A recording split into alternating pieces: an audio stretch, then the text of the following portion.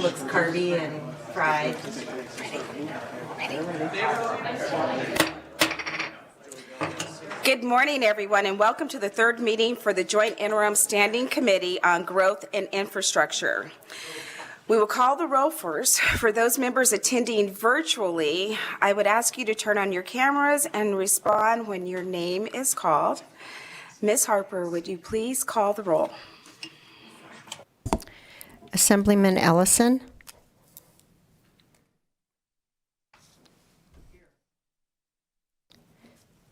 Senator Brooks. Here. Senator Hammond. Here. Senator Harris. Here. Assemblyman Levitt.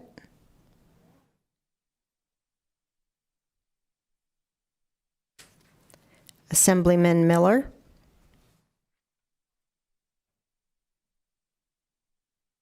Assemblyman Watts. Here. Chair Monroe Marino. And I am here, and we have all members present. Thank you, guys. And I will apologize now for the long day that you will have. But I believe if you feed them, they will come, so I bought you guys lunch. So you can't be too mad at me. Before we get started, there are a few housekeeping items that we have to go through. I'd like to remind everyone to silence their electronics, your cell phones, laptops, those type of things during this meeting. For members who are joining us online, please mute your microphone when you are not speaking, but leave your cameras on. Additionally, I ask that our presenters who will be presenting by Zoom, please keep your videos off and your microphones off until your name is called, or if a question is directed at you, then please turn everything on. For the Zoom video, it has a chat feature. However, this feature is only to be used for technical assistance. Any links or information that you'd like to share during your presentation, it needs to be stated on the record. The committee's meeting materials, they can be found on the Nevada Legislative website. You can also sign up for electronic notifications related to any activities on this committee's website. If you wish to testify in person, please sign in at the table by the door and leave your business card. If you do not testify, you may also want to sign in so there's a record, an accurate record of all of those that are interested in all of our exciting topics we'll be discussing today. When you testify in person, please turn on the microphone before you speak, and make sure you state your name for the record, and you have to do that every time you speak. I know it's repetitive, but it's important for our record keeping. We will have two public comment options, one at the beginning of the meeting, another at the end. We ask you to limit your public comments to just 3 minutes. In addition to testifying in person, members of the public may also be provided public comment in 4 different ways.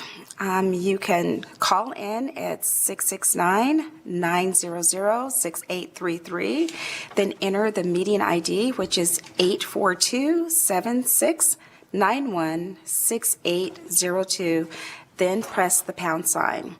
You'll be prompted, and please wait for that prompt to move forward. You can email your comments to us at the committee's email address. You can also send us your written comments by mail, or you can fax your comments to us. So with that, we will move to our first section of public comment, and we will start in our physical locations. We'll start here in Las Vegas, go to Carson City, and then anyone who will be joining us by phone for public comment. So if there's anyone here in Las Vegas who would like to submit public comment, please come up to the table.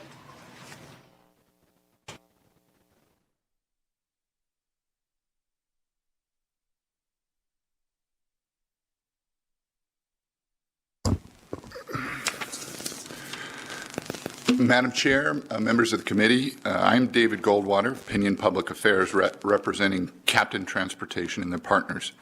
Captain is transforming the shared mobility customer experience by building a platform of sustainable vehicles and professional drivers. Having partnered with some of Nevada's most successful livery operators like Beltrans, On Demand Sedan, Yellow Checker Star, and Desert Cab, Captain is operating the country's largest fleet of Teslas in the United States. As you might imagine, EV infrastructure and reduction in greenhouse gases in Nevada are of keen interest to Captain. We have worked at every level of government, federal, state, and local, to identify policy options available to help make Nevada a leader in efficient and effective electric vehicle transportation. Because of Nevada's tourist economy, working with livery operators and taxi operators presents a unique opportunity to craft policy that offers significant short and long-term reductions in greenhouse gases. Captain and their partners stand ready to work with your esteemed committee and various state and local agencies to identify ways we can advance the goals of clean, efficient, and effective transportation for Nevadans and our visitors. Please don't hesitate to contact us if we can be of assistance. We stand ready to work with you, the committee, and everybody else. I have submitted a letter on your platform in Nellis to this effect if you need further comment or indeed want to work with me. Thank you. Thank you so much. Thank you for joining us today. Is there anyone else here in Las Vegas that would like to make public comment? Okay, seeing none, we will move to Carson City. Is there anyone there in Carson City that would like to make public comment at this time? None, ma'am. Okay, seeing none, do we have anyone joining us by phone that would like to make public comment? Thank you, Chair. If you would like to offer public comment to today's meeting, please press *9 now to raise your hand and take your place in the queue. Once more, that's *9 now.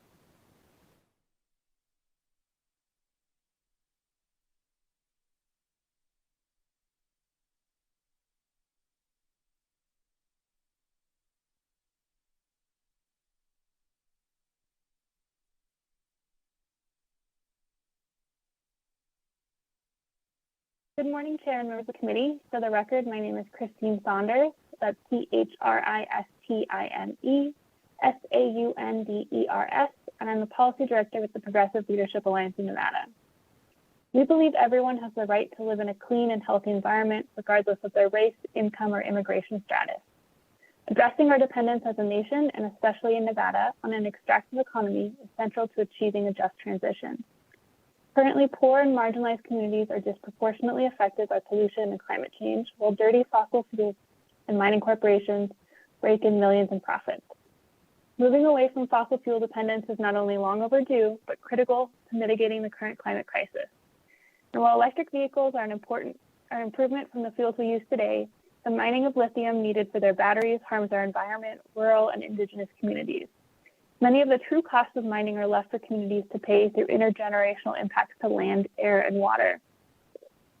Technological solutions are too often about maintaining the luxuries, conveniences, and corporate profits that we are used to while trying to be less polluting. An honest approach to addressing climate change also includes reducing energy demand rather than individualized actions. Currently, 78.3% of Nevadans drive to work alone, which is higher than the national average. Only 2.9% of Nevadans use public transportation to get to work, which is less than the national average. And this is because of our public transit systems across the state are severely lacking. I'm personally familiar with the difficulties of navigating Reno via public transit.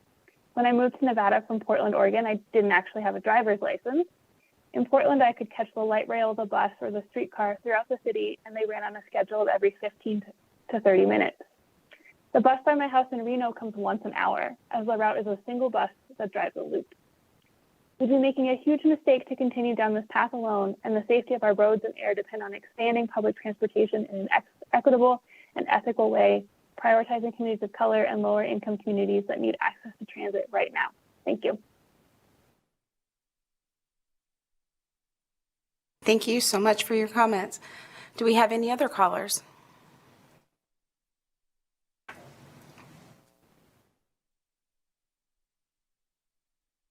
Good morning, Madam Chair and members of the committee. My name is Christy Cabrera, and I'm the Policy and Advocacy Director for the Nevada Conservation League.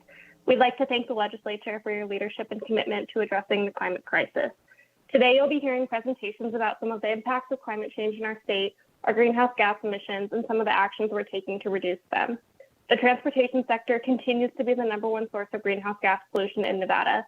We've taken action to address emissions from this sector by enacting clean car standards, closing the smog loophole, and investing in EV charging infrastructure through SB 448. Additionally, in March, the governor announced Nevada has signed on to the medium and heavy duty vehicle MOU. However, more work is needed to further reduce emissions from this sector. We must continue to pass policies that encourage consumers, governments, and businesses to speed up the transition to electric vehicles. This is especially important in the medium and heavy duty sector, which make up a small fraction of vehicles on the road, but accounts for more than 60% tailpipe emissions. Tackling this sector would also provide significant benefits to historically underserved communities that are frequently located near trucking corridors and as a result are disproportionately affected by those harmful pollutants. Overall, our work to address the climate crisis is not done, and Nevada is projected to fall short of our emission reduction goals. Reno and Las Vegas are the 2 fastest warming cities in the country, and we're already feeling the impacts of climate change across our state. It will require bold and aggressive action at all levels of government to stave off the worst effects and meet our climate goals. Thank you for your time today.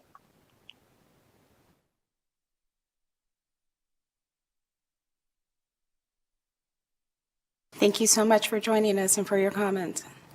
Are there any other callers? Good morning. My name is Sarah Steinberg. That's SARAHSTEINBERG, and I'm a policy principal with Advanced Energy Economy. AEE is a multi-technology industry association comprised of businesses dedicated to making the energy we use secure, clean, and affordable.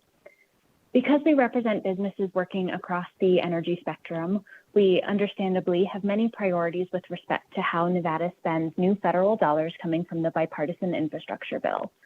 Nevada has an unprecedented opportunity to apply for and distribute billions of dollars in federal funding to jumpstart critical energy and electric transportation projects that accelerate progress towards state goals. We'd like to call out 4 buckets of available funding for your attention today, which include energy efficiency and electrification to help low and fixed income residents and businesses control their energy costs in this era of especially high natural gas prices, grid and transmission resilience for all communities, including rural Nevada, medium and heavy duty vehicle electrification infrastructure to complement Governor Sisolak's recent commitment to the multi-state effort to electrify fleets, and NV Energy's significant charging infrastructure investments. And finally, battery manufacturing and recycling grants to ensure that Nevada reaps the economic benefits of this expanding sector.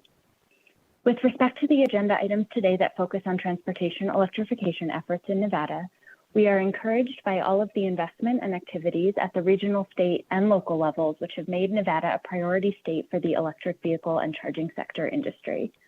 Our electric vehicle-related member companies stand ready to engage in conversations with you all to ensure that your dollars are stretched the furthest, pull in the most private capital, and create the most overall economic benefits for drivers, fleet managers, and the state at large. These include jobs, lifetime fuel and operation savings, and gross state product growth. Thank you so much for your time today and for your diligence in making the most out of the unique opportunities before you. Thank you so much for your comment. Do we have any other callers? Thank you, Chair. There were no other callers wishing to offer public comment at this time. Thank you so much. As I stated earlier, there will be another opportunity for public comment at the end of today's meeting, or you can submit your written statements to the committee by the various means listed during the beginning of this meeting. So with that, members, we'll move on to our next agenda item 3, which is approval of the minutes from our March 9th, 2022 meeting. Those agenda minutes were sent out, and they're also in your packets. Are there any questions regarding the minutes? Seeing none, I will entertain a motion to approve the minutes. So moved. I have a motion from Senator Harris and a second from Senator Hammond. Is there any discussion on the motion? Seeing none, all in favor, please say yay. And if you're on Zoom, just raise your hand if you're in favor of the approval of the minutes. Yay. Any opposed? The motion carries. Thank you. Moving on to our next agenda item. On our agenda today, we will begin with an overview of broadband and connectivity in Nevada. I recently read in the Office of Science and Innovation Technologies, Nevada State Comprehensive Broadband Connectivity Strategy. Broadband is becoming as vital to our life today as electricity, but not all Nevadans have access to it for a variety of reasons, such as their physical location and the lack of digital literacy. While there were broadband gaps prior to the COVID-19 pandemic, the pandemic only amplified the need for access to broadband for all of our citizens. For many Nevadans, during the pandemic, a broadband connection was essential for school, work, and healthcare, as well as connecting to your friends and family.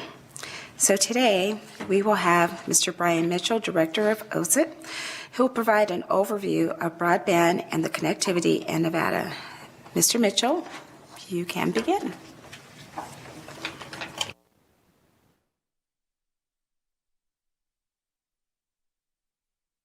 Madam Chair and members of the committee, my name is Brian Mitchell. Bear with me while I get my slides up and going.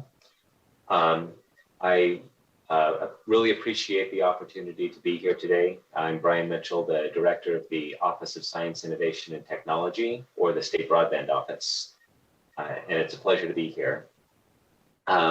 Today, I'll provide you with an overview of some of the state goals and vision surrounding broadband. We'll talk about digital equity and digital infrastructure, and then I'd be happy to answer any questions. Governor's broadband vision is universal access to broadband for all Nevadans that is affordable, reliable, and scalable. Each of those three components are very important.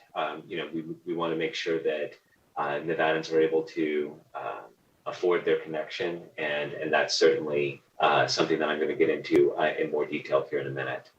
How we get there, we're going to need a lot of stakeholder engagement and a lot of collaboration with entities across the state, and that's a process that we've begun, and we continue to welcome opportunities to engage with partners, both in the private sector and the nonprofit sector, and with our partners in local and municipal government.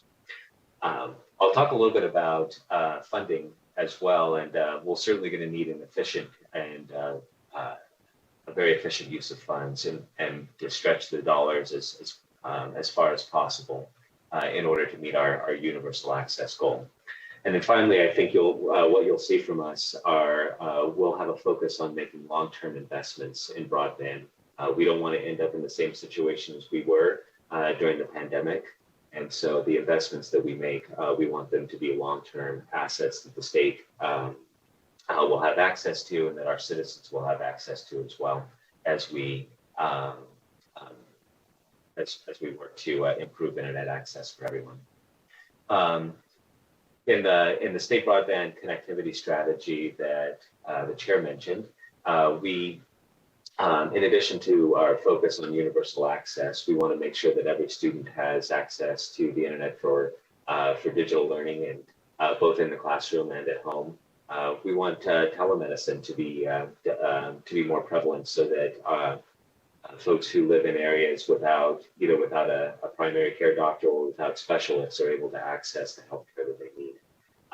We want to make our broadband infrastructure an economic and workforce development asset for the state, so that when our economic development agencies recruit companies to either expand or relocate to the state, that we have the infrastructure in place that is needed in the modern economy.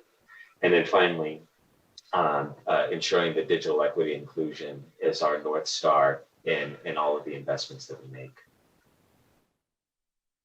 Some of the challenges I was asked to speak about, the challenges that we have in the state, and certainly geographically, we're at a disadvantage when we are compared to some of the other states in the country, like Iowa or Kansas, that are relatively flat and have nice, rich, smooth soil. The soil and the topography in Nevada are difficult. We have rocky soil. We have mountains that we need to either go around or through, and that drives up the cost of building infrastructure. Another challenge that we have is that 84% of Nevada is owned by the BLM, and so the permitting processes can oftentimes take quite a while and delay projects. Redundancy and resiliency in the last mile and the middle mile are challenges for us that I'll get into in a little while. And then talking about talent scarcity and the shortage of components, these are worldwide challenges in the supply chain that every company in every state that's building infrastructure are facing. But I'd like to spend a little bit of time talking about affordability and digital literacy. Our view is that that digital literacy and digital equity are foundational to our efforts to ensure universal access to broadband.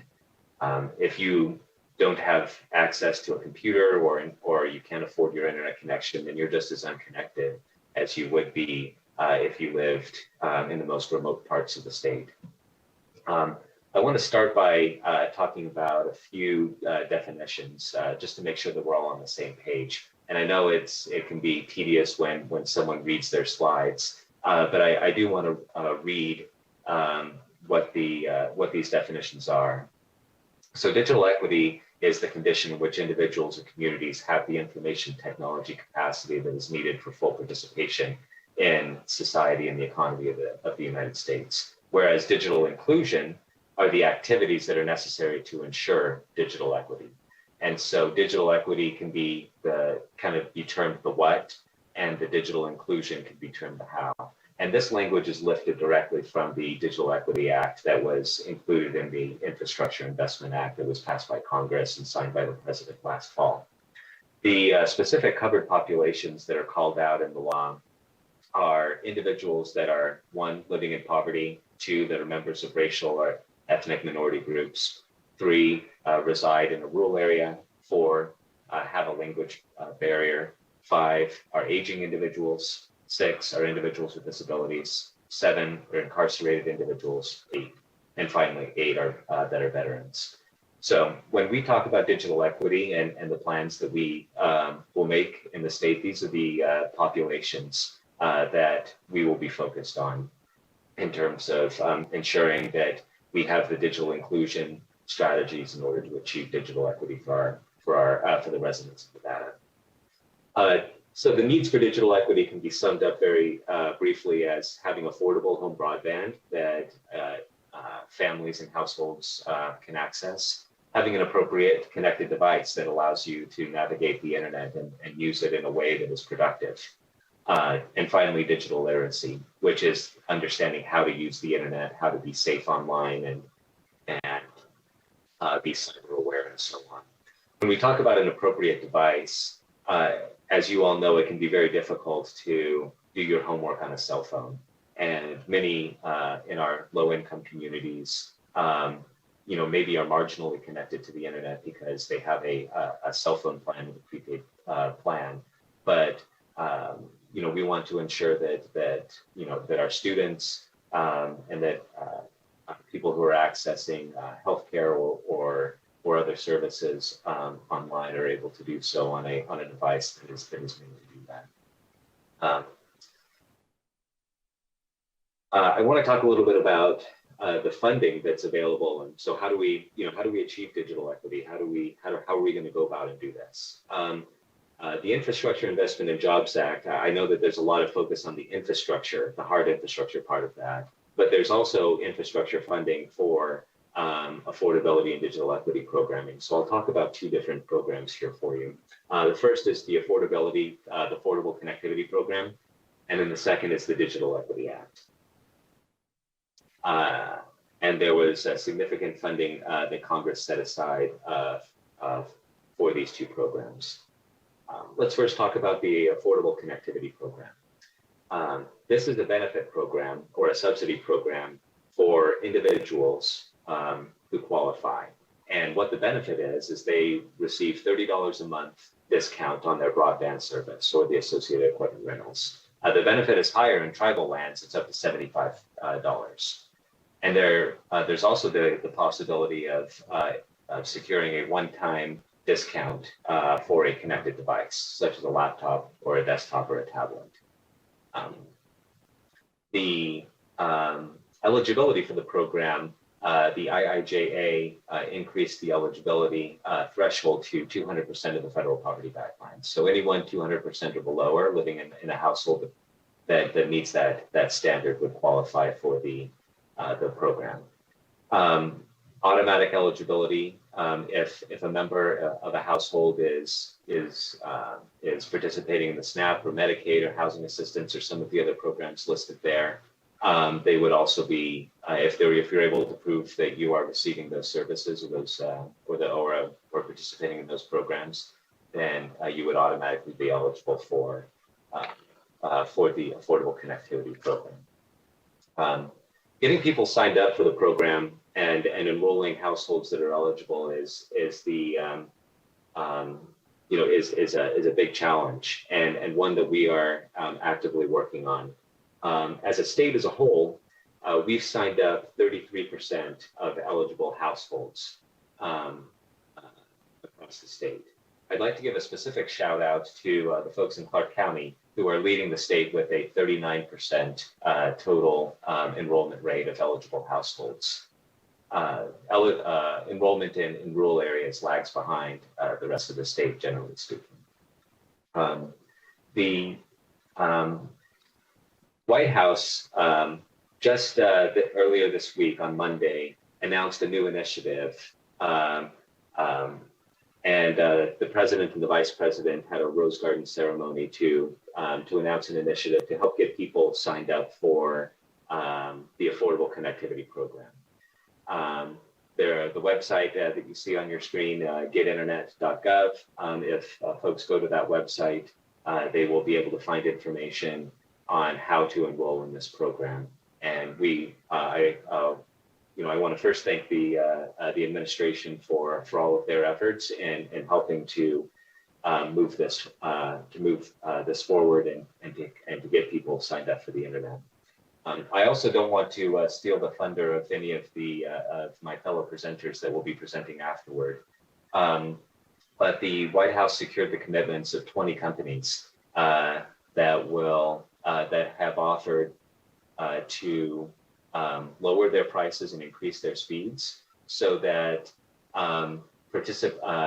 families that meet the eligibility requirements for the Affordable Connectivity Program will be able to enroll in the program at a price of $30 a month for their internet. So what that adds up to, or what that means, is that the families that qualify will have no out-of-pocket costs for their internet service through these participating companies.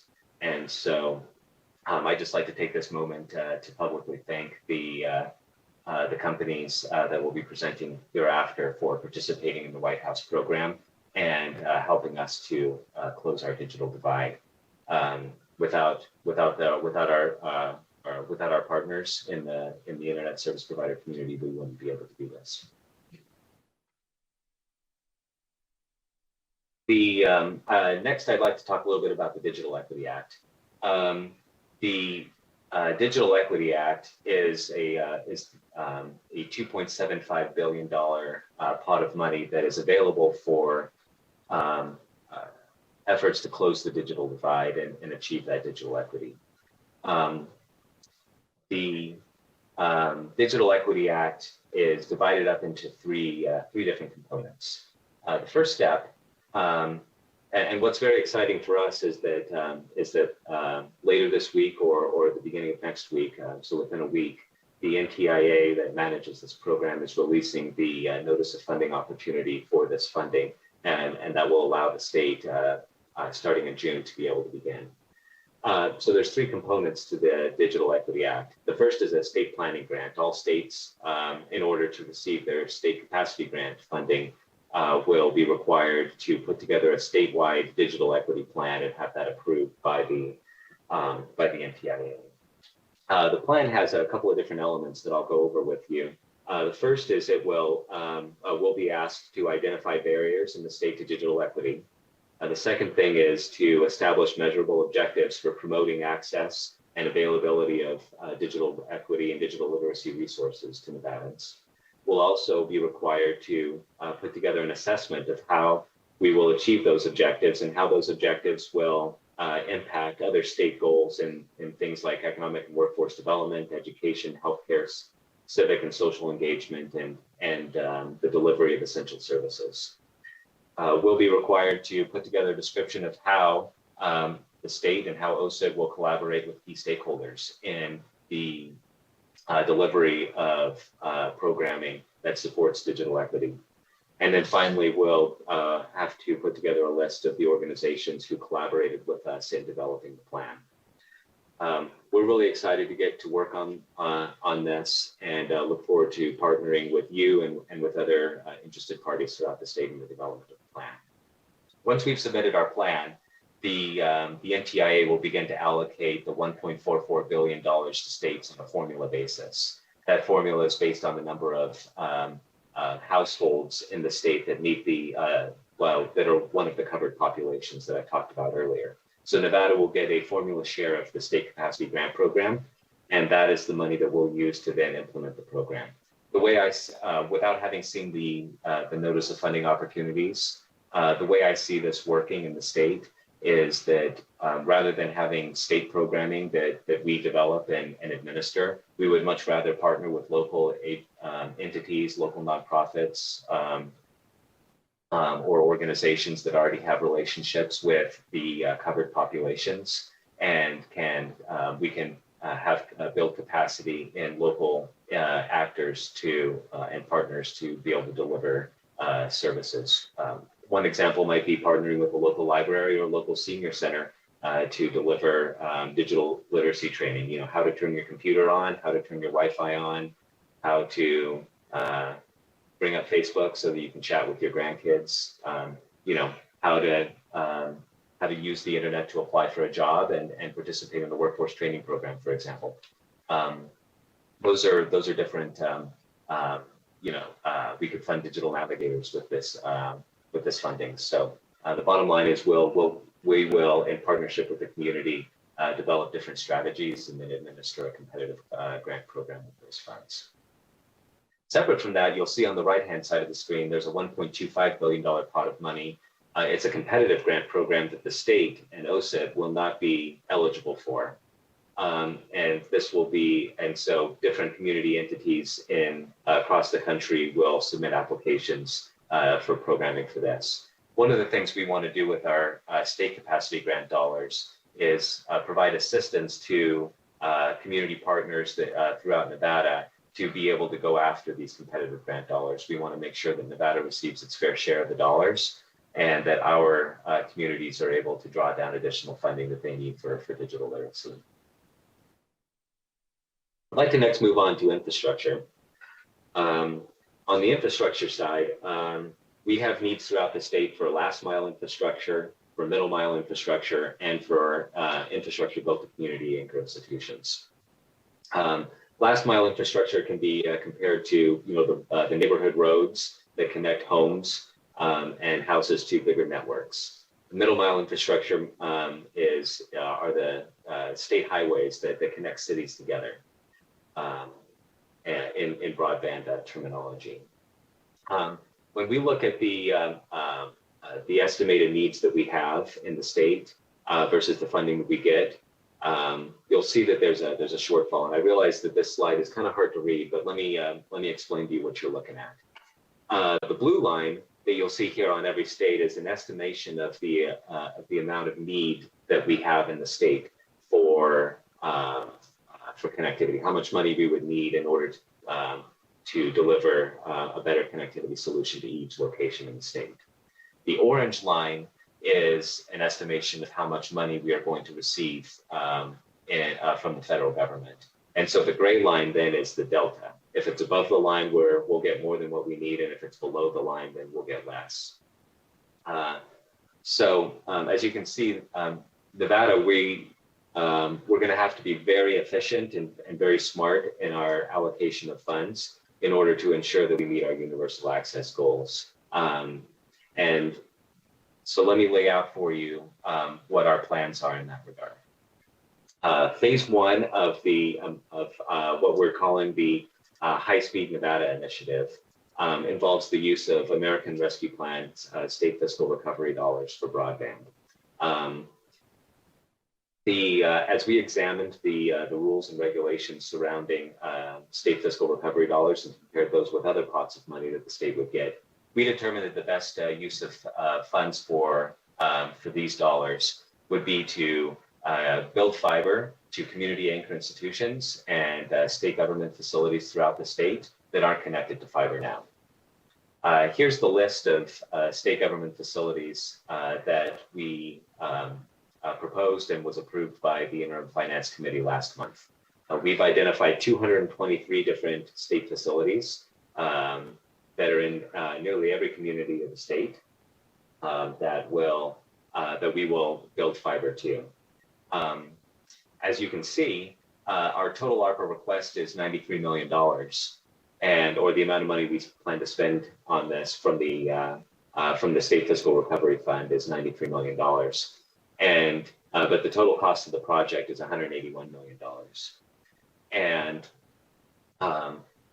by focusing first on community facilities, we'll be able to leverage nearly $100 million or nearly one-to-one match in terms of other federal programs that we'll be able to draw down funding from in order to connect these facilities. So as we look at at how our phase one will benefit community connectivity, aside from leveraging nearly $100 million in additional funding for broadband, starting with community anchor institutions in unserved communities will help attract providers to unserved markets. We'll be able to have improved government services. And again, we'll be able to build fiber into nearly every community in the state. And as we build fiber into every community in the state, we'll then be able to use additional funding from the federal government to then take care of the last mile needs in that community. So what I just described then makes up phase two of the High-Speed Nevada Initiative, which is the use of Infrastructure Investment and Jobs Act for last mile connectivity in communities. There's $42.5 billion in broadband formula grants to state in a pot of money known as the BEAD Fund. And the BEAD Fund program priorities are that we first serve unserved locations, which are less than 25 megabytes per second download, 3 megabits per second upload, followed by unserved locations, and then community anchor institutions. The network requirements are significantly faster for every dollar that we spend.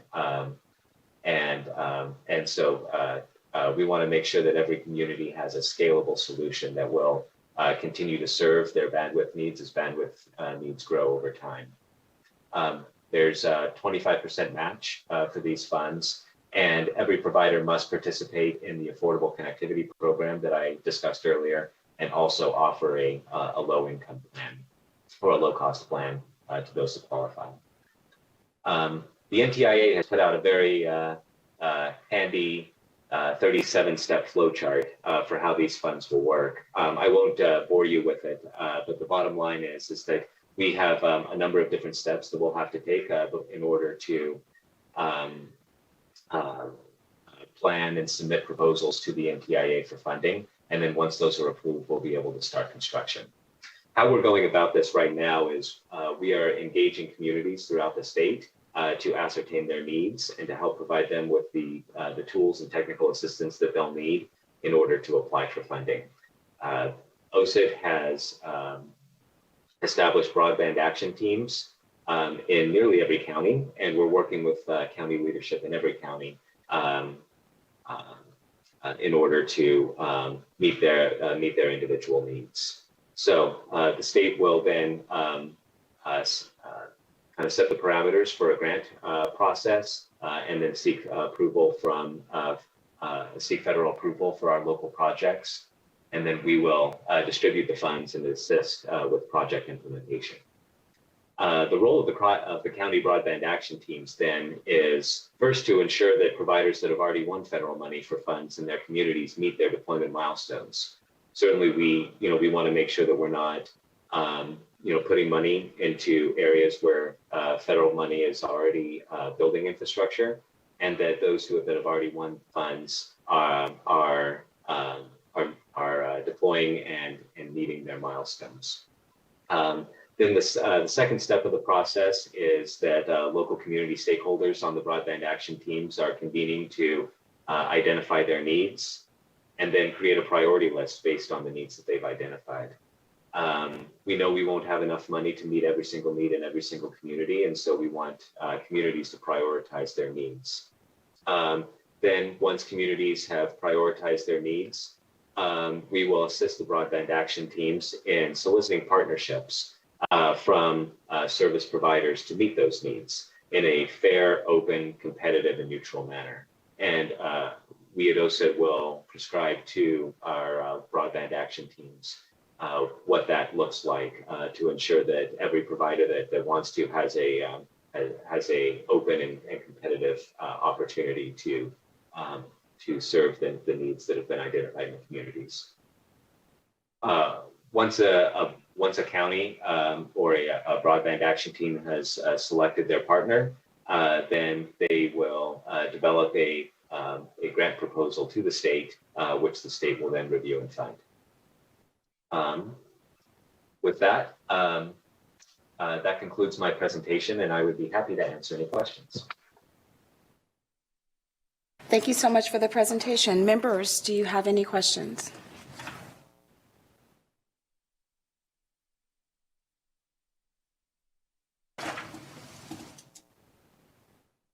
Well, you might get off kind of easy. I do have just one question for you. Back on the affordability of the connectivity program, you said in Clark County there were 39% of folks that were able to get connected. What can we do to increase the numbers statewide to increase the participation? What do you feel that we're not doing, that we should be doing more of, or what are we doing that's not working? Could you just expand on that a little for me? Thank you for the question, Brian Mitchell, for the record. I think this is one of our most important priorities, but it's also one of the toughest things to figure out how to do. Just to be clear, the 39% of eligible households have already enrolled in the program and are receiving services from their provider for receiving that subsidy on their monthly internet bill. I think I would say probably two things, at least initially, come to mind in terms of things that we can be doing better. Number one, as we receive funding in order to build out our digital equity plan, one of the things that we want to do is begin to have more in-depth conversations with individual communities throughout the state to understand what their needs are and why they whether they know that this program exists and whether they might be perhaps what their hesitancy is if they do know it exists, why they might not wish to apply. And so I think first thing we need to do is listen and try to understand what's going on in individual communities and then work with those communities to develop strategies to help people to be able to enroll. The second thing I think we can do is, as a state, I think we can be a lot more organized. There's already a lot of organizations out there, social service organizations at the state, at the county level that provide different services, and people go in, for example, to apply for WIC funding, or they go in for unemployment funding, or they go, to sign up, for any number of these programs. And so we have a lot of work to do to ensure that the folks that are already working with at the state and local levels are including this as the Affordable Connectivity Program as something additional that we can help people get signed up for. So that's where I would start. But I think we can come back to you in a couple of months with some better answers once we've had more conversations with people and communities. Well, thank you for that answer. And then my next question for you would be, do the employees within those departments actually know about the program so they can share it with their clients? Thank you for the question, Madam Chair. Brian Mitchell again for the record. We've distributed information and flyers and to the different departments in the state, and we've also had some initial outreach with our partners in local government and have distributed information, one-pagers, information about the website and how to sign up. And so I think we've begun those conversations, and we need to continue to do that to ensure that everyone who works on the front lines, so to speak, is aware of the programs and is able to make them available. It becomes part of their routine in terms of when they make an assessment on a family that comes in for services, that this is something that they need to include in that assessment. Thank you. Members, any other questions? Senator Hammond. Thank you, Madam Chair. Mr. Mitchell, I know we've talked about this in the past, and I probably should have picked this up during your presentation. There's a lot of information, and I apologize. You got to the end and talked about the state's role and the money that's coming into the state from the federal government.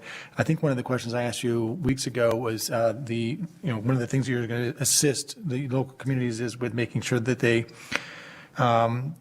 abide by the federal rules. The rules have come out, or have they not come out? And if they haven't, when are you expecting them? But it sounded like, I don't know. I don't know what to expect, actually. I don't know if the rules will come out now, but if they have, let me know, please. Senator Hammond, Brian Mitchell for the record. The rules for these programs, well, let me back up. The rules for the funding for the State Fiscal Recovery Fund dollars from the American Rescue Plan Act, those have come out. For the Infrastructure Investment and Jobs Act, which will be the largest sum of money, both for infrastructure as well as digital equity, those rules are not out yet, but we expect them out within the week. So this is kind of an exciting time for us. It'll take us a little while to digest those, but certainly we plan on providing technical assistance to local communities as they apply for funding to make sure that both what they apply for is within the rules that have been provided, and also that we are able to report and take care of all the reporting and auditing requirements that we're going to have to do. Thank you, Mr. Mitchell. That's exactly what I was wondering, because the conversation we had was, when will those rules come out? And you thought it would be around May, so I think you were right. Thank you, Madam Chair. Thank you. Senator Brooks.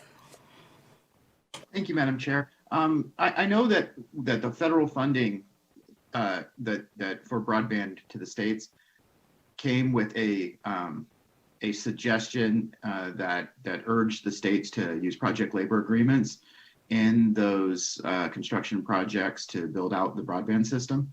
What is the state of Nevada doing, and what is your office doing to comply with the guidance that was given by the federal government to do that? Thank you for the question, Senator Brooks. Brian Mitchell for the record.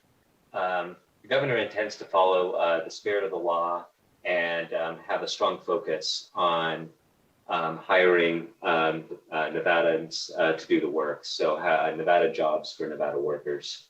The focus that we have will be on having high quality work and high quality standards for these projects, ensuring that the projects are built on budget and on time, and using local labor whenever possible. What part of that has project labor agreement in it?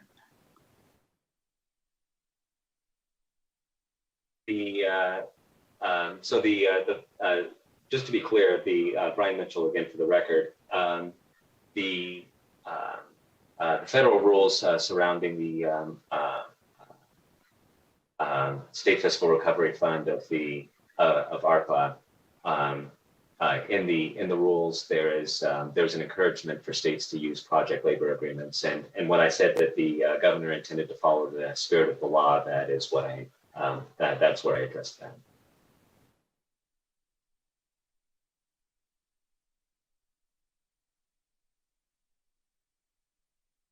Senator Brooks, I don't have you on my screen. Did you have any follow-up?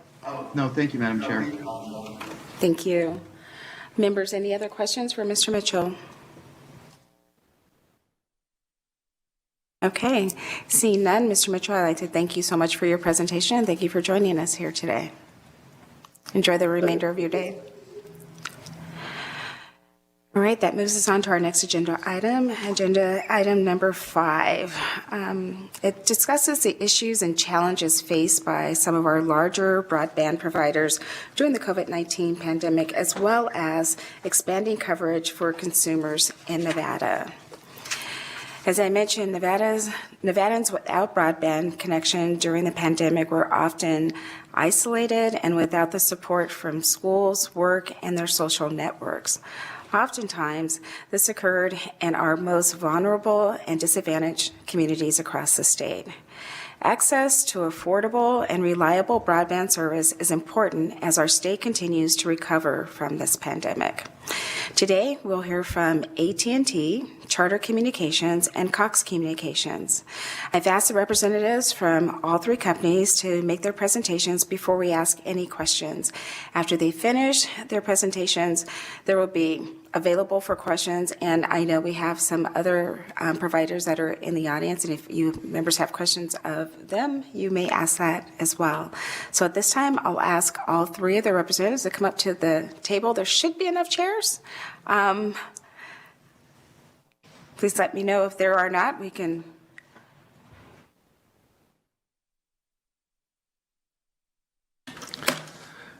Thank you, Madam Chair. Randy Brown on behalf of AT&T. I think if it's all right with you, Madam Chair, we were going to present individually as companies, and then once all the companies have presented, we would be available for questions. Is that acceptable? Sounds good. Sounds good. Thank you. Members of the Interim Committee on Growth and Infrastructure, thank you for the opportunity to present to you this morning. My name is Randy Brown. I'm the Director of Legislative Affairs for AT&T. And joining me today is my colleague based in Las Vegas, Omar Saucedo. Our remarks today will be brief, but before we get into the details of our efforts surrounding bridging the digital divide and response to COVID-19, I wanted to provide just some brief background on AT&T in Nevada. AT&T and its predecessors have operated in Nevada for more than a century. We proudly employ nearly 800 Nevadans, of which approximately 60% are represented by the Communications Workers of America. And more than 3,100 AT&T retirees call Nevada their home. We offer nearly 120 retail locations in Nevada, including our company-owned retail stores, authorized dealerships, and national retail chains. In 2020, AT&T generated more than $30 million in local and state taxes in Nevada. And we're continuously building for a better tomorrow in Nevada. Between 2018 and 2020, AT&T invested more than $425 million in our best-in-class wireline and wireless networks in Nevada. And for sake of comparison, that's nearly $400,000 per day, every single day of the year. In 2021, we made nearly 250 network upgrades in Nevada, including new cell sites, addition of wireless and wired network capacity, and broadband connections. We operate more than 260,000 miles of fiber in this state. And more than 20 Nevada public safety agencies and organizations are staying connected today with FirstNet, built by AT&T. And we're also proud to be a model community partner where our employees and customers live and work. Between 2018 and 2020, AT&T, the AT&T Foundation, and our employees have donated more than $1.7 million to charitable organizations in Nevada. And in 2020, our Nevada-based employees gave more than 2,200 hours of service to community outreach activities. And I'm proud to share some information with you regarding our COVID response efforts during the pandemic. Our flagship broadband offer for low-income households is Access from AT&T. It launched in 2016, 4 full years before the pandemic started. This voluntary offer from AT&T provides high-speed internet access to low-income households for a cost of between $5 and $10 per month, depending on the speeds available at the location. And that's within our wireline footprint only. Much of northern Nevada is in our wireline footprint as well as Pahrump. During the pandemic, in addition to qualifying households for our program that received SNAP benefits, we expanded the program to allow for other qualifying participation mechanisms, such as the National School Lunch Program, Head Start Program, and household income based on the percentage of federal poverty guidelines. The program provided high-speed internet service with no term commitments, no contracts, no deposits, no installation fees, no equipment rental fees, no credit check, and no credit card. During the pandemic, we also waived all data overage charges for this program, giving clients unlimited data. And Chair, to your point earlier, I'm especially proud of a partnership that we've developed to raise awareness of our offering, the Access Program. AT&T's partnered with a food bank in northern Nevada where they employ 6 full-time individuals that do nothing but conduct SNAP outreach 5 days a week. These employees visit community centers, family resource centers, senior centers, food distribution points throughout northern Nevada for the purpose of qualifying individuals for SNAP benefits. While conducting their outreach, the food bank employees also provide literature for our Access offering for low-income households. And because SNAP participation is one way to qualify for the Access offering, the partnership makes perfect sense. Recently, the federal government, as Mr. Mitchell mentioned, launched the Affordable Connectivity Program, or ACP. According to the announcement from the Biden administration earlier this week, AT&T is just one of 20 internet service providers that agreed to cut prices and increase speeds as part of the ACP. As Mr. Mitchell mentioned, the ACP provides a subsidy of up to $30 per month per household for internet connectivity, or $75 per month for those on tribal lands. And we're proud to partner in that program. And so in addition to the previously mentioned offering that we had for $5 or $10 a month, we launched a $30 monthly plan that provides all of the features and benefits I mentioned previously, but speeds of up to 100 megabits per second and no data caps or unlimited data usage.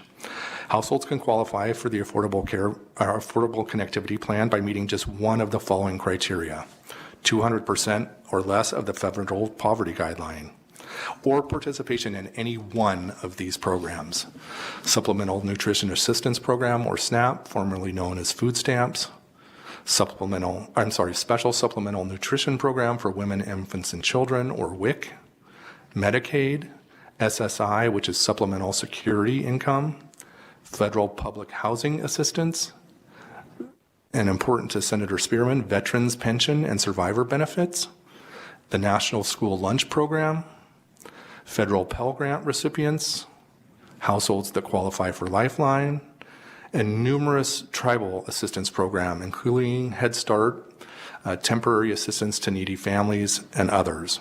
And what's important to understand about these two programs and how they operate together is that if you qualify for the Affordable Care Program, the Affordable Connectivity Program, you automatically qualify for our low-income broadband offering.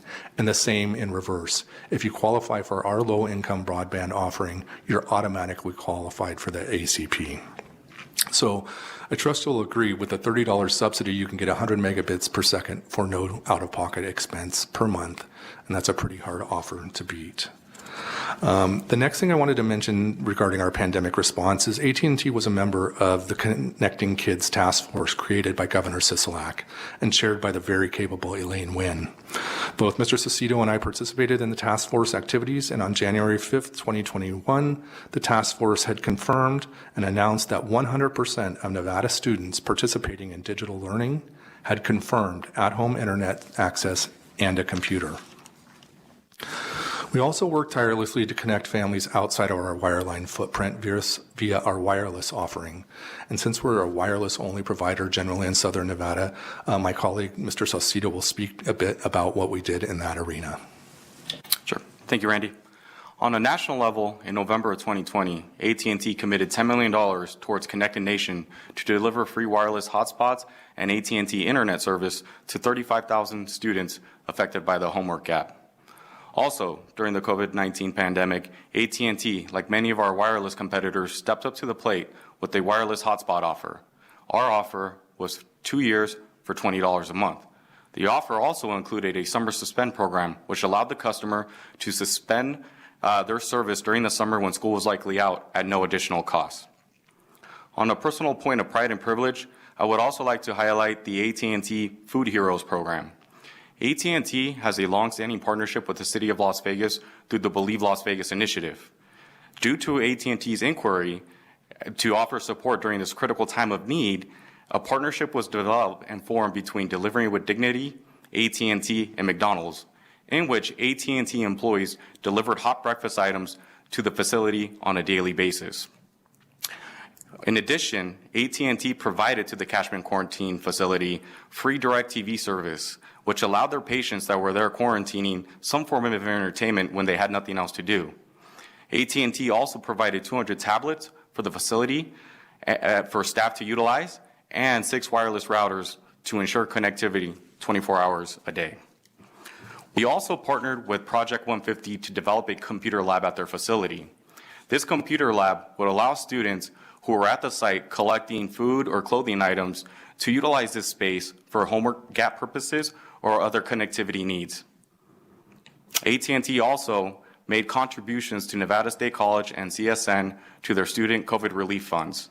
We've supported these institutions for many years, so it was a source of pride and privilege for us to do so during this critical time of need. I'm now going to turn the presentation back over to my colleague Randy Brown to conclude. Thank you. In conclusion, as we wrap up, I just wanted to mention that AT&T is committed to bridging the digital divide. Today, an estimated 42 million Americans don't have broadband internet access at home, and we believe in internet access for all and have pledged $2 billion from 2021 to 2023 to help close the digital divide by promoting broadband affordability, availability, and adoption. While broadband availability is a key component, as you heard earlier, it's not alone. We must also address affordability and adoption, which is sometimes referred to as digital literacy and engagement. Congress has made unprecedented commitments to broadband investment, including $350 billion on the American Rescue Plan State and Local Fiscal Recovery Fund, $10 billion in the ACP Capital Projects Fund, and $42 billion in the Broadband Equity Access and Development Fund, or BEAD. The public and private sectors both have key roles to play in bringing broadband to all Americans in ways that are affordable, accessible, and sustainable. Through a mix of public subsidies and smart policies that encourage new infrastructure investment in unserved, primarily rural areas, we believe the gap can be closed. We stand ready, willing, and able to work with states and municipalities to deploy broadband to unserved communities while recognizing there is no one-size-fits-all. We really appreciate the opportunity to join you today, and we're pleased to answer any questions at the end of the presentations. Thank you. Thank you, Mr. Brown. Thank you, Mr. Saucedo, for the presentation. Members, as I said, we'll hold our questions until all of the presenters are finished. Next up, we'll have Charter Communications, and we have presenting Ms. Carrie Askew Bailey, who's the Group Vice President and State Government Affairs with West Charter Communications, and she may be joined at the table. Ms. Shelley Caparro's in the room. I don't know if you're going to come up to the table, and I believe we have Mr. Hillaby up in Carson City, who also may have some comments. So the floor is yours. Well, thank you, Madam Chairwoman and members of the committee. As noted, my name is Carrie Askew Bailey, and I serve as Charter Communications Group Vice President of State Government Affairs in the West Region, which is a mouthful. It's an honor to be here today, and we are testing the limits of my technological capabilities, trying to run a PowerPoint and take a look at my speaking notes. So I thought I would begin just with some quick kind of the good news, if you will, on how far we actually have come in terms of the broadband picture. According to our national association, we are what is called a cable MSO, ISP, internet provider. And so our national association has estimated that about 98% of households do currently have access in the U.S. Only about 84, however, have adopted service. So you can see there's sort of a gap and a delta there that may be informative as we move forward. Unquestionably, the pandemic has changed a lot. And just from our industry's perspective, we have seen a very dramatic jump, obviously, in usage, and that happened almost immediately as folks were sent home to work and learn and communicate with one another. I will say we are proud of how our network withstood that stress test. We thought it would. We thought it was scalable. We thought it could withstand that type of increase in activity, and we're very proud to say that it did.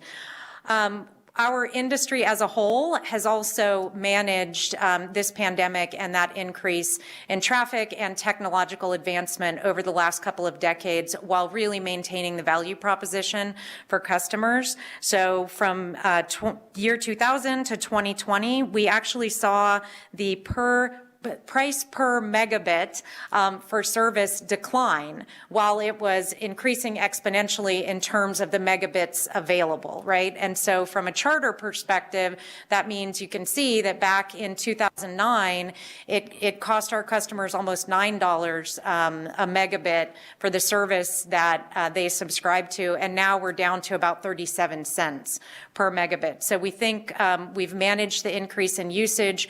We've done it, we would argue, as well as, if not better than, some other folks who are providing very vital goods and services.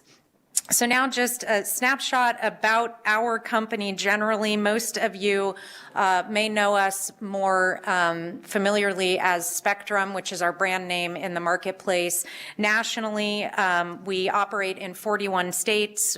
We have more than 32 million customers, more than 93,000 employees. Very proud to say about 50% of our employees identify as a person of color. About 10% identify with some sort of military affiliation. We did recently, as a company, get to a $20 company minimum wage across all categories of our employment. And I'm very proud to say that Spectrum Internet was ranked #1 in rural internet service in the U.S. News and World Report 2021-22 Best Rural Internet Service Providers rankings. And there will be a test on that later. Here in Nevada, we have about 214,000 customers. We do have 298, so around 300 employees. And we serve 14 communities in northern Nevada. Our largest employment centers are located in Reno, Gardnerville, and Sparks. In 2021, our company expanded our network to reach an additional 7,000 homes and small businesses here in the state. We were asked to speak a little bit about our COVID pandemic responses, and I'm very proud to do that today. As an employee, I was very impressed with the way we managed what we were trying to balance in terms of safety and necessity. Not only the safety of our employees, many of whom, as you can imagine, with the infrastructure that we deploy and manage, we couldn't send home. And in addition to not being able to send them home, we actually had to, in a lot of instances, send them in to our customers' homes. And so it was somewhat a balancing act, and we did a set of supports for our customers and a set of supports for our employees.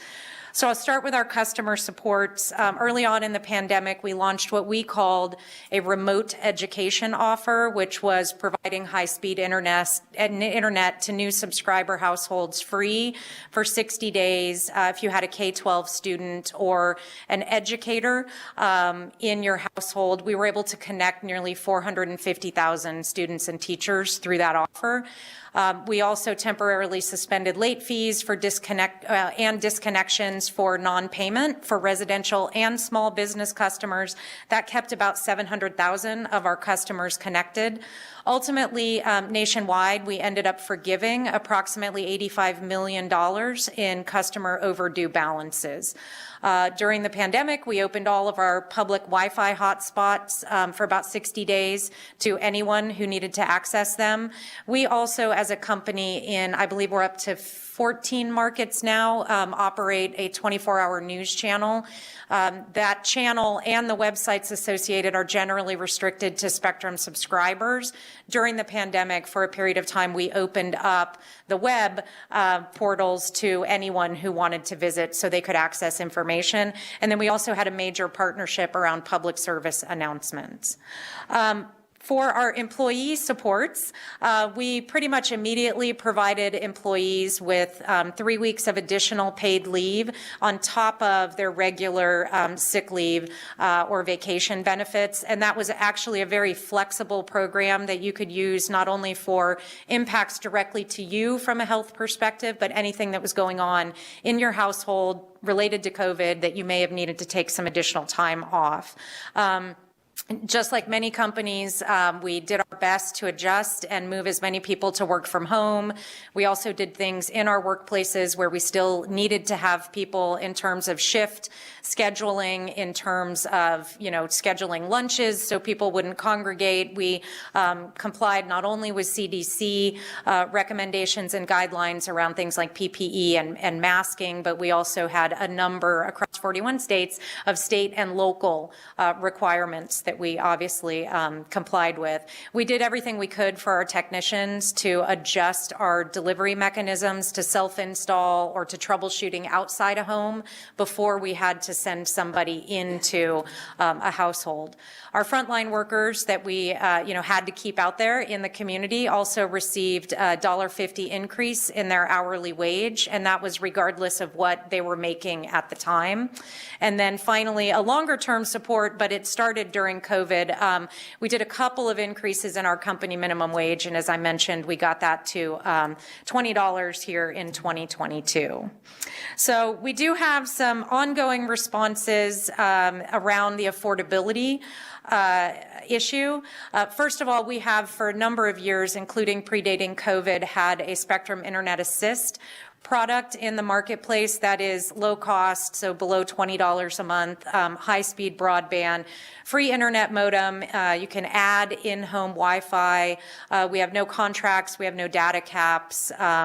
You just have to have a person in your household on the National School Lunch Program, the community eligibility provision of NSLP, or if you're on SSI and you're over 65. So that program really does try to target education and low-income seniors. I know it has been mentioned in previous presentations, but the Affordable Connectivity Program, Charter was one of the first companies to stand up when the EBB, which was the predecessor to ACP, was launched. And when everything flipped over to ACP, we obviously did continue our participation. And the announcement recently came out of the White House partnership, a number of internet service providers. We are one of the providers. We now have a product that is 100 megabits download. It's under $30 a month, so qualified households using their ACP benefit get that connectivity for free. And then we also were asked really quickly to cover some suggestions moving forward. And so I categorize a couple of these as, cautionary tales, and then a couple of them as ways that we think can best sustain a partnership. And so the first one is just would encourage the state, I'm calling it avoid the speed traps because I was trying to be cute with that. But just, the fiber focus and just to understand Charter's network, it is a fiber rich network. However, it is also what we call HFC, so hybrid fiber coax. So just understand that when I say we've got gig available ubiquitously throughout our network, we've upped our, speeds to 200. It is using a fiber-rich HFC network. So just would caution around too singular a focus on fiber. And then we think the symmetrical speed myth. In our company's perspective, we did see explosive growth in usage, but it still is about 14-to-1 ratio download to upload. So in some instances, you will need significant upload capacity, but generally speaking, usage on our network, we really see that the download piece of it is more important for our customers. And then really quickly, definitely encourage public-private partnerships. We think we're only going to reach the goals that we all share if we have sustained partnership across a number of public and private entities. So we really think effective broadband grant programs are helpful. Focusing on unserved communities, maintaining technical and provider neutrality in those. It does take a village, especially in a state like Nevada where you have the geographies and topographies that you have here. One technology may be great in one area, another technology, candidly, may be great in a different area. We do think it's important to have a robust challenge process. That does, we think, help focus public resources where they are needed most. And then we would argue continuing as light a touch in terms of regulation as you can. We believe that helps encourage competition among providers and among partners. And then finally, on the adoption side, you know, states do generally have the option to provide additional supports to offset subscription costs. We do think devices are an important component. We are not in the device business, if you will, but encourage states to think globally about that, and then concepts like digital navigators that help identify and address specific barriers in specific communities that can get them attached. And then finally, just with regard to rural deployment, that is generally what our footprint is here in Nevada. We think there are some significant opportunities. You can leverage private partners who have a lot of experience. Providers like Charter can really be creative in terms of difficult builds. And we also have a national pricing and packaging. And so when we operate in a rural community where candidly you may only have a couple of providers, that community benefits from a pricing structure that we use to compete in a hyper-competitive environment like a Los Angeles. So rural communities can benefit from that type of pricing and packaging.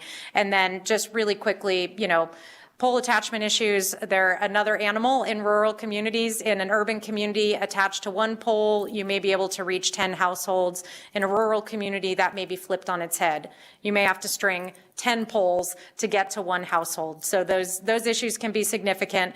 That environmental balance is always difficult to strike. We have a number of examples from across the country where it actually takes more to get through a permitting process to put up broadband than it does to build an entire building. So the permitting process can be challenging. And then just thinking through as we're having these conversations, the infrastructure is not the only thing we need to think about.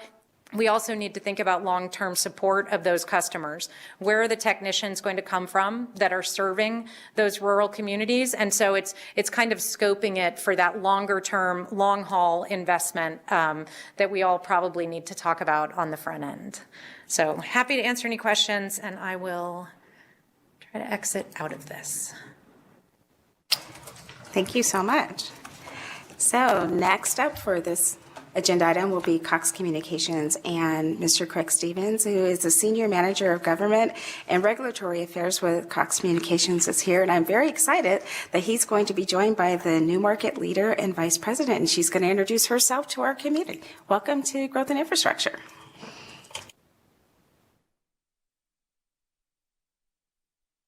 Thank you for having us here today, Madam Chairwoman and members of the committee. So thrilled to be a part of the Southern Nevada community and Cox family. So it's month 3 for me, but I'm not new to the telecommunications industry. I've been in the industry over 20 years.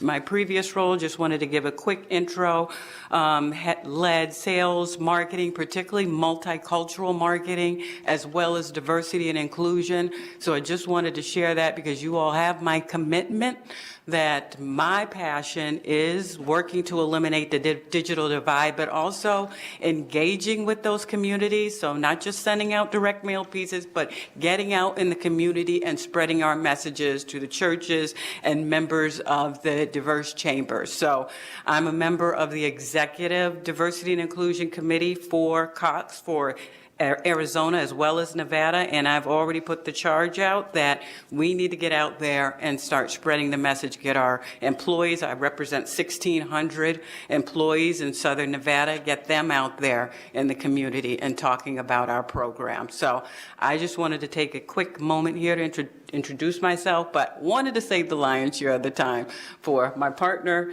Craig Stevens, to go through the great work that Cox did during the pandemic. So thank you for the time. And can I just get you to say your name for the record? Sure. I'm sorry. It's Janet Uthman. Thank you. Sure. And welcome. Thank you. Thank you. Again, members of the committee, my name is Craig Stevens. I am here on behalf of Cox Communications. So first, like everyone else, I'd like to give you an introduction of our company. We are the largest private telecom provider in the United States. That means we don't have stock options. We have a family who makes the decisions. That family lives in Atlanta, and they're the ones who really give us our guidance and tell us and give us our marching orders. We serve nearly 7 million homes and businesses across 18 states across the country. Again, Cox is a family-owned business and was founded in 1898 by then Governor of Ohio, James Cox. What many people don't realize is after his failed run for President of the United States, who his running mate was FDR, they lost that in 1920, I believe. Governor Cox, he finished his term as governor and then focused on his media company full-time. And from then to now, it's pretty amazing, all the different industries and things that we've been able to do here at Cox and Cox Enterprises. So we've been here in Clark County for 22 years now. We purchased a cable system from Prime Cable. For those of us who, I was not one of them, was around during that time, Mr. Greenspun had the cable operation, and we were fortunate enough to be able to purchase that from him. I would like to give sort of our mission statement. We're dedicated to empowering others to build a better future and celebrate diverse products, people, suppliers, communities, and the characteristics that make each of us unique. I'm sure you've seen many of our commercials on television. That's really what this is about. It's about finding the uniqueness in everyone and how we can get behind them and make our community better. So, Cox Communications is just one, it's the largest, but one of many companies owned by Cox Enterprises. We do have others. You may have heard of brands such as Autotrader.com, Kelley Blue Book, Mannheim Auto Auctions. In fact, we have one of the largest auto auctions in the family right here in North Las Vegas, where they auction off almost 70,000 cars and automobiles a year. And so we're very proud to be ubiquitous across Clark County in many of our industries, as well as it's sort of new for us, but we're really getting into clean tech. Conservation is just a huge deal for not only Cox, but the Cox family as well. And so as you'll see later in the presentation, we're really trying to move conservation as a top priority throughout the coming 5 years, 10 years, and after that. So recently we had an economic impact study done by Applied Analysis, and to no one's probably surprised, Cox's economic impact is significant to Southern Nevada and the entire state. From the $39 million that Cox pays annually in taxes to the several billions of dollars that are literally laying underneath your feet right now. We are heavily invested in the state of Nevada, and that's not going to change, and we love being here. We are one of the largest job creators in the state. We employ, again, as Janet said, over 16,000 people of all educational and economic backgrounds for jobs that pay well above minimum wage. Our employees truly love living here. They give back, they serve, they volunteer, and as you can see, a part of this document, over 24,000 hours of volunteer from our employees alone. They also have given and helped raise millions of dollars for local charities over the last decade. We do this through what we call our Cox Charities Grants, which are intended for programs that support one or more of Cox Charities' philanthropic focus areas, including children and families, education, STEAM, diversity, and or environmental sustainability. And so these are the focuses that we have through our Cox Charities Grants, where we try to make an impact in the community. So I wanted to share with the committee the roadmap for Cox when it comes to our technology, and we don't want this to be a secret. As you all know, we are currently and almost finishing up an incomplete network upgrade where we have spent over $3 billion to completely reinvigorate our network. And again, like Charter, we have both a fiber and coax hybrid system. And through this innovation, we were able to get 1 gig speeds to every single neighborhood that we pass here in our community. Our next step through the process is to get everyone up to 1 gig speed and 100 megabit per second upload. And by 2023, 1 gig symmetrical speeds. And in all of these innovations and all of these investments that we're making in the network, the plan is by 2005, hopefully, is to get 10 gig to every single house and have that again, symmetrical speeds. And we're able to do this not just through our fiber system, but on coax. And so again, we just like to iterate, we know that fiber the technology is fantastic, but we have what's in the ground now is capable of doing everything that you need it to do. And Cox is ready and waiting and willing to invest in the network, as you've seen, to make sure that that 10 gig symmetrical is a reality.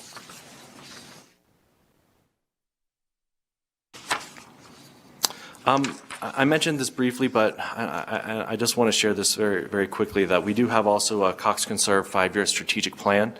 Goal, obviously, carbon neutral goal by 2034, water neutral goal by 2034, and zero waste to landfill by 2024. And, you know, I should have changed this slide because it just was announced, I think, like a few weeks ago, that we've actually reached that zero waste to landfill goal. This is just an unbelievable priority by the Cox family. And that doesn't just come with words. It comes with significant financial backing by the company to make sure that we reach these goals. And we just hope to continue to make our planet better. And this is one of the ways that we're doing that. So Cox's commitment throughout the pandemic. So you know more about our company, but we wanted to certainly talk about what we've been trying to accomplish. This is a very busy slide, and you'll have time to read it when you want to, but really I just want to highlight that we're well aware of the importance that Cox plays within our community. The ability to connect family, friends, to bring in additional businesses is just hugely critical to not just our relationships, but to the growth of our state. And it's Cox's goal, and we know this, and it's all this work takes partnership, and we want to be your partner. Now, what does this partnership look like? Well, it goes through many different avenues. Some are quite obvious, which is going to be the next slide, and others perhaps are not as obvious, or honestly, Cox just needs to do a better job of getting the word out. So, as my colleagues from Charter and AT&T have gone through, we offer many of the same programs that they do when it comes to low-cost, affordable programs. Our Connect and Compete program, which I'm sure many of you all know, that if you are a family with a student on free and reduced lunch, and we've had this program since 1997. It's $9.95 a month. There's no other charges, no rental, none of that. And we have a free upgrade, obviously, now to 100 megabit per second internet. We use this program mainly when we partnered with the Connecting Kids Consortium, led by Governor Sisolak and headed by Elaine Wynn. We are just so proud that in a 2-month period, we were able to connect over 15,000 students in 2 months at the beginning of the pandemic. It's a model that we believe not just for our company, but for anywhere in the United States. This is the very first time that Cox allowed a third-party group to sign up customers. Normally, we like to do the signing up, but because of the federal laws, the privacy laws of these families, we knew we couldn't get that done. So we allowed this group to actually sign up folks to be our customers, which is never something this company has done ever. And so these are the kind of steps that we're willing to take to make sure that we're doing everything we can to bridge the digital divide. Obviously, next we have Connect Assist, which is very similar to the $30 a month program that others are offering. This will allow, obviously through the ACP program, that anyone who is eligible for Connect Assist is also eligible for ACP. and it's free internet for low-income families who qualify. And so there really is no excuse now when someone says that they can't afford internet, because there are programs out there, there are companies out there that want to partner with you to make sure that they're able to do this.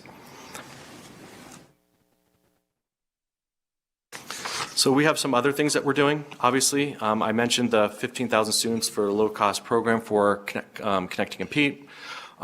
We have our low-cost tools where we have partnered with PCs for People to get affordable devices like laptops and desktops into people's hands. Obviously, our ACP offering for households on government assistance, but we also, again, we have free access to over 300 Wi-Fi hotspots across Clark County, up to 3.2 million nationwide as well. Beyond that, we have our own digital literacy training and academy. This is free for anyone, not just Cox customers, where we offer basically online safety tips, internet basics, educational opportunities. It's constantly evolving, and more educational material is added, and we just encourage, this is another way that we could partner, right? These things already exist. Let's figure out who needs it. Let's get that information to them, and Cox, we're ready to step up to the plate. We also have our Cox Innovation Labs, where we have 15 innovation labs across southern Nevada. Innovation labs are computer labs where we have partnered with historic West Side School, Boys and Girls Clubs, YMCAs, and we built them the very best high-tech computer lab that's out there. And, you know, what's interesting is when I thought about these, it was about, you know, children, making sure that they were able to get, you know, more robotics training and STEM and gaming, but we had one of our U.S. senators visiting, and I wanted to show them the lab, and unfortunately we were not allowed into it because there was, this was during COVID, there were nurses that were actually taking a test to get their nursing certification, and they didn't want to bother the nurses, obviously, because they were right in the middle of their test. And so just sort of opened my eyes that these type of labs, the things that we're able to do, is not just helping students, but we're getting more nurses in the hospitals, and it's really great. And we continue to add more and more of our labs throughout the years. And again, if there are organizations that need partnership that you think one of these places would be great, we are all ears. We're always looking for additional partnerships. This is new, becoming a digital equity champion, and this also stemmed from the Connecting Kids deployment for Connect to Compete, and that's that if you have organizations that want to sponsor a school for families in a school, we have that ability now, and so that if there are organizations and opportunities or local governments that want to really get into this and help some of their communities or their neighborhood or even a street, we have that opportunity. And again, we just need folks to come to us and tell us this is what they're looking to do, and we're more than happy to work with them. So what is it that Nevada can be doing right now to help sort of solve the problem of the digital divide? We believe that this is a transformative time in this state with all the federal dollars that have entered into the budget, and we should take advantage of that. And how do we do that? Is through smart leadership, smart investment, and through strategic partnership. First is a network expansion. Again, I cannot say enough that those who do not have high-speed internet in our rural communities can be greatly served by the influx of money. This is, again, could be transformative to them, not just in being able to communicate, but healthcare, right, to educational purposes. Like really, we believe that there needs to be a focus on that money to be spent in areas that simply just do not have high quality, high speed internet. And then obviously the underserved areas. And as you see from myself and our colleagues and my colleagues that sit behind us, we're ready to step up to the plate. We have the programs, we have the leadership. We just need to understand where we can do this, right? Where are those customers? And then obviously making sure that we get devices into everyone's hand. And this is just more of the same. I'll skip over this to save everyone's time. And just finally, my last slide is what is it that we need to do, and it's all about partnership. Like I said, we are ready to step up to the plate. The number one priority should be getting our rural communities up to speed, and then obviously making sure that we have the right connectivity. So what is it that we can do? And I loved hearing that AT&T working with the housing department. Like that is a brilliant idea, and I'm hoping that we can do the same here in Southern Nevada. And how is it that we can work together so that every single time someone signs up for another service, they get information that, hey, you can get free internet right now, and it will be delivered to you in a few days. And if you have any questions, these are the folks that you need to call. We absolutely love that idea. So what do we need from you? It's just we know where our customers are. We pre-qualified every single one of them at the beginning of the pandemic once these programs came into action. We don't know where our customers aren't. I think I said that right. And that's where I think our partnership could really take off. Thank you. Thank you, and thank you for that last comment, because that was going to be a question. What do you need from us? So members, any questions from our three presenters? You guys covered a lot, and thank you so much for the information. But got to be a question. And we're out. No. Wow. Okay, Senator Harris. Thank you, Madam Chair. No question, just a comment. I really appreciate everything that each of the three companies are doing. There are lots of needs out there, and not every industry makes the same concerted effort to try and fill those gaps. So I appreciate it, and we're partners here with you to keep Nevada connected. Thanks. Well, it looks like the three of you did an amazing job. So thank you so much for the work that you've been doing. And thank you for, as we entered into the pandemic, we knew that families were not connected, especially here in Clark County with CCSD. And you guys stepped up and helped us. We put on tennis shoes, we walked neighborhoods, handing out cards, getting families connected to the internet, passing out food. So thank you all for what you did then and what you continue to do in our community. We truly appreciate it. Wow, this is going a little bit faster than I thought. Okay, don't everyone clap and get excited. All at once, okay. Moving on to our next agenda item. It is a presentation about our roadway safety initiatives.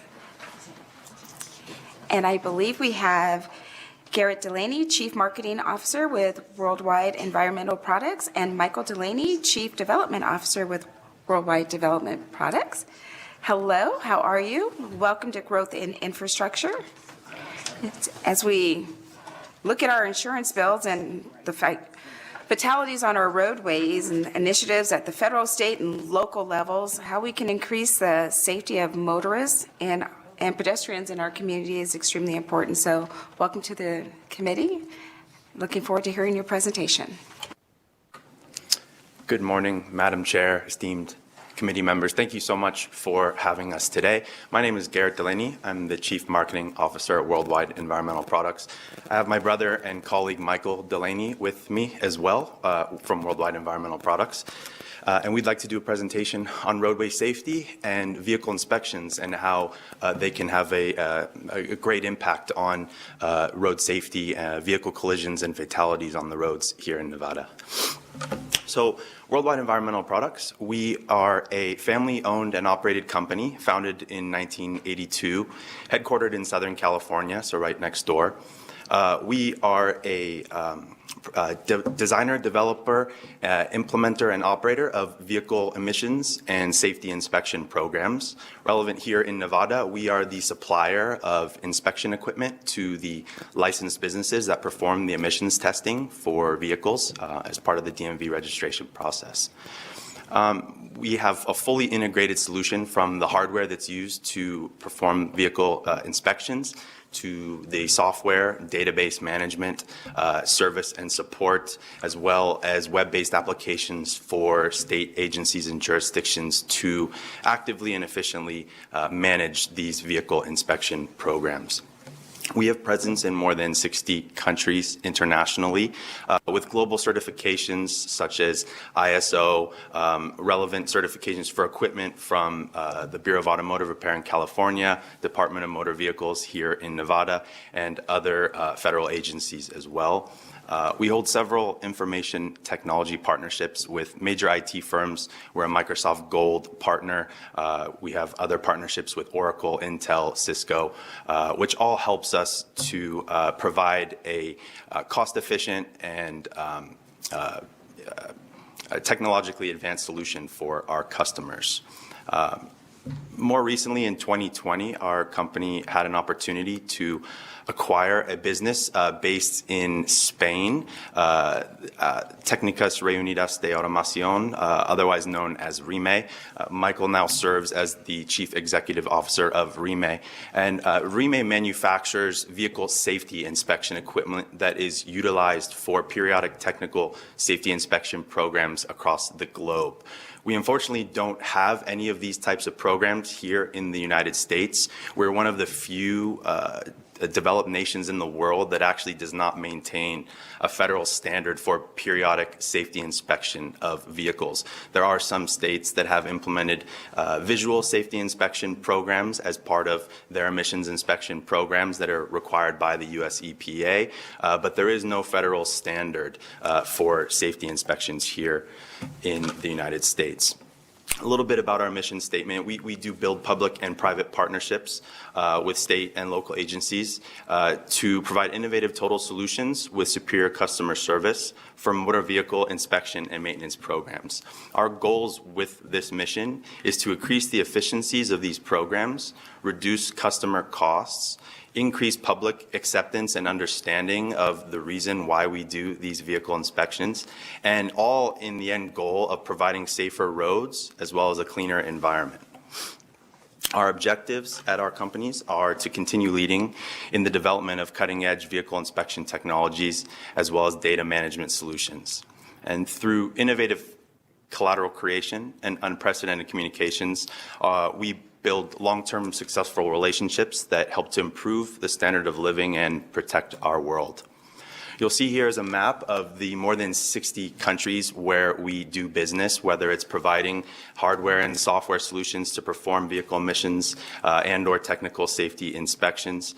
One thing that is important to note, as I mentioned earlier, you'll notice with the exception of the United States and Canada on this map, every one of these other countries has implemented or is in the process of implementing a federal standard for safety inspection of vehicles. That includes our neighbors to the south in Mexico, who have just recently implemented a new standard that is going to match and follow the European Union standard. So in order to be a member state of the European Union, they do require a periodic vehicle emissions as well as technical safety inspection program for motorists in order to get their cars registered.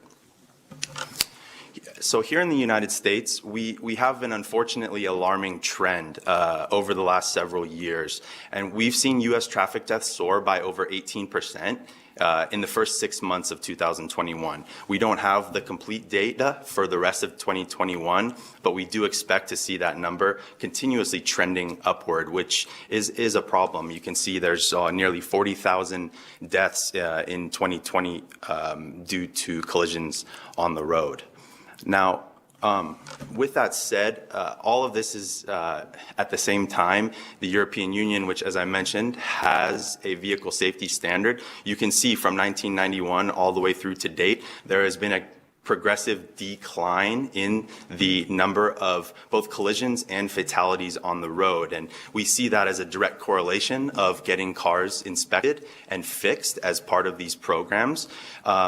Even more alarming, as you could see on the previous slide, in 2019 and 2020, as well as 2021, we continued to see an increase in vehicle collisions and fatalities on the road. And this was during a time during the COVID pandemic when many motorists were not on the road and we saw many less vehicles driving on our roads.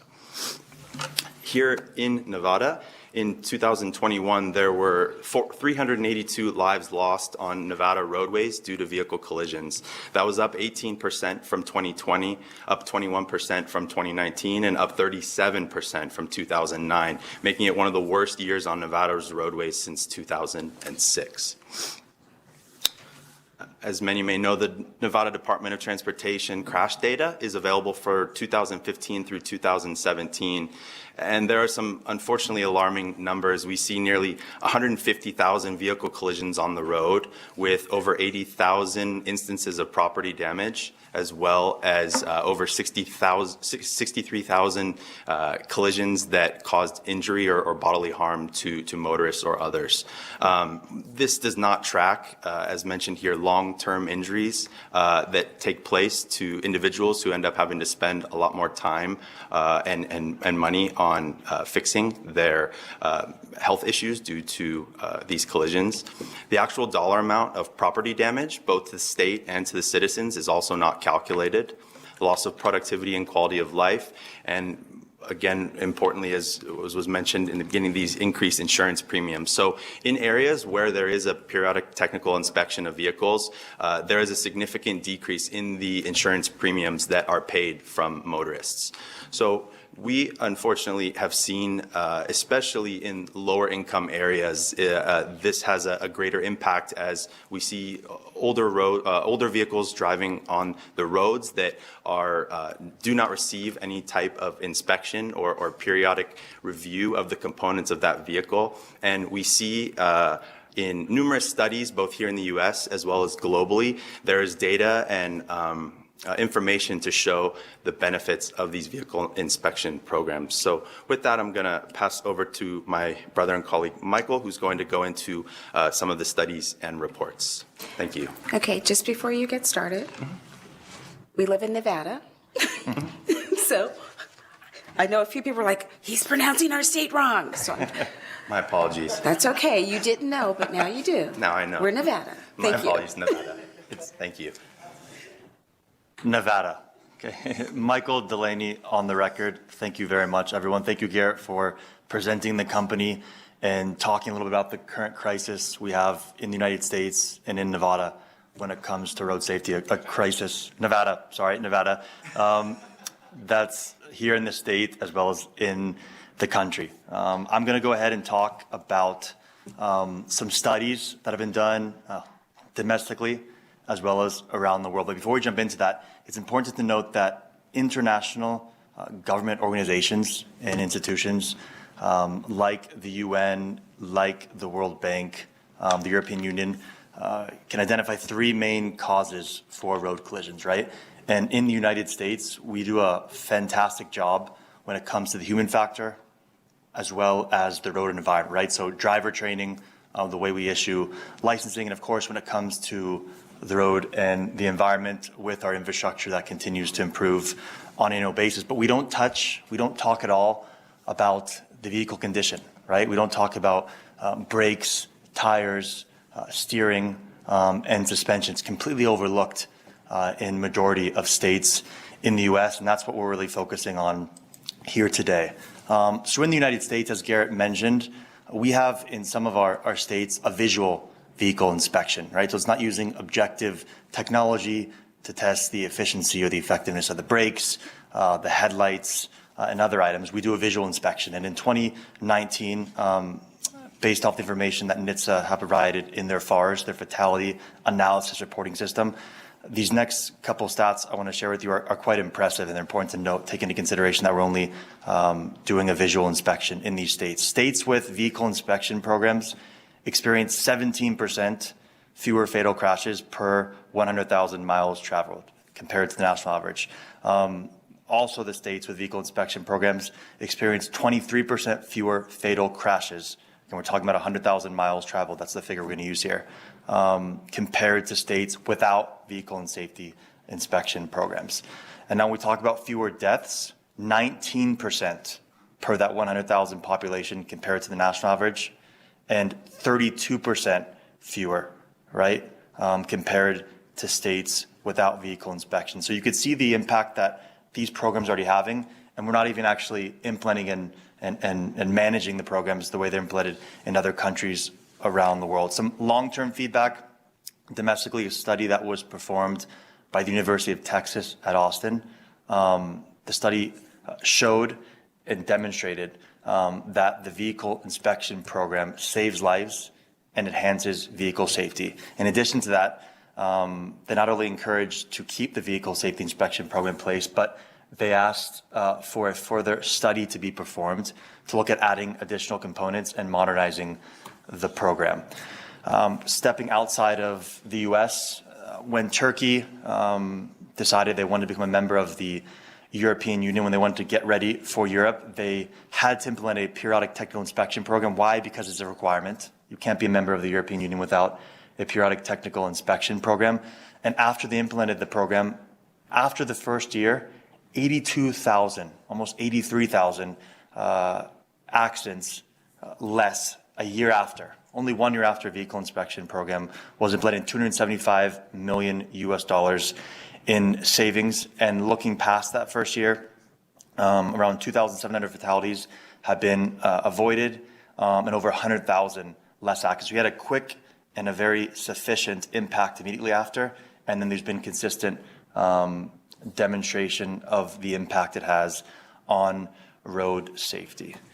Spain, as Garrett mentioned, a country where we are very active and have a strong presence. A university in Madrid performed a study there on the periodic technical inspection program, and it demonstrated that the program avoids 12,000, or it saves 12,000 serious injuries, as well as almost 18,000 road collisions, in addition to 133 lives. The direct impact from testing vehicles annually.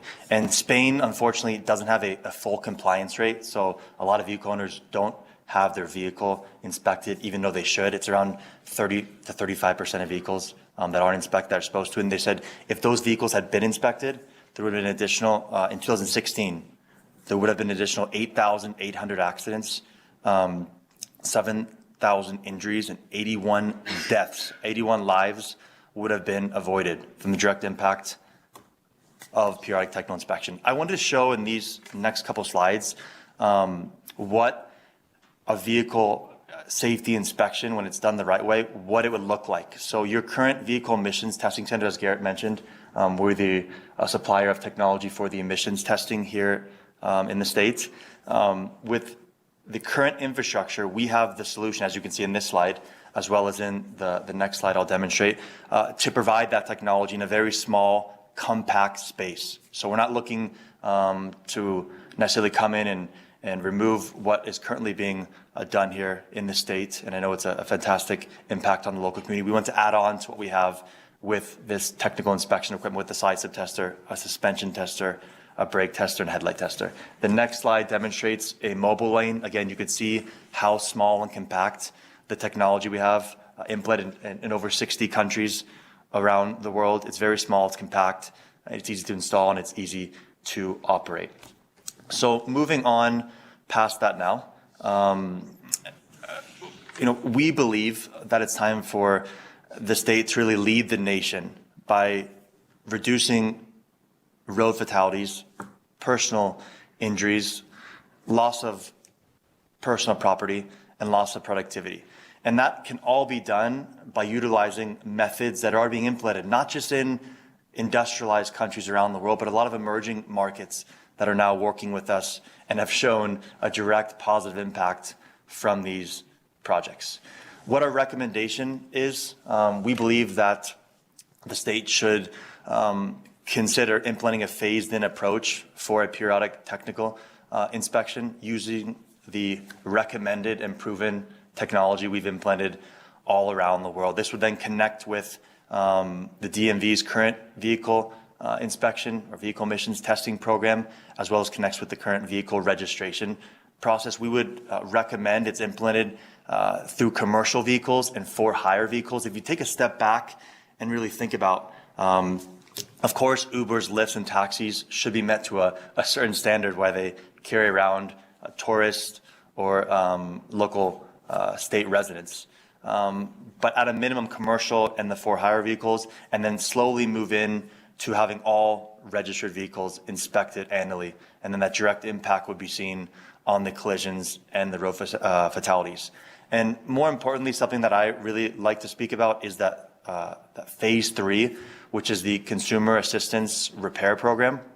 We've seen it work quite successfully in the state of California with the smog check program, the vehicle emissions testing, which is a portion of the inspection fee that would be paid is set aside in a fund that can work directly with the lower income community, which would be affected with some of their older vehicles, so they could have their vehicle properly repaired, which would again help in an equity standpoint and help provide safer roads for all communities in this state here. So with that being said, actually one more thing I wanted to add, for one thing before I go back there.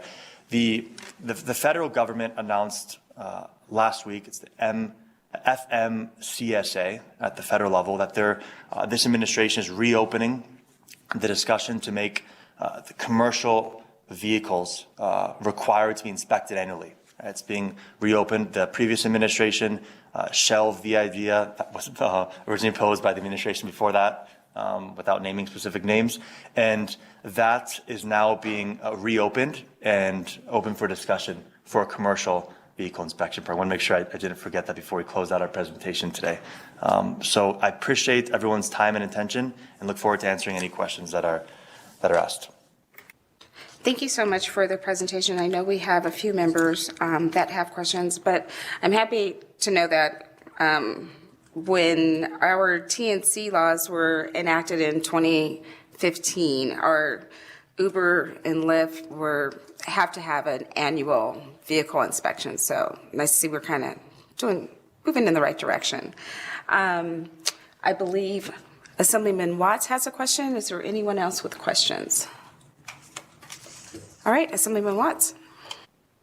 Thank you, Madam Chair, and thank you both for your presentation. I really appreciate it. I know we've discussed some of these issues before. First, I just wanted to get a little bit of additional clarification on the record. So in some of the other places where this technology is utilized, is it kind of analogous to how our emissions inspection system works? So essentially you would partner with, essentially here the DMV, there would be a requirement for the inspection, or I guess in the earlier phases with whatever is kind of the regulatory agency, and you would be, this technology would be provided essentially by kind of licensed operators. Someone would pay the operator for that inspection, and then get the results and it basically be cleared to go. And again, I guess understand, so that's kind of part one, is can you just explain that piece of the structure? And while I know there's not a program exactly like this in the United States, could you provide any sense of what the cost would be for providing that inspection? Sure. Thank you, Assemblyman Watts, for the question. For the record, Garrett Delaney speaking. And you are correct in with the first point and assumption. We would intend to work with the Department of Motor Vehicles, as we currently do, in being a certified provider of this type of equipment that would be able to be provided to the licensed operators that are currently performing the emissions tests. And similar to the existing emissions tests, which are done using our certified equipment, connecting to the state's databases, automatically transferring, securely transmitting that inspection information to the registration databases so that the vehicle registration process can be completed. This would be done in a similar fashion so that when a safety inspection is completed, the data would be transmitted securely to the State Department of Motor Vehicles, which would then complete, similar to the emissions testing, complete the registration process for each individual vehicle. And with regards to your second question, with pricing, there are a variety of models that have been used to implement this, whether it's a direct purchase and acquisition from some of these operators, and we've been in discussion with several of them here in the state of Nevada, and they have all expressed their significant interest in participating in such a program. They, as we do, understand and see the benefits of implementing such a program. There's also other platforms such as renting equipment, leasing equipment to these individuals. We've provided in a variety of different ways to operators across the the globe in a way that really whatever works best for the individual inspection program wherever we may be. Michael, you may have a little bit more to follow up on. No, Michael Delaney, for the record, just to further comment on the price fee inspection. You see around the world, because it's combined with the emissions test, you're not looking at an inspection fee increase that is significantly dramatic. The norm that was just passed by our southern neighbors in Mexico, they had recommended about 900 Mexican pesos, and that was, it's about $45 more or less US dollars, but that's supposed to combine in with the emissions inspection there. Now, are we looking at a $45, $50 inspection fee in the States? No, no, we're not. It's something we can always discuss with local authorities to make sure it's appropriate for that market. Again, taking advantage of that infrastructure that's already in place with your vehicle emissions testing program. I hope that kind of helps clarify any doubts that were needed. Thank you very much. I think that is helpful, both in terms of that this would essentially be combined, so there wouldn't be kind of two separate things happening, but the idea would be to integrate it and gain some kind of efficiencies, and so that people aren't paying for a smog check here and then a vehicle inspection check there. And so I think that context is very helpful. I guess I'd also just, I appreciate some of the broader context that you gave. Roadway safety is, of course, as the chair said, extremely important. And it's a major concern here. And, we've got infrastructure needs, improvements that we're talking about in the roadways. Obviously, those have a significant price tag to them. And, you talked about some of the training and some of the rules of the road that we have for drivers. But some of those driver behavior pieces are also difficult to address. And I think, we do a lot to make sure that the cars that are sold meet certain safety standards. But I think your point is well taken that the condition of those vehicles over time can, apparently, according to research, can increase the likelihood and severity of these accidents. And that's something that can be addressed for a smaller price tag and is a little bit easier to grasp onto to some of these other elements of public safety. So I think it's an interesting element to make sure that's incorporated into the conversation. I guess to the point about infrastructure, there's a lot of federal dollars coming to support these programs. Do you know if there's any funding that would be available to help support the deployment of these programs, or is this essentially something that would be led by the private sector if it was to be adopted by the state? Garrett Delaney for the record. There is federal funding that is available. We have been working with several federal agencies to both identify and look at the means of how to attain those funds for the different state and jurisdictions where we are looking at implementing and rolling out safety inspection programs, and there is a lot of interest. Michael, you may have a little more detail with some of those conversations if you'd like to provide them. So Michael Delaney, for the record, we have been spending a lot of time with the current administration on educating both transportation, NHTSA, and all relevant parties on the importance of vehicle safety inspection, comprehensive vehicle safety inspection programs, PTI, and they have demonstrated interest in seeing what local agencies, they've really put the onus back on us to find the appropriate state agencies that would be interested in implementing these proven methods around the world. So it's something that we've already started looked into, and we're continuing to have discussions with our colleagues in Washington, D.C. on where funding can be located and allocated. So there definitely is, from this current administration, a strong interest all the way up to Secretary Buttigieg on exploring how we can implement this on a state-by-state basis in the U.S. Because, again, there's been a direct impact, it's proven, and it works. Thank you for that. It's a major question that we ask nowadays. So as you continue to get information about some of those potential opportunities, I think it'd be great to get them shared with our committee. The other piece on financials that I wanted to ask about is insurance. As we know, we've got a regulated insurance industry, and one of the things that kind of occurred to me is that something like this might be able to provide a cost benefit in terms of reducing premiums. Is that anything that you have any experience or knowledge of? Has there been conversations with insurance providers domestically about potential benefits that that folks could see on their car insurance if there were some of these inspections adopted? Great question. Thank you, and Garrett Delaney for the record. We've seen on average anywhere between 10 to 30% reduction in insurance premiums for motorists in areas where a vehicle safety inspection program is operated.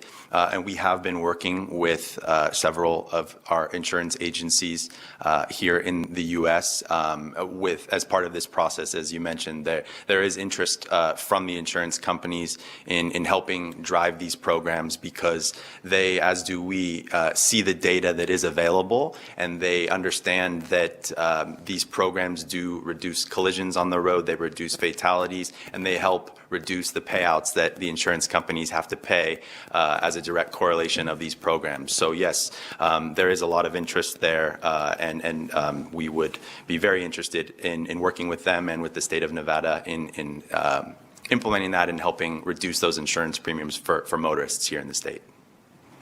Thank you, Mr. Delaney. I appreciate it. And Madam Chair, if I may have one more. I know I'm dominating the questions. Go ahead. Thank you. That's all extremely useful information as we kind of think about this. The last question goes back to what the chair brought up. So as kind of the phased approach, you mentioned some of the commercial operators, taxis, ride shares, and they have existing inspection requirements. How do you see this either changing those or working with those? Since the industry already is doing vehicle inspections, folks are, I think, always a little bit wary of anything that's going to change, especially if it comes at some type of increased cost to them. But if you could just explain a little bit of how you would envision that working and what kind of the change would be from the status quo to kind of that phase one, I think that'd be informative. Michael Delaney for the record. Fantastic question. We would 100% work hand in hand with the current program that was implemented. I thank the chairwoman for mentioning what is currently in place to us. Saying that, it's important to note that we are recommending what is used in 60 other countries around the world, which is objective technology to determine if a vehicle is roadworthy or not. And what we would do is work hand in hand with the appropriate agency to make sure that that message is clearly transmitted, to understand why we're doing this and the reason for doing this. Now, there are benefits, direct benefits to the individuals that are currently performing the inspection, and that is the difference in time. A visual inspection in some states takes between 1 hour to 1.5 hours for a subjective visual inspection. Using our technology, it takes around 5 minutes maximum to perform an inspection utilizing our technology. That gives you a very quick, accurate understanding of the effectiveness of the brake, suspension, side step, headlights to make sure the vehicle is fit for the road. So it's working in hand with what you already have with the Lyfts and Ubers, but making sure that they understand why we're implementing this technology, the reasons for it, and from there, training, proper certification, which is what we do all around the world. Just in following up with that, Garrett Delaney for the record. So in the current program and with all of the existing safety inspection programs here in the U.S., as I mentioned earlier, they're a visual-based safety inspection program where a trained licensed inspector is using their knowledge and their eyes to identify any potential issues with the vehicle, and then I note those as part of the inspection process, and if it's an item that would be a course for failure, that would take place. When utilizing calibrated certified inspection equipment, Michael used the word subjective, the inspection becomes objective in nature and it becomes unbiased, and it's again using a calibrated inspection equipment to use set pass-fail criteria that if a vehicle's readings do not meet, they would then fail. So most motorists, and this is common around the world, have an understanding that when they take their car to an average automotive shop, that they're going to get hustled for some sort of extra repairs that they don't need, and they're not knowledgeable enough to argue or challenge that notion. When this type of calibrated inspection equipment is used, you know that you're getting an unbiased inspection that's taking defined, measurable readings of these different components on the vehicle and providing that feedback. So the idea that someone may be getting hustled or taken advantage of is taken away in the instances where this type of equipment is used. Well, thank you. Great. Thank you so much, Madam Chair, for all the questions. I appreciate it. I appreciate the presentation and the responses, and just encourage some continued conversation and collaboration with some of these other interests and stakeholders across our state as we evaluate this, and also just appreciate the equity concept, something I worked on emissions systems last legislative session. And I think it's important that we look at ways to assist those with reduced means in making sure that we can have them operating in compliance and safely, but also that failure doesn't then just lead to them losing access to mobility. So thanks again for the presentation. Thanks, Madam Chair, for all the questions. I appreciate the indulgence. Thank you, Assemblyman Watts. Members, any other questions? Assemblyman Miller. Thank you, Chair. I just have one quick question. Thank you, gentlemen, for the presentation regarding the Customer Assistance Repair Program. In locations where you have seen this implemented, what type of assistance has been provided? The magnitude of the assistance, in comparison to the need of the repair. Thank you, Assembly Member, for the question. As I mentioned, Michael Delaney, for the record, got too excited there to answer your question, Assembly Member. But one of the things that I really am a big believer of as part of these programs is that they really do work in terms of road safety, and a lot of our lower income communities, and this is all around the world, have a higher impact on fatalities from road collisions, which leads to a direct impact, of course, on the economic factors of that community. It all ties together. So the main program that I've seen that's worked really well, as I mentioned, is in California with the smog check program. And the state has worked closely with the repair station community to understand, this is directly related with emissions and catalytic converters, what that price is for repair. And they've established limits in two cases. One, obviously, in terms of the individual, what their salary is, what their income is, and then compared to how much that repair would cost.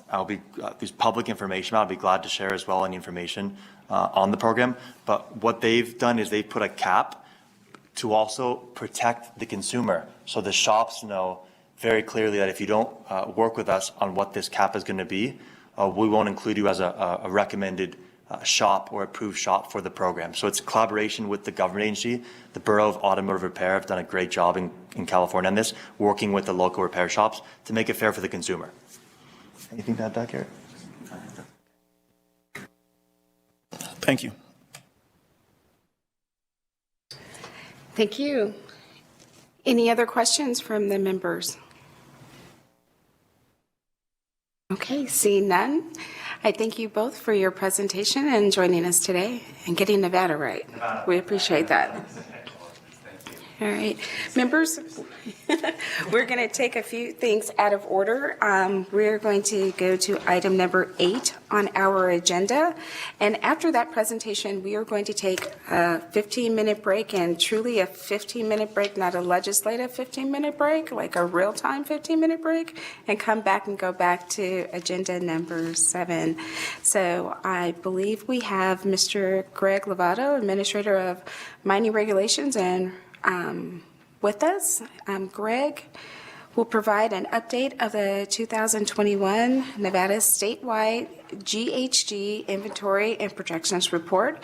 As many of you know, Senator Brooks sponsored Senate Bill 254 in the 2019 legislative session to address the growing impacts of climate change.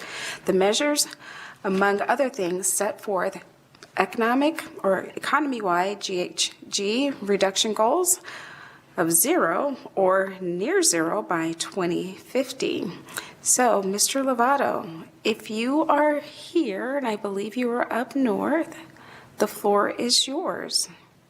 Thank you and good morning. Chair Monroe Moreno and members of the committee. Greg Lovato, Administrator of the Division of Environmental Protection. With me today is Jeffrey Kinder, our Deputy Administrator for Air Programs. I came here to present the key takeaways from our most recent annual GHG emission report, most recently published in December of last year. At the outset, I do want to give credit to our extremely capable Bureau of Air Quality Planning staff responsible for producing the report on top of their other workload.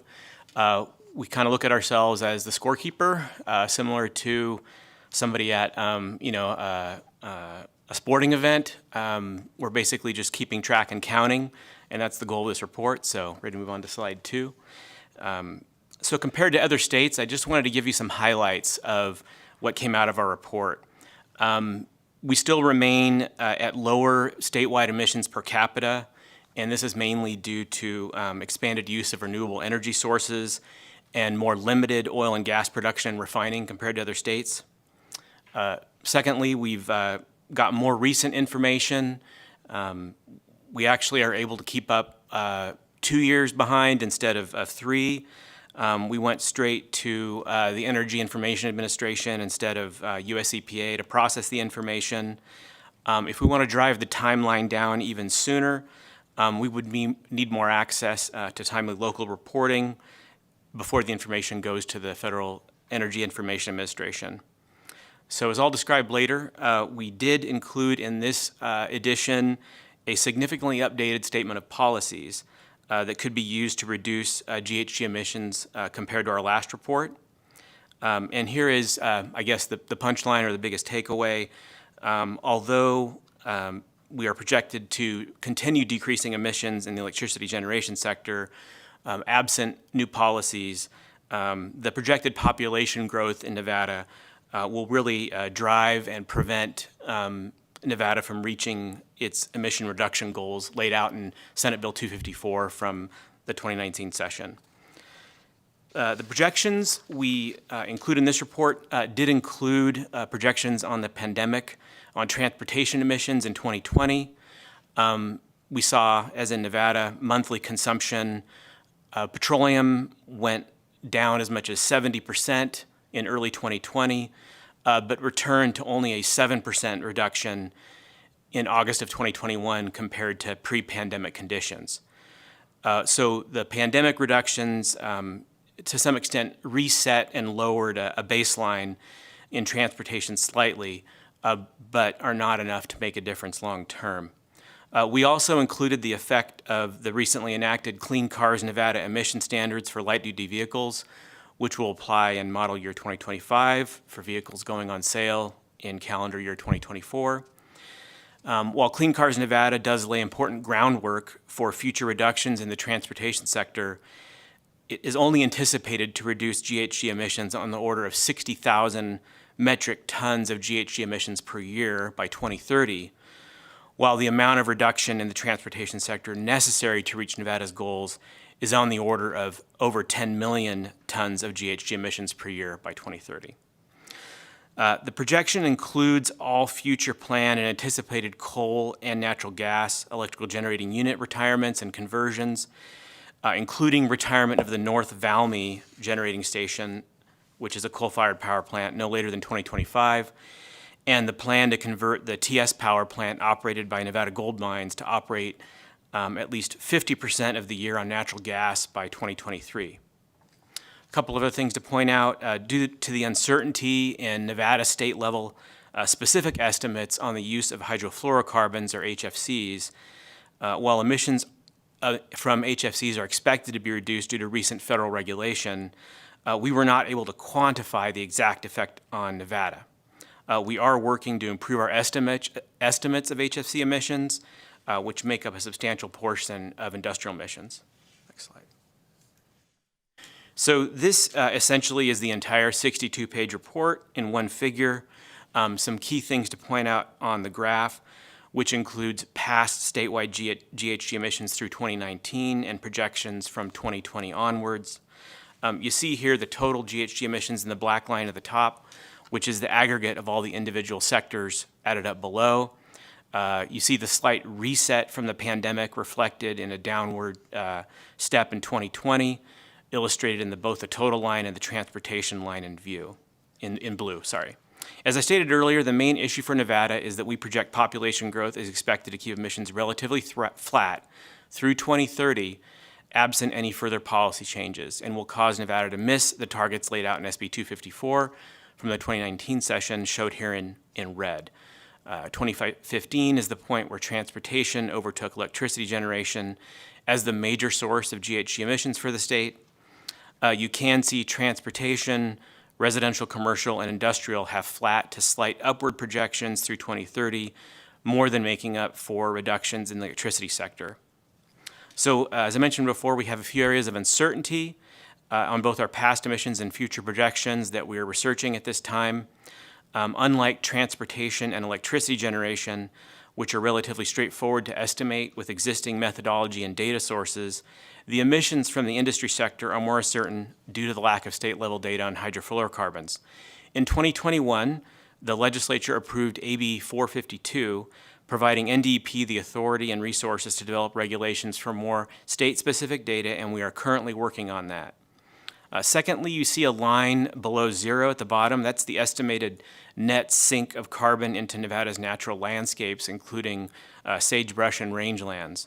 The EPA state inventory tool that we use does not reflect the current state of scientific knowledge on how Nevada's landscapes may store and absorb carbon. So we obtained resources as part of the 2021 session and are working with our Division of Natural Heritage and Desert Research Institute to perform a literature review and collation of research to help develop the basis for improved estimates. That project will be completed in 2023. So this table just illustrates how Nevada will exceed the GHG goals by 2025 and 2030, both as a percentage and in total million of metric tons of carbon dioxide equivalent. We are projected to be on the order of 5.5% above our 2025 goal.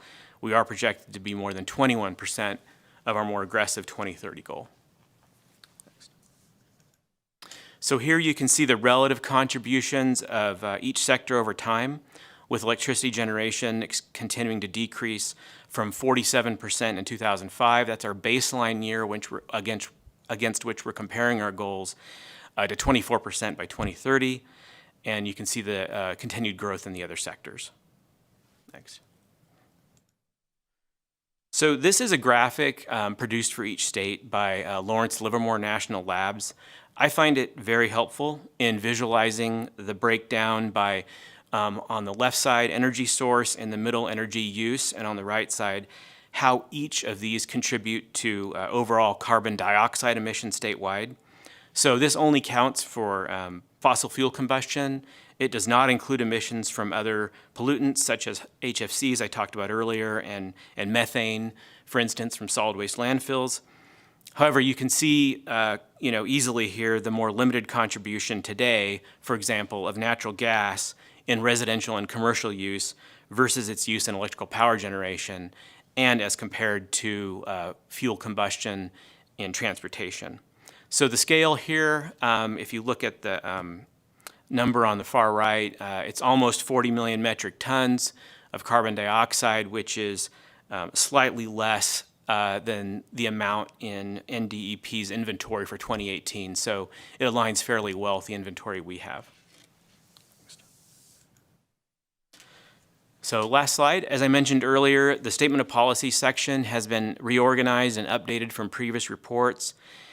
Similar to our original annual report following passage of SB 254 in 2019, we looked at all the policies planned or in place in other U.S. states, and that's described in the U.S. Climate Alliance report. That's an annual report that comes out. And so we identified a number of new policies. There are two actually that we're currently evaluating NDEP right now that are within our apparent jurisdiction, is looking at more advanced clean car standards to try and drive down emissions in the light duty sector, as well as, before I mentioned, what can we do to more specifically identify opportunities for reductions in hydrofluorocarbons. So, we want to be clear again that, at this stage, given the level of analysis we performed, these are really policy identifications and not recommendations or prioritization.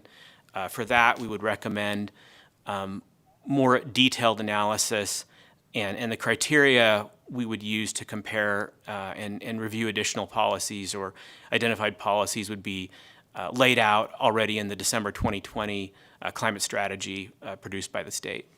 So with that, I'm prepared to take questions along with Jeff. Thank you.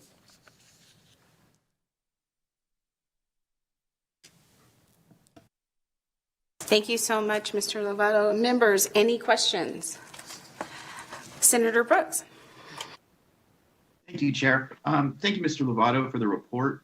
Once again, fabulous work. I do have a question on what you are using, what methodology you're using, or what assumptions are being made to project electrification in the transportation field, and what that would do to the GHGs from the transportation sector. Greg Lovato for the record. Thank you, Senator Brooks. So, yeah, we thought about when Senate Bill 448 was passed, the tremendous investment that's taking place, and how would that account for, future projections. And I think as far as, how it would break down in our report right now, we'd actually have to wait until it showed up in actual reduction in the electricity generating sector. And in terms of vehicle emissions, right now we only projected reductions in emissions from the clean car standards, which we estimate by year 2025.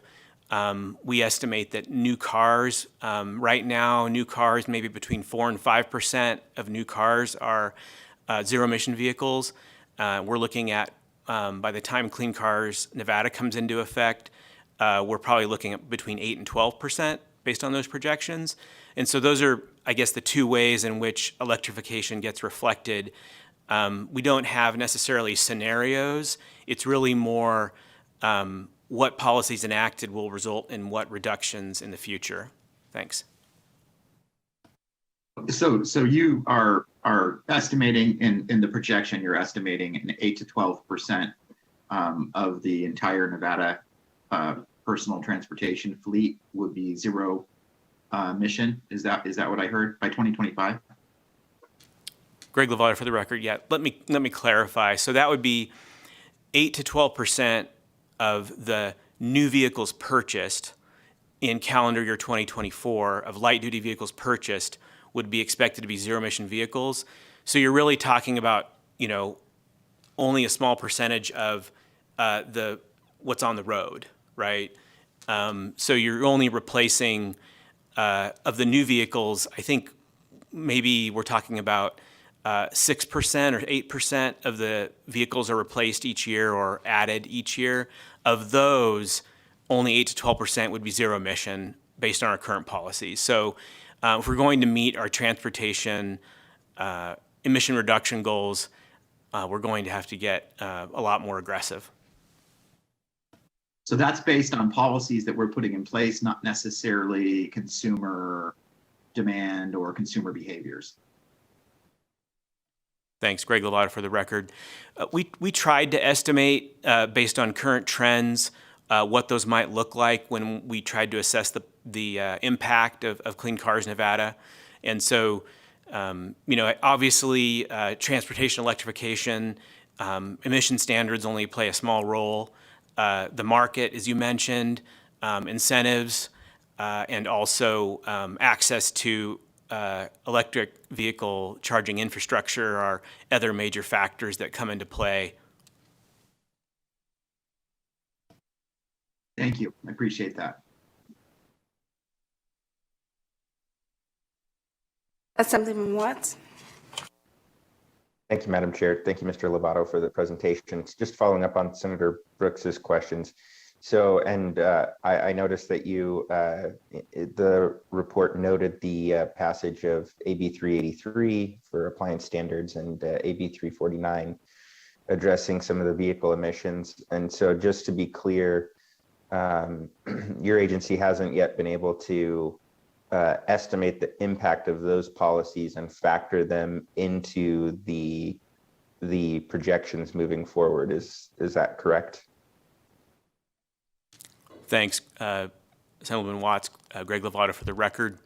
So I guess maybe to place those two later specific policies in context, I think to some extent they're a bit accounted for when you look at how we project electricity generation for the appliance use.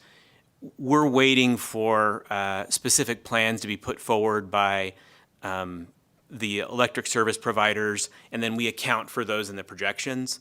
So to the extent that those policies themselves result in and are reflected in updated integrated resource plans, those would then show up in our inventory. So we're waiting for it to show up first with the electrical provider in order to show up in our inventory. And then with respect to smog check program, I think, that primarily has, from my understanding, is going to have a bigger impact on reduction in criteria pollutants. So the traditional nitrogen oxides and others may not have as much of an impact directly on carbon dioxide emissions, since you're still talking about, combusting, gasoline. Thank you. I appreciate that. And we are, Clark County is working to get a program up and running that will hopefully help make those repairs to reduce those criteria pollutants, but also provide some options to move into cleaner transportation, including low or no emissions transportation, which could also have some impact on emissions overall. But I appreciate the clarification. I think it's helpful for us to understand how, as we pass policies, kind of what the buffer may be before we see it reflected in the report, and really see how it's impacting not only actual emissions from year to year, but also hopefully bending the curve down on the projections as well. So I appreciate the clarification.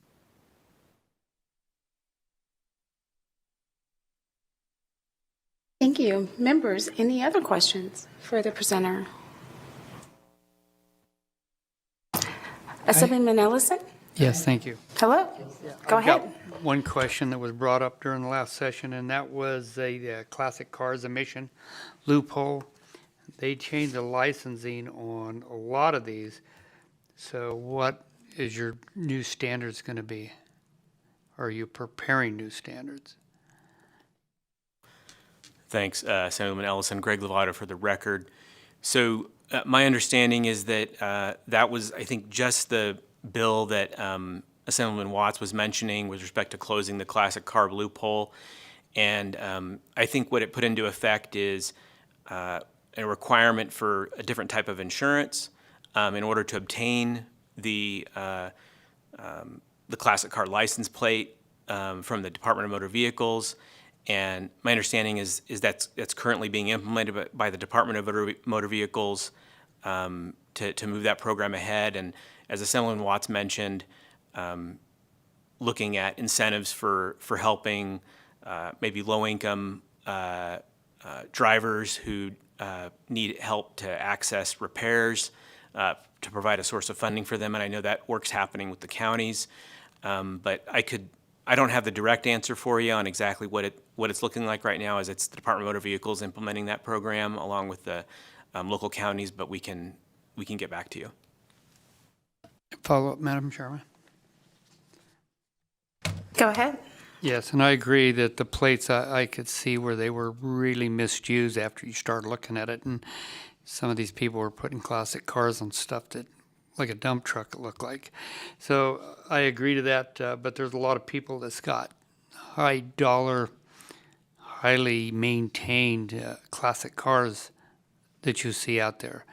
And they're limited, to how many there's actually, and they're reducing as we go. But that's a large investment that these people put into these vehicles, and that's what I don't want to see impact. Thank you.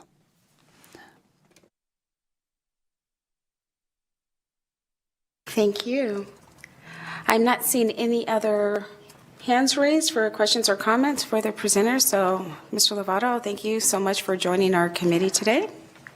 Enjoy the rest of your day. And members, as promised, we will be taking a 15-minute break now. We'll come back right at 1 p.m., not 1:05, 1 p.m. And we'll get back on track with item number 7 on our agenda.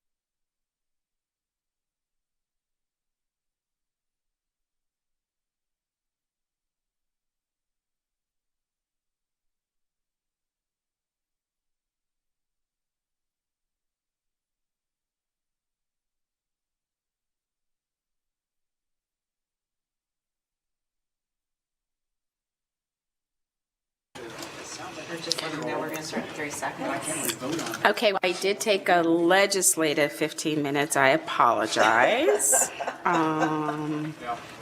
Forgive me. It happens. It wasn't as long as a regular legislative 15 minutes. It was a little shorter, just a little shorter. But we will call the meeting back to order, and I thank you for your patience with us. And we will be starting with item number 7. It'll be a presentation on Nevada's climate and infrastructure.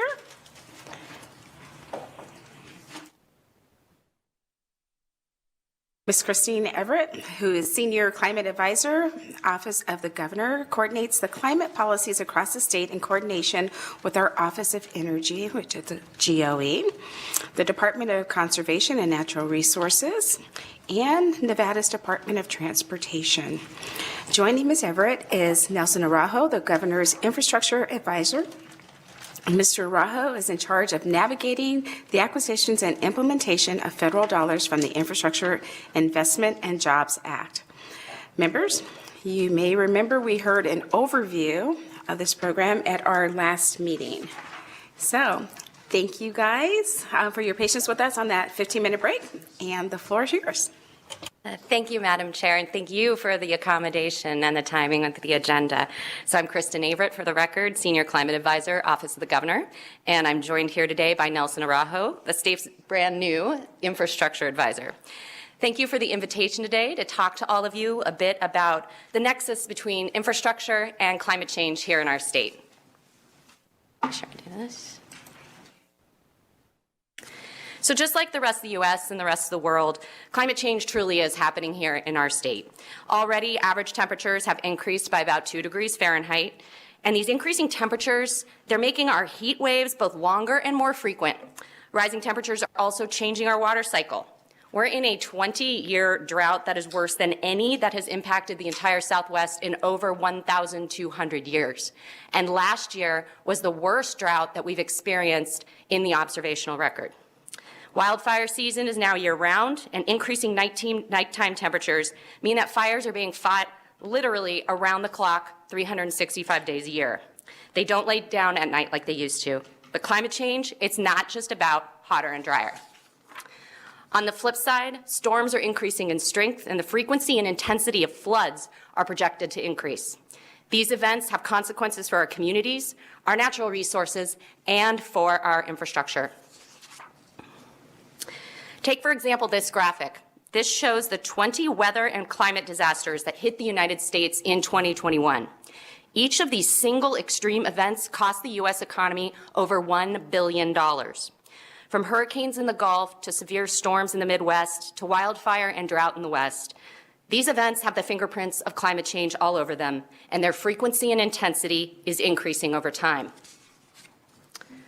Consequently, it shouldn't be a surprise that we're also seeing a commensurate increase in the number of billion-dollar climate disasters. The stacked bars in this graph show the number of events that have occurred every year, beginning with 1980 on the left side of the graphic, up until 2021 on the right. And each color represents a specific type of disaster. For example, the green bars, they represent the number of severe storms that cost over $1 billion. The red line overlaying the bar chart represents the annual total cost to the U.S. economy of these disasters. And since 1980, these events have cost our economy an estimated $2.2 trillion. Last year alone, cost the U.S. economy $145 billion. And a large portion of these incurred losses are associated with physical damage and destruction of infrastructure, such as buildings, roads, bridges, levees, and other parts of our built environment. Of course, we've seen our fair share of disasters recently here in the state. In the last 40 years, snow and rainstorms have cost the western U.S. an estimated $51 billion, and in 2021 alone, the extreme drought and wildfires cost Nevada upwards of $100 million and as high as $250 million. Make no mistake, extreme climate events pose risks to our infrastructure. So now I want to take a little time to provide a broader context for how the impacts of climate might shape infrastructure investment decisions moving forward. And I want to start first with the energy sector, or more specifically with power. Climate change is already affecting the demand for power.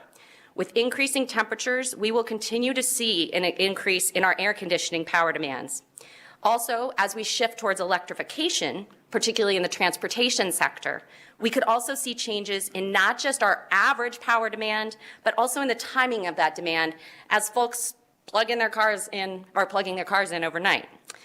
The changing demand regimes, coupled with a shift to renewable energy, requires both new planning and new infrastructure investments. We also need to consider the power needs of the water sector. As water resources diminish, some places may need to, convey water from other places. Number two, they might need to pump groundwater from even greater depths as the water table declines. Or third, they might need to recycle and treat water of diminished quality. And all three of these options, conveying, pumping, and treating water, they require energy. And this is something that we particularly have to pay attention to here in the arid West. And then on the power supply side, we of course have the direct threats that are posed to transmission lines and other assets by wildfire, wind, and storms. In addition, we're seeing that supplies can be limited as we see utilities de-energizing systems to alleviate the risks to property and public safety of power systems sparking wildfires during fire weather events. The images on the right side of the screen are the regions identified by NV Energy as extreme fire risk zones here in Nevada. And already the power up at Mount Charleston has been turned off on 3 occasions just over the last month due to hot, dry, and windy conditions. And given the dramatically low levels of water at Lake Mead, I would be remiss if I didn't recognize the impacts of declining water resources on hydroelectric production. For example, for the first time, the federal officials will not be releasing as much water from Lake Powell so it can flow down to Lake Mead, just so that they can keep the Glen Canyon Dam on Lake Powell operating throughout the summer. This is a situation that we do need to be paying attention to. The bottom line is that climate change is truly transforming the power sector. Then there's transportation. Much like the energy sector, fires, floods, and storms pose risks to the physical assets across our transportation systems. There are many, many issues that we need to consider with respect to building resilience in transportation, but today I just want to highlight 2 things. First, we have to keep in mind that the durability of infrastructure it must be considered in the context of climates that we've never seen before. For example, you might consider the unprecedented heat waves that hit the Pacific Northwest last year. You might even recall in the media there were images of buckling roadways and crooked rail lines, which were essentially melted as temperatures hit upwards of 115 degrees. That's an important lesson about how we assess our resilience and plan for the future. The past can no longer be an analog for the future. Here in Nevada, we may need to reevaluate the materials that we use in construction to ensure resilience to even hotter temperatures and longer heat waves. We also need to consider the heat exposure of the transportation workforce and customers who are in transit in the management, planning, and design of our transportation systems. We also have communities who may need to consider how infrastructure investments might support the transition from snowy winters to rainy winters. And the second issue to highlight is that it's not just about the climate impacts that we see here in Nevada. It's also how climate disrupts the entire network of transportation systems. Sea level rise and hurricanes in the Gulf have impacts that ripple throughout the system. So we need to make sure that as we're reviewing our climate challenges, that we're securing our supply chain at the same time. And the final thing of note with respect to climate change and transportation, the transportation sector is the greatest source of greenhouse gas emissions in the U.S. and here in Nevada. I know earlier Administrator Lovato already shared with you this graphic, and so I'm not going to go into detail, but suffice it to say that the 3 sectors that are responsible for the greatest emissions in our state, these are also the heart of our infrastructure. So as we look to make investments in this infrastructure, we have the opportunity to reduce our greenhouse gas emissions while also ensuring that our communities, our infrastructure, and our natural resources are resilient to the impacts. And with that, I'd like to turn it over to my colleague to talk a little bit more about the infrastructure. Thank you, Dr. Averett. Good afternoon. For the record, Nelson Araujo, Nevada Infrastructure Advisor, Chair Monroe Moreno, and members of the committee, thank you so much for the opportunity to allow me to join you today to introduce myself. I am well on 4 weeks and 3 days into my new role as Infrastructure Advisor, and I'm excited to be able to stand before you and highlight the historic funding that Nevada is poised to receive and compete for. I am thrilled for the opportunity to help facilitate and coordinate across all levels of government and with external partners to maximize on the federal support Nevada is eligible to receive. Approximately 60% of the funding made available by the Infrastructure Investment and Jobs Act will come to the state via formula funding. Approximately 40% of the IIJA funding sources will be made available through competitive grants. That 40% is extremely key to Nevada, and our goal is to be competitive on all fronts. I wanted to share just some top-level numbers that the White House has provided in terms of the funding Nevada is poised to receive through IIJA. Based on the formula funding alone, Nevada is expected to receive $2.5 billion for federal aid highway apportion programs and $225 million for bridge replacement and repairs under the Infrastructure Investment and Jobs Act for over the next 5 years. Nevada can also compete for the $12.5 billion bridge investment program for economically significant bridges, which will also be crucial for us in particular areas across our state. Based on the funding formula, Nevada would be expected to receive $459 million over 5 years under the Infrastructure Investment and Jobs Act for public transportation options across the state. And under IIJA, Nevada will receive approximately $38 million over the next 5 years to support expansion of an EV charging network in the state. I'm sure that you've all heard of the work that NDOT is doing in partnership with several stakeholders around this, but they have fast approaching deadline of August 1st that they are getting ready for to present a plan. Nevada will also have the opportunity to apply for $2.5 billion in grant funding dedicated to EV charging that's allocated in the bill. I have a few more top ones to highlight. Under the Infrastructure Investment and Jobs Act, Nevada will receive a minimum allocation of $100 million to help provide broadband coverage across the state. I know that Director Mitchell touched on that earlier. And Nevada will also be expected to receive $403 million over the next 5 years to improve water infrastructure across state and ensure that clean, safe drinking water is a right to all communities. Wildfire will also be a priority within this bill, and protection against cyber attacks will also be crucial with funding allocated to prevent such attacks. And then lastly, Nevada will receive approximately $293 million for infrastructure development for airports over the next 5 years.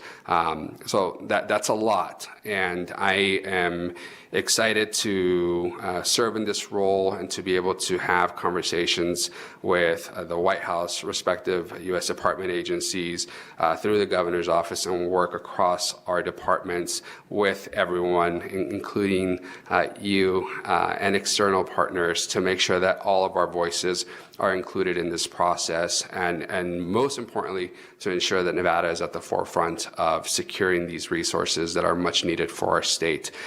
So with that, I will turn it back over to Dr. Averitt, whose presentation I sneaked into, and allow her to conclude her presentation. It's a team effort. Okay. Kristen Averitt, Senior Climate Advisor for the record.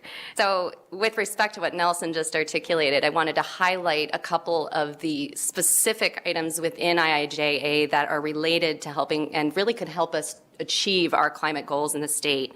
So the first, there's about $6.4 billion in formula grant program funds for state projects that support the reduction of transportation emissions. There's $7.3 billion in formula funding and $1.4 billion in competitive set-aside grants for resilience improvements at the state and municipal levels. There's new resources that support a transition to transportation electrification.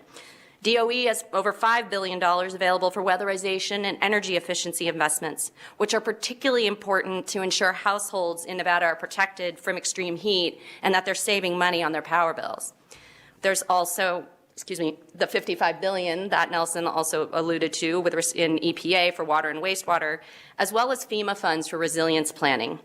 And then finally, $750 million in advanced energy manufacturing and recycling.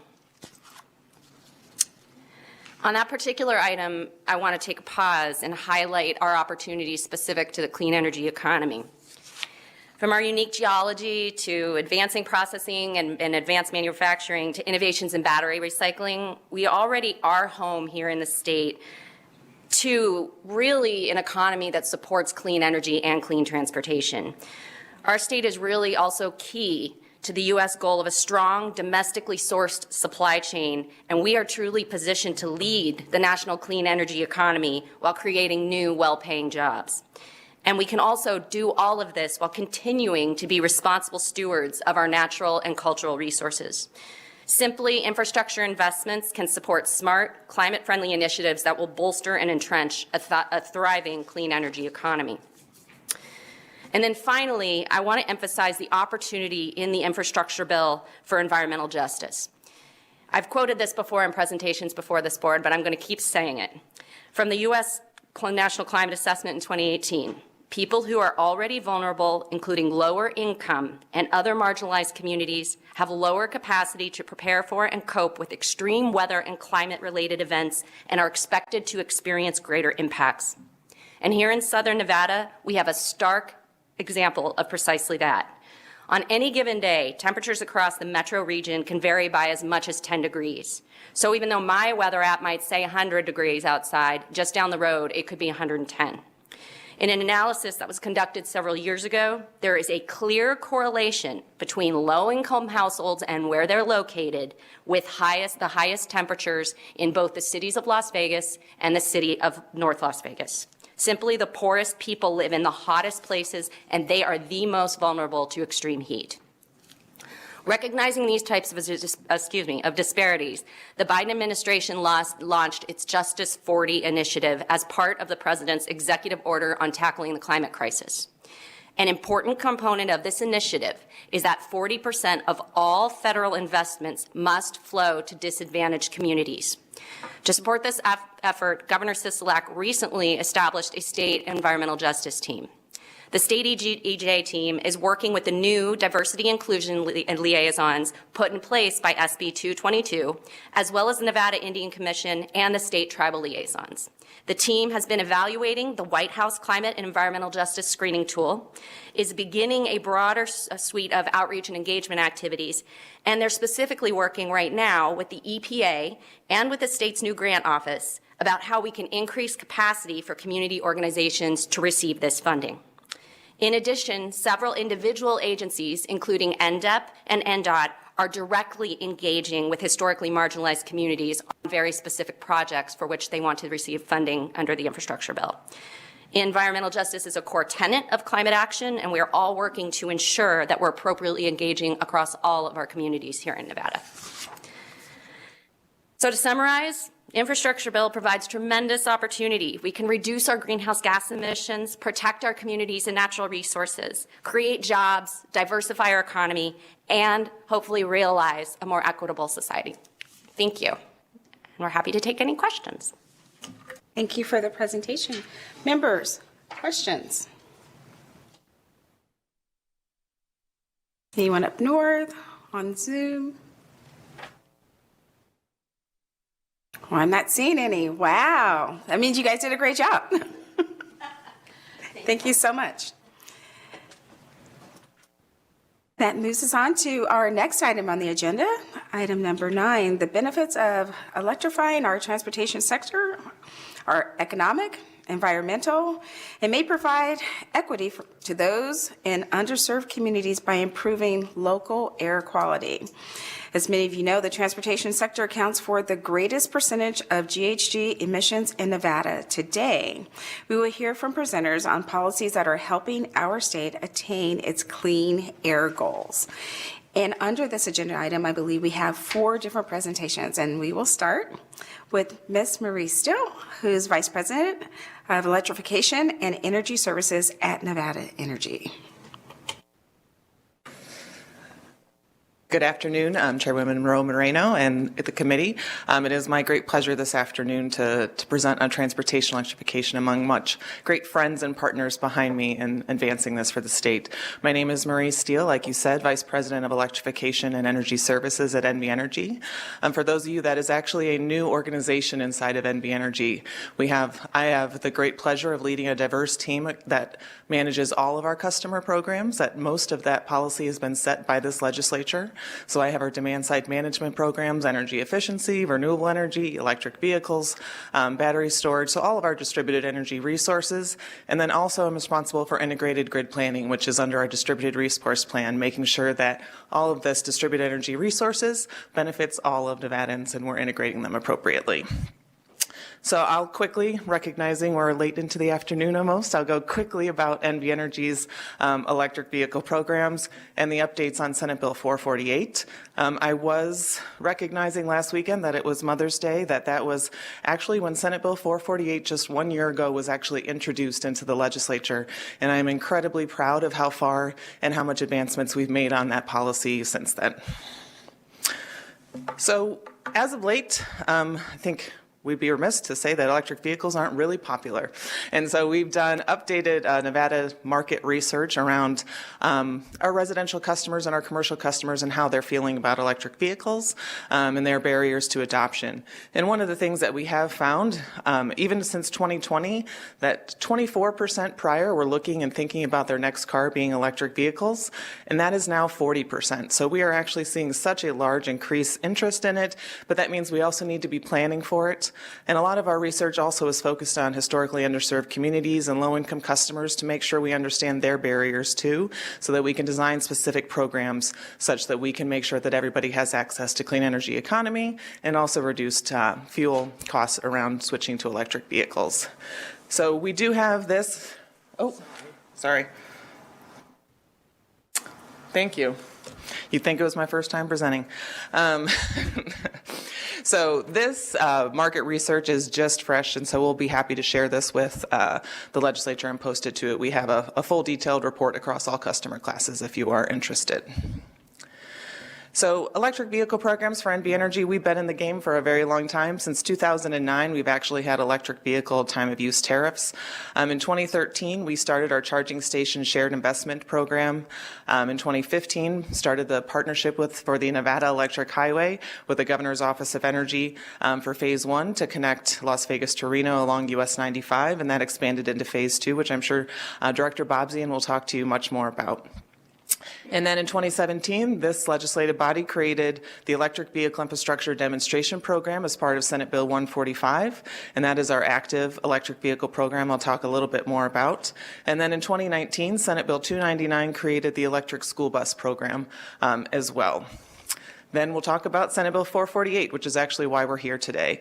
And so Senate Bill 448, specific to transportation electrification, it did a whole host of other things around electric policy. But for transportation electrification, first and foremost, it actually repealed the requirement for our electric vehicle infrastructure demonstration program.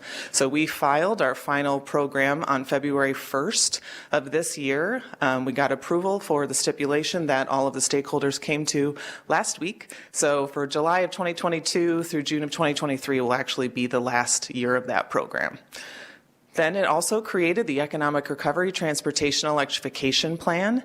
And so that was filed on September 1st of last year. It was approved on January 12th of this year, and that is the programs we're actively standing up that I'll give you a brief summary on.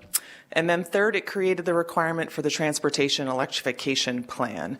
And so that will be our incentives and investments across all customer classes to accelerate transportation electrification. And so we will file that on September 1st of this year.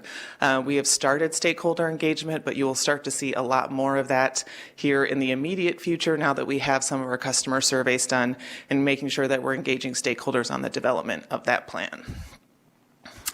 So where to find NV Energy EV programs. We don't have the most obvious website. I will admit that freely. So when you want to learn a little bit more about electric vehicles, it's over on the Clean Energy tab around electric vehicles, and then also the Economic Recovery Plan is there as well. And we wanted to make sure that everybody knows what we have around more programs and tools for residential customers. We do have a residential charger incentive. Really excited to give an update on the lower income EV rebates. So we do have an incentive for vehicles for income qualified customers. That's $2,500 for new or used vehicles. And so that was live this year, and we've actually seen a lot of interest in that, and we're very excited to see that progress. We also do have an EV comparison tool. So when you're thinking about getting an electric vehicle, you can log into your NV Energy account, map out your route, pick the different cars you're looking at, and making sure that you can see what might work best for you. Another thing that we're very excited about is the new dealer partner program. So a lot of the barriers that we've seen is that buying an electric vehicle is not easy, right? And so in partnership with the Nevada Franchised Auto Dealers Association, Mr. McKay has been a wonderful partner in this, as well as the auto dealers. We've created a dealer partnership program in education.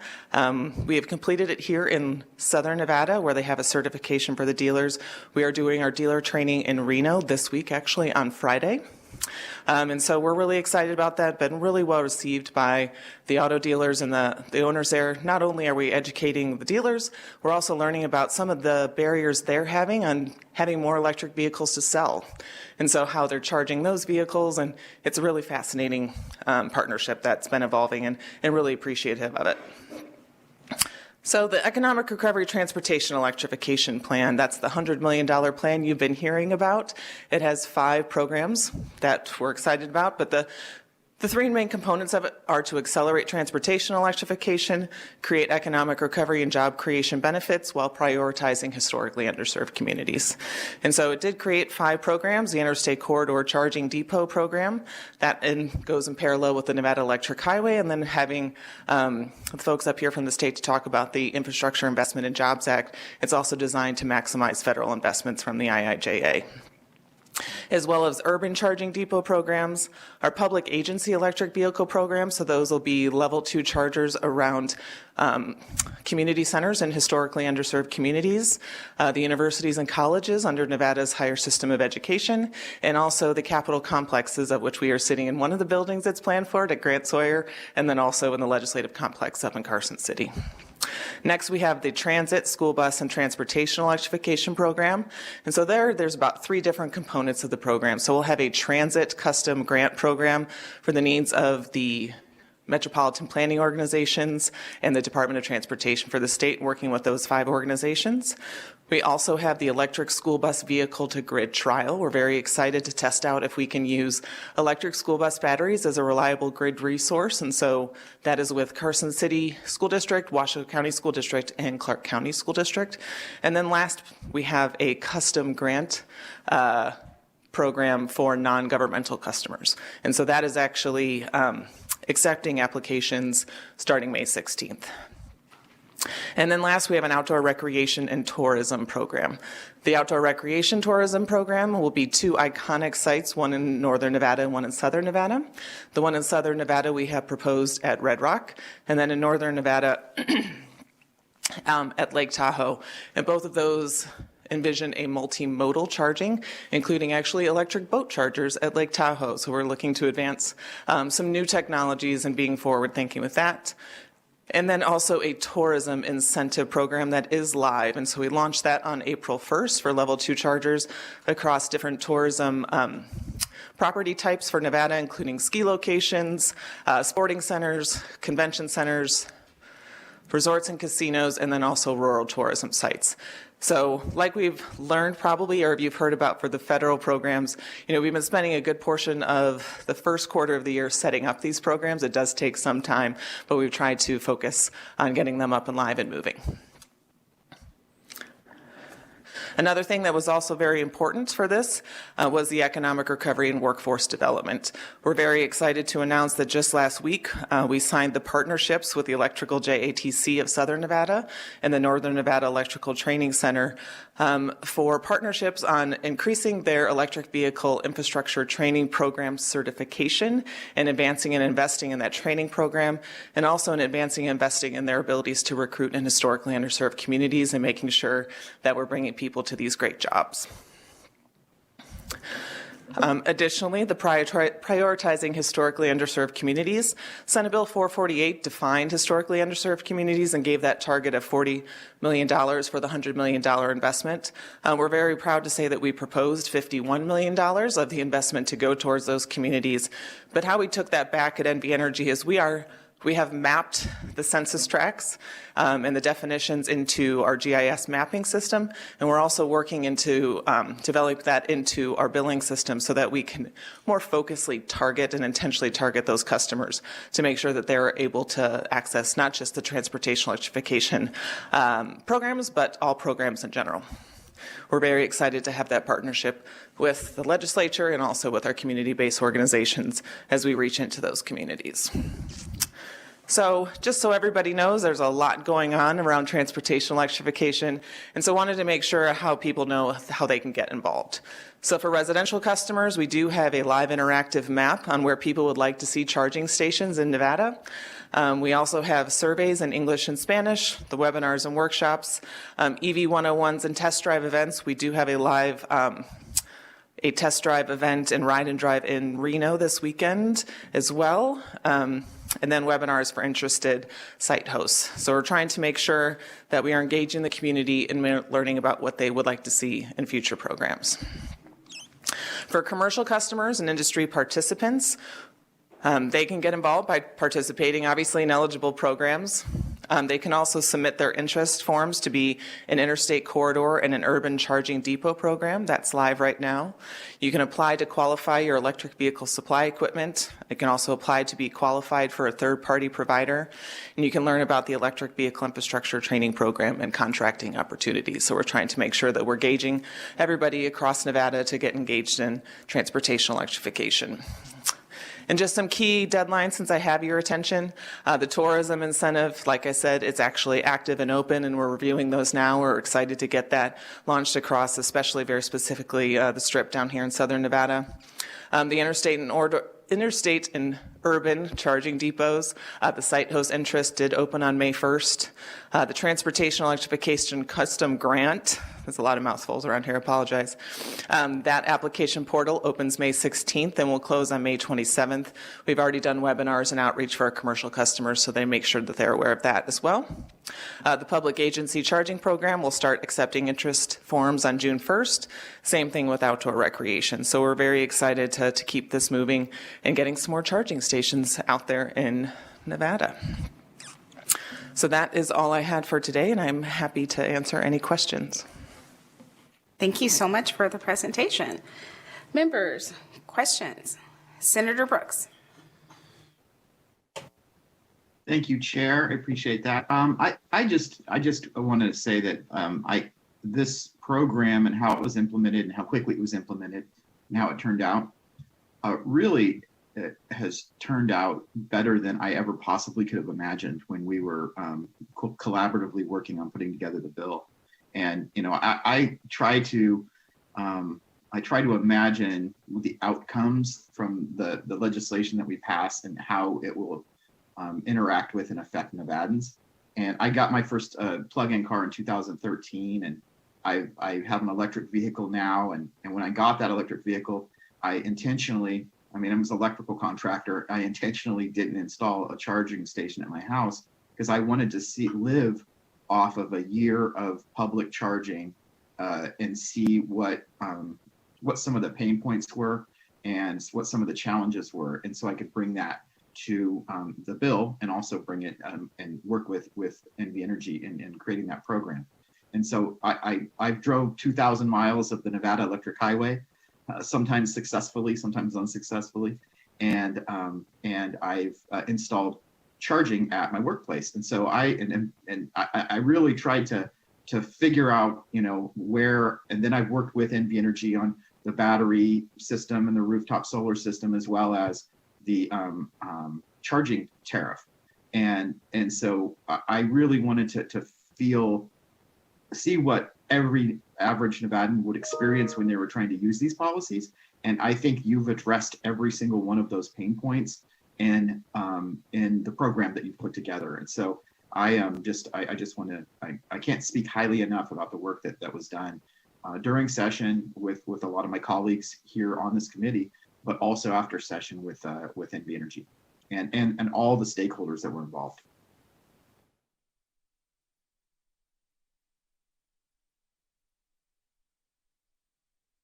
I'll just say thank you, Senator Brooks. It's been a pleasure. I think most of you who do know me know this is a passion of mine, and I have a great partnership of people behind me and also the community-based organizations that we're very passionate about making sure that this benefits all Nevadans and that we're including everybody. So it's been fun, and we've got another summer of another plan to put together, so we're just getting started. Awesome. Members, any other questions or comments? All right, seeing none. Oh, Senator Brooks again. Well, I'm currently involved in an internal negotiation over an electric motorcycle, and just anything that you could do that could help me be successful in that negotiation, I would appreciate any suggestions. No more comments for you, sir.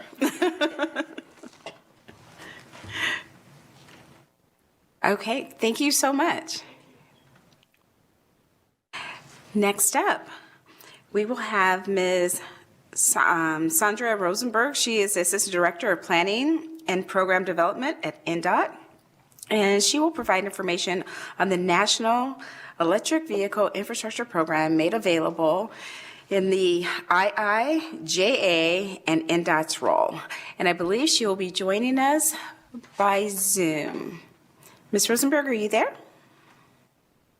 I am. Can you hear me and see my slides? We can, and welcome to Growth and Infrastructure. Thank you so much. My pleasure to be here. Good afternoon, Chair, members of the committee. My name is Sandra Rosenberg, and I'm the Assistant Director of Planning at the Nevada Department of Transportation. It's a pleasure to be here today, along with so many of our agency partners, to provide information on NDOT's role in transportation electrification in the state. And as Marie stated, we all work together really well. I feel so fortunate to work in a state like Nevada, where we work very well across agencies and between the public and private sector. So I'm really happy to have partners like those that you've heard from today and those that you will hear from after me as well. As you're aware, the bipartisan infrastructure law provides significant federal investment in infrastructure, from roads and bridges to water and internet. The BIL aims to address climate issues by prioritizing reduction in greenhouse gas emissions, as well as investing in making our infrastructure more resilient to extreme weather events. Layered over all of these investments is a goal to improve environmental justice by investing in previously underserved communities. You've heard a lot about that from some of the previous presenters, so I won't go into a lot of detail, but as you know, the law also enables us to build a national network of electric vehicle chargers. The legislation provides funding for the deployment of EV chargers along highway corridors to facilitate long distance travel and within communities to provide convenient charging where people live, work, and shop. The goal of the national network of 500,000 EV chargers is to accelerate the adoption of EVs, reduce emissions, improve air quality, and create jobs across the country. Implementation will require upgrades to our power infrastructure to deliver clean, reliable energy across the country, and deploy energy technology to achieve a zero emissions future. So here's just a summary of the electric vehicle provisions, some of the electric vehicle provisions in the bill, the NEVI program, the National Electric Vehicle Infrastructure Program. The $5 billion NEVI formula program will provide dedicated funding to states to strategically deploy charging stations and establish a nationwide interconnected network, primarily along designated alternative fuel corridors, with an emphasis on the interstates first. Funding does include a set aside to establish the Joint Office of Energy and Transportation, which is being created to assist states and local governments in the implementation of the provisions in the bill. And we have already had several meetings with this joint office. So we're happy to see they're up and running and providing assistance already. The Federal Highway Administration issued program guidance on February 10th for the NEVI formula program, and proposed regulations for minimum standards will be issued later this week. So we're looking forward to that, but the information is still evolving. In addition to the formula funds, $2.5 billion will be available through a discretionary grant program for charging and fueling infrastructure. We expect more information on this grant to be available in the coming months. So in Nevada, as mentioned previously, the apportionment amount for Nevada in the 5-year bill is $38 million, and 5.6 of that is available in fiscal year 2022, or was already appropriated, I should say. The states must develop an infrastructure deployment plan, which must be submitted to the joint office by August 1st of 2022.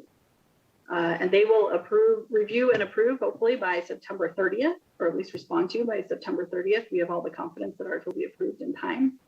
No funding is actually available until the plan is approved. So although the money has been allocated, the plan needs to be approved prior to any investments going out. The plan requirements include, but are not limited to, state agency coordination and public engagement, vision and goals, contracting, existing and future conditions analysis, EV charging infrastructure deployment and implementation, equity considerations, labor and workforce considerations, cybersecurity, program evaluation, and discretionary exceptions. As noted previously, additional requirements will be coming out later this week, and we only have until August 1st to develop the initial plan. Now, there is anticipation that we'll be updating this plan annually, so we want to make sure we meet the requirements on time, but we do fully anticipate the work continuing to evolve the plan as more information is available. The NEVI program focuses on creating a national network of charging stations. So slightly different than SB 448, which is focused on community resources. This funding is primarily focused on the corridors and creating that network. Now, those two funding sources are going to work very well together, and we're thrilled with the partnership with NV Energy. The program emphasized partnership, so we have that already, right? We're already working with the Governor's Office of Energy, NV Energy, and a number of other state agencies and private sector partners to gather the data and make sure we have a common vision for how to utilize this funding and take advantage of this program. The eligibility is somewhat broad, but again, we're working on the plan in terms of what the priorities are for the state. But some of the considerations for the plan and identifying the priorities for the funding include distance between publicly available charging infrastructure, connections to the grid and plans for renewable energy sources, proximity of off-highway travel, rural and underserved areas, long-term operation and maintenance, and meeting current and anticipated market demands for EV charging. And of course, any other factors that are added by the Department of Transportation as these guidelines are evolving. So now finally to the topic at hand, which is what is NDOT's role in this. So we are the administrators of the funds. So the funding is coming through the surface transportation portion of the bill. So it is flowing through NDOT.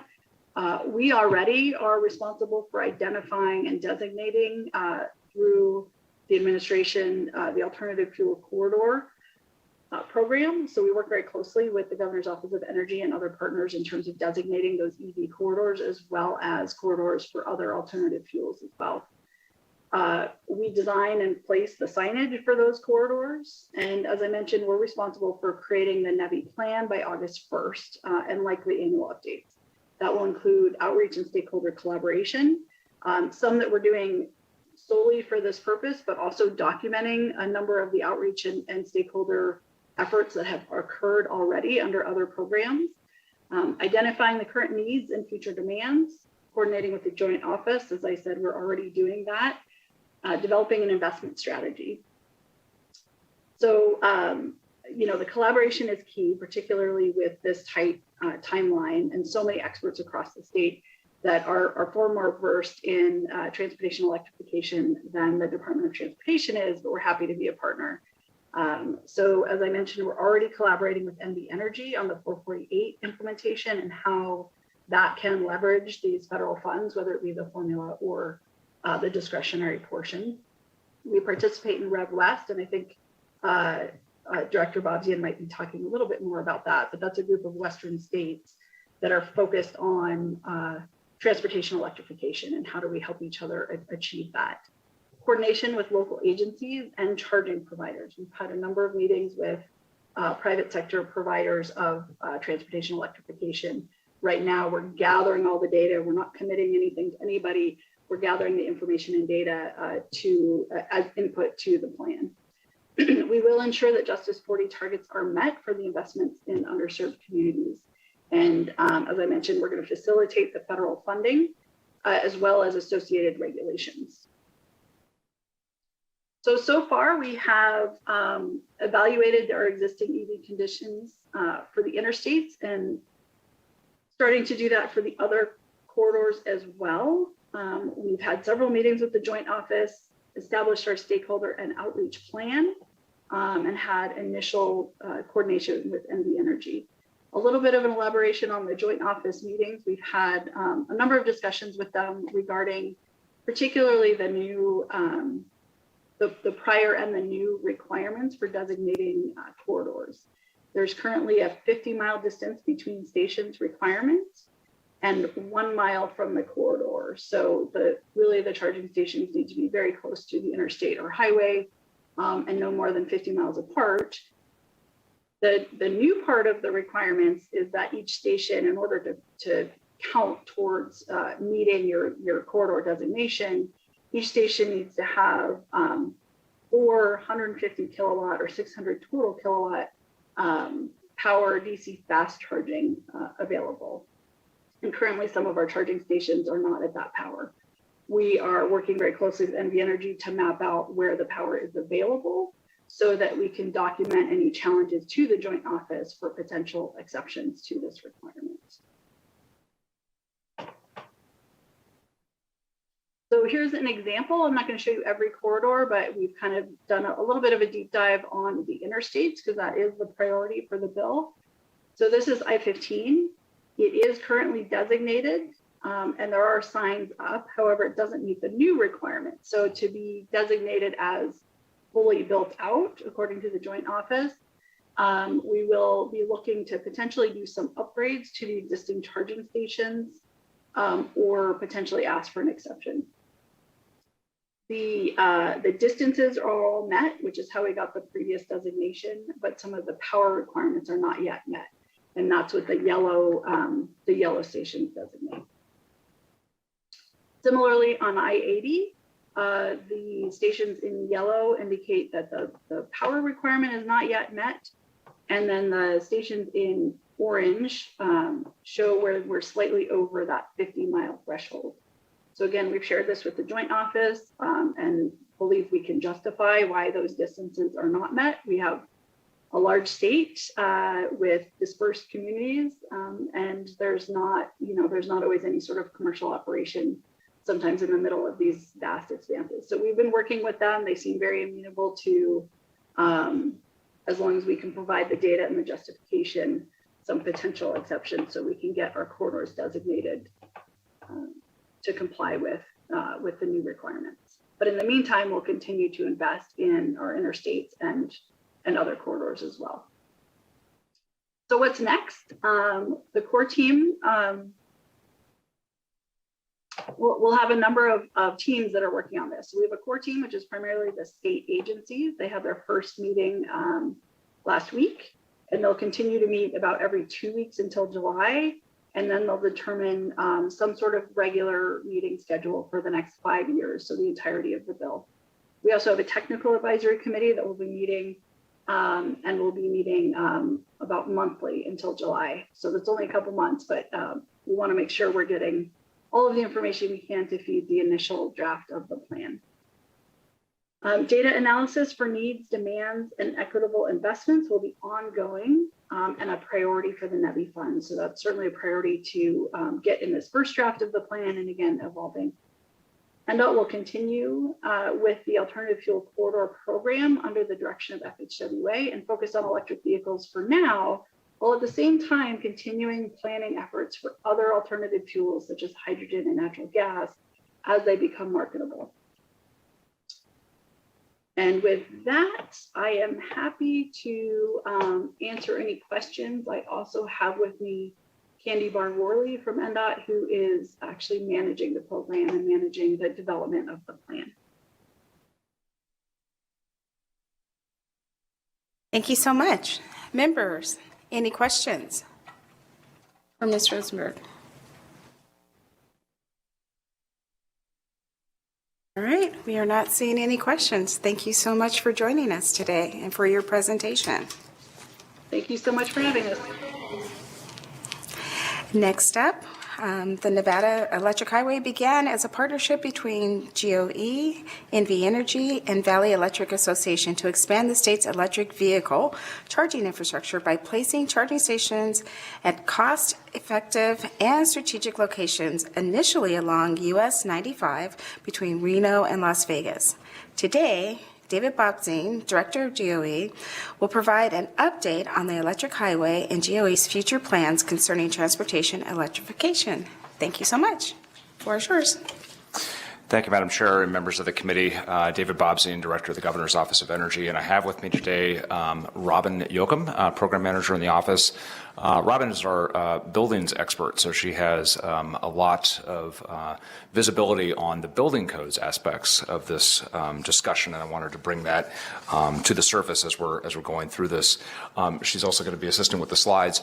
Some of these opening slides you have seen before, but just to orient our typical department orientation and overview, a reminder of our mission in the areas of renewable energy production, energy conservation, exportation of energy, and transportation electrification, and of course the authority for the offices under NRS 701 and 701A. Our programs, this is by no means exhaustive, but it gives you a general lay of the land as to all the different things that we do, including the Nevada Electric Highway, which I will be talking about in a few, but always important to highlight Governor Sisolak's clean energy vision that was certainly threaded through some of the discussion earlier related to infrastructure and climate. But to the Nevada Electric Highway, I think it's interesting how all of these presentations are threading together, as has been hinted at. In many ways, the Nevada Electric Highway was the pilot program that has now brought forth this scaled up engagement in transportation electrification in the state, whether it's through SB 448 and the work with NV Energy, thanks to Senator Brooks and the legislature's leadership on that front, or now the IIJA funding and how that is really scaling up in the state as well. So as we know, transportation is, of course, the largest source of greenhouse gas emissions.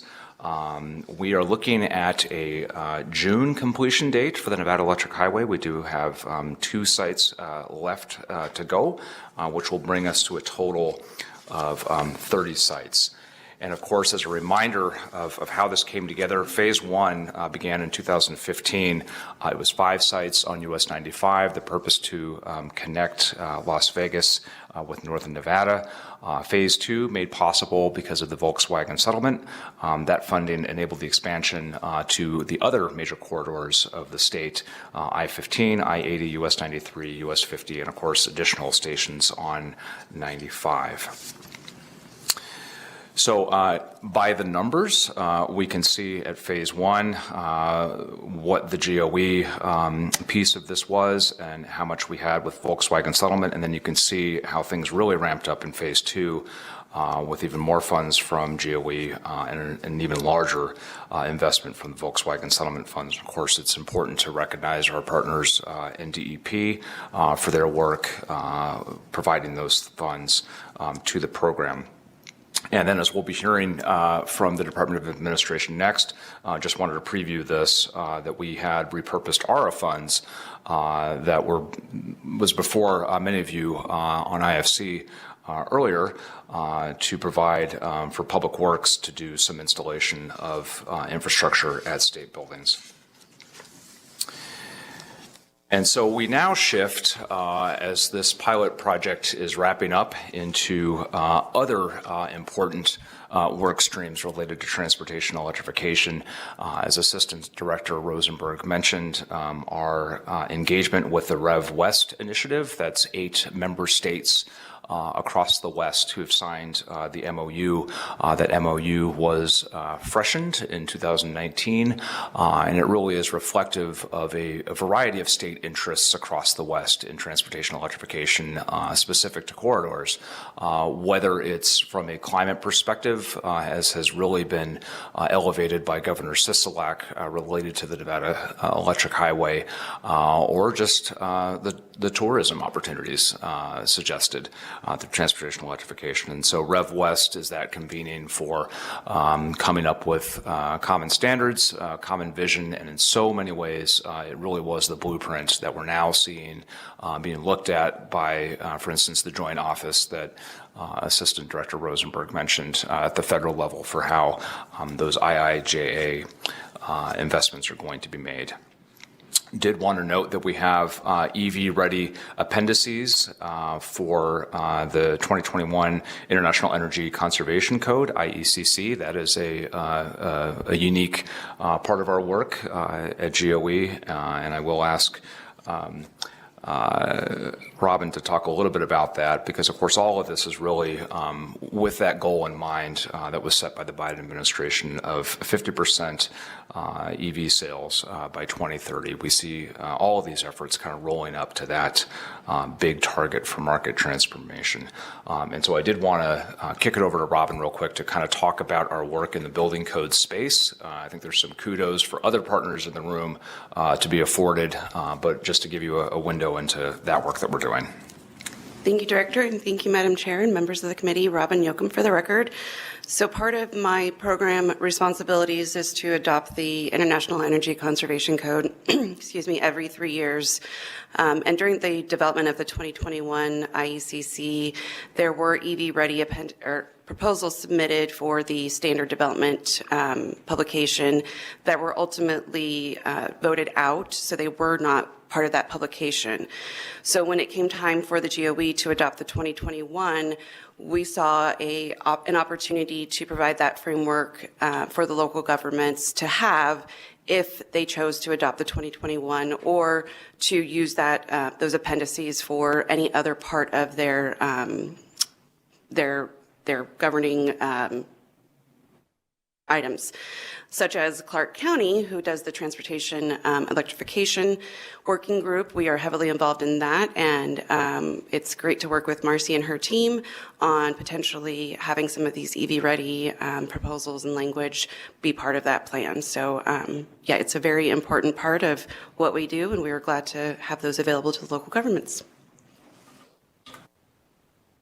Okay, thank you, Robin. David Bobzien for the record. And so our next steps as we transition from doing the projects more towards analysis, policy, and support for this broader sort of whole of government, whole of partnership approach to transportation electrification. As was mentioned previously, we're in coordination with and we're supporting NDOT on the EV infrastructure funding coming from US DOT through IIJA. You see the figure there that was mentioned previously by Assistant Director Rosenberg. Looking ahead to the additional IIJA funding of $2.5 billion. Again, as was mentioned earlier, we're waiting on guidance on that. A little bit of uncertainty as to whether that's going to state energy offices or whether that's going to DOTs. Most likely, though, it will require, of course, our partnership with NDOT. So we'll be hopefully having more to update you on in that space real soon. And then, of course, the big one just for visibility for this committee is the fact that we will see a state energy program increase of an estimated $4.8 million over the 5-year period. That is our formula federal funding for the program. And so what we'll see under this is a recognition that, we have some opportunities for increased engagement in transportation electrification, in addition to a broad array of different transportation, clean transportation work, as well as other energy work in the other areas that we do. And so on this, on the SEP funding goals for transportation, this is just a basic list of various things we will be involved in. It is by no means exhaustive, but certainly we'll seek to be a support office for efforts around school buses, state, local fleet electrification. Certainly we'll hear about some of that from Department of Admin up next.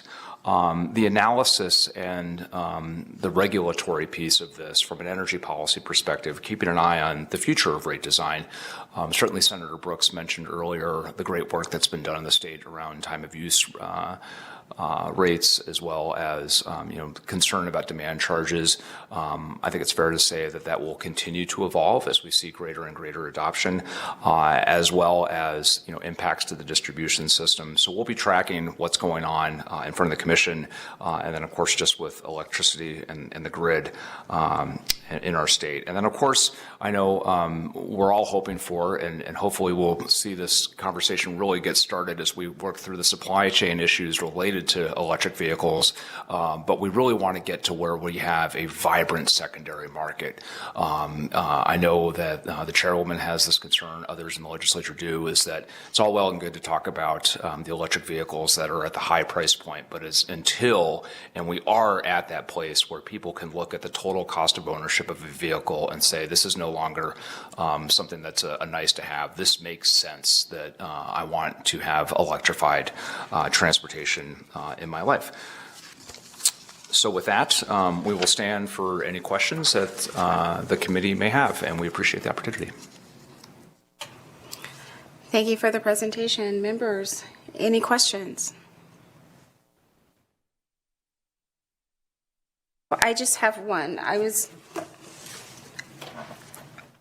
hadn't seen you before, Ms. Yakum. Hello and welcome. And I noticed that you have a 775 telephone number. Question for Director Bob Zine. I know during the legislative session we had numerous conversations about staff in the South. Can you tell me how many employees you have down here as we roll out these programs? How many staff members do you have here in the South? Thank you, Madam Chair, for the question. David Bobzine, for the record. Currently, because of the staff transition that we have 0, but the good news that I wish to share with you, underpinning the work that we hope to do under the state energy program, is we have a transportation program manager position. So basically, Robin, but being the expert for transportation, that position closed on Friday. It is located here in Southern Nevada. So we are going through resumes and applications right now and hope to do interviews soon. That'll be one. We have another one that is before HR that is related to siting, transmission, electricity markets, et cetera. That will also be stationed down here in Las Vegas when we open that search. So it's moving to 2, and I think it's fair to say that with the increased funding that is coming, we're looking for opportunities for even more positions here in Southern Nevada. Previously, your deputy was stationed here. As you fill that position, will that position also be in Southern Nevada? Thank you for the question, David Bobzine, for the record. Madam Chair, that search is open currently. It is statewide. As we know, you can work from pretty much anywhere in the state right now, but that position is up on our website and it is currently statewide. So we will see where the candidates fall out, and who knows, we may have somebody down here for that position as well. Well, I appreciate that comment, and I will emphasize, as I did throughout the legislative session, I know we can work from anywhere, but I want to see people in the South, and I think there's a number of people on this committee that want to see that as well, and that's what we had all agreed to during the legislative session. I would like to see that happen. I will not be a very happy person if that does not happen. So thank you for the presentation. Any other questions or comments? All right. Seeing none, I thank you so much. Thank you. Next up, we have Matthew Tuma, Deputy Director of the Department of Administration, and he'll provide an update of the department's efforts to install electric vehicle charging stations at locations throughout the state and its future plans concerning transportation electrification. Mr. Tuma, how are you? It's good to see you. The floor is yours. Hello, how are you doing? Great. I lost you there for a second. We did see you. There we see go. My presentation now? We do. Thank you. All right. Thank you very much for the time. Matthew Tuma. I serve as the Deputy Director for the Department of Administration, and here to give an update on the installation of EV charging stations at locations throughout Nevada, as well as our future plans concerning transportation electrification. So why are we here? Why is administration doing these activities for fleet electrification? Number one, it's an executive priority. Governor Sisolak and his executive order from a couple of years ago requires state agencies to advance Nevada's climate goals and reduce greenhouse gas emissions, and transportation is one of the key areas of where to do that. Also, we've received legislative direction, SB 448, as you guys have all heard updates on, directed NV Energy to work with state agencies on creating a public agency electric vehicle charging program to serve the public workplace and fleet electric charging needs. So those are the sort of policy and legislative directions that we've had, but we're also here because of the nuts and bolts fiscal costs and the long-term fiscal costs for the states. I come to this job from a budget background, and so I'm always kind of looking at the budgetary concerns and what we need to be doing to be building smart infrastructure in the future. And so Fleet Services has seen a 32% increase in fuel costs in FY22 over our base year budgeted amount. Fuel costs for EVs are less than a third that of regular gasoline. That's actually probably closer to a quarter now with a lot of the volatility in the fuels market. Maintenance costs are also a big deal. Internal combustion engines have an estimated 10 cents per mile maintenance cost compared to about 6 cents per mile cost for full battery EVs. And so in the long-term fiscal health of our operations, conversion is something that we need to incentivize. So the Department of Administration and State Public Works Division have partnered with, as you heard from the Energy Office, the GOE, to secure funds in addition to the NV Energy rebates to install EV chargers. So Public Works and the Energy Office received authorization from the Interim Finance Committee earlier this calendar year to use GOE funds and NV Energy rebates within the Capital Improvement Project 21-S05, which is the statewide paving program. On the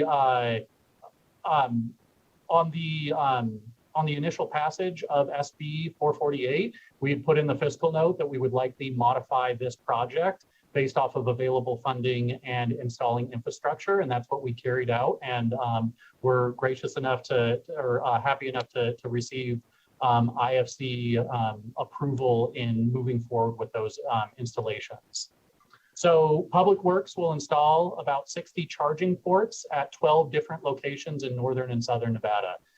These are the specific locations. 6 are in southern Nevada, 6 are in northern Nevada, and we'll be working forward on getting those installed over the course of the remainder of this biennium. Public Works is entering into agreements with a design firm to produce bid documents for the installation of the pedestals. And then upon receipt of the executed agreements for the design of these projects, Public Works will file for the NV Energy rebate reservations themselves. At the completion of the design and notification that a reservation exists for each project, Public Works will bid the projects out per their internal operations statutes. The construction of the individual projects must be completed within 12 months of the receipt of the rebate. So you'll likely be seeing all of these projects get completed, or at these 12 locations get completed during the course of this biennium. So these sites, B&G, most of them are B&G managed state facilities that were chosen.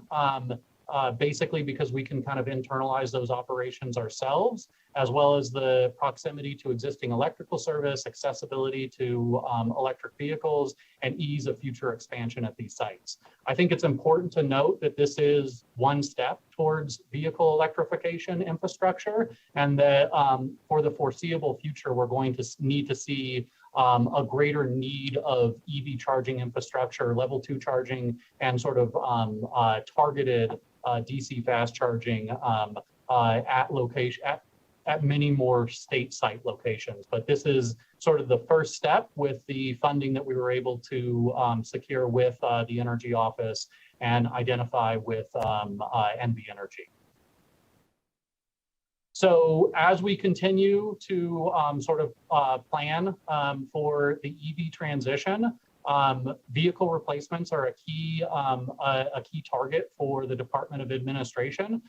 Fleet Services currently has approximately 1,200 vehicles, and about 240 of those vehicles will meet replacement requirements in the upcoming biennium. The Department of Administration will be working with the agencies that utilize those vehicles to prioritize EV replacement options at locations that have available infrastructure, as well as identifying areas where infrastructure needs to be put in place, whether it's a state facility or there are some additional questions and concerns that folks will have as we're looking to deploy EVs at locations that are leased properties and may not necessarily be state-owned sites. In addition to how we plan for the actual vehicle replacements, operational efficiencies and digitizing a lot of our tracking of our vehicles through telematics will be a key priority for seeing how we can enhance the state's vehicle use and utilization to optimize EV disbursement and enrolling those. So those are kind of our plans for headed into the next biennium, is really kind of looking at those vehicle replacements that we can hit, as well as additional areas that will need infrastructure beyond what we've already received legislative approval for. So that's kind of where we are right now. And so that's the end of my presentation. And I would be happy to take any questions. Thank you so much, Mr. Tuma. Members, any questions?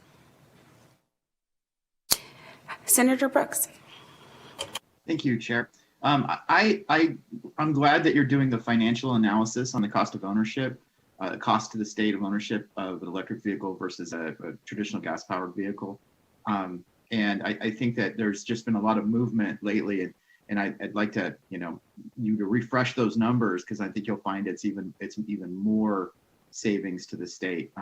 Your average electric vehicle gets about 3.5 miles to the kilowatt hour, and with NV Energy in Sierra Pacific, or NV Energy South and North, you could get an EV charging rate of about 6 cents as your type of, a commercial type of a customer, which is about 1.7 cents a mile.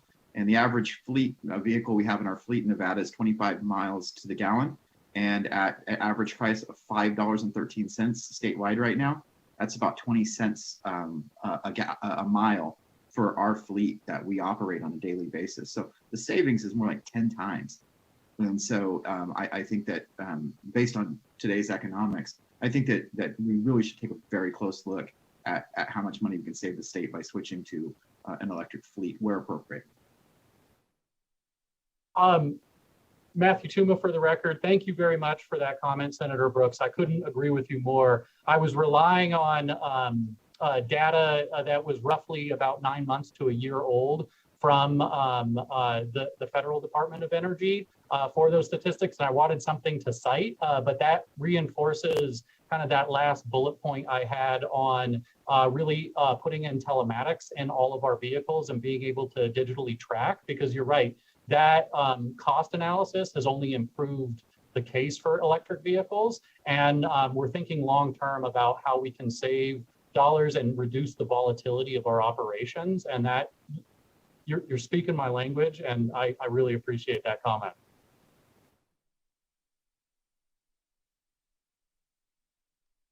Thank you. Any other questions or comments? Assemblyman Watts. Thank you very much, Madam Chair. And thank you for the presentation, Mr. Tuma. I know that we've been in a couple of venues where some of these topics have come up, and so this might be a little bit redundant to you, but want to kind of get some of these things on the record. Around kind of building off of Senator Brooks's questions. So it sounds like the Department of Administration is really being forward thinking and also trying to engage with some of the other agencies on their procurement. Could you just talk a little bit more about that? And obviously you have this approach that's driven by some of our existing policy, but can you just talk about some of the things that go into some of those vehicle replacement decisions as they come up? I know that probably sticker price is a factor, and availability and other things. So if you could just kind of talk a little bit more about kind of what that process looks like statewide, and kind of that landscape for electric or zero emission vehicles right now, I think that'd be helpful. Matthew Tuma for the record. Thank you very much, Assemblyman Watts. And yes, we have a very convoluted and process-oriented or complex process when it comes to both budgetary approval of vehicles and then the actual procurement and replacement of vehicles. And so everything kind of starts at the agency level, at the budget account level for a vehicle usage. I presented the numbers for fleet services, and those are vehicles that are within fleet services, vehicles that they lease on a monthly basis from the Department of Administration. That is only a subset of the total vehicle ownership, state-owned vehicle ownership. We have what's called agency-owned vehicles as well that don't go through the Department of Administration. And so all of those requests for any new vehicle or a vehicle replacement for a state agent or for an agency-owned vehicle, those originate at that budget account that it's housed in level, which is sometimes a department level budget account, it's sometimes a division level budget account, and sometimes a subdivision level budget account. And so that's kind of the driver for where those decisions where those decisions are initiated. And then they're oftentimes taken in that context of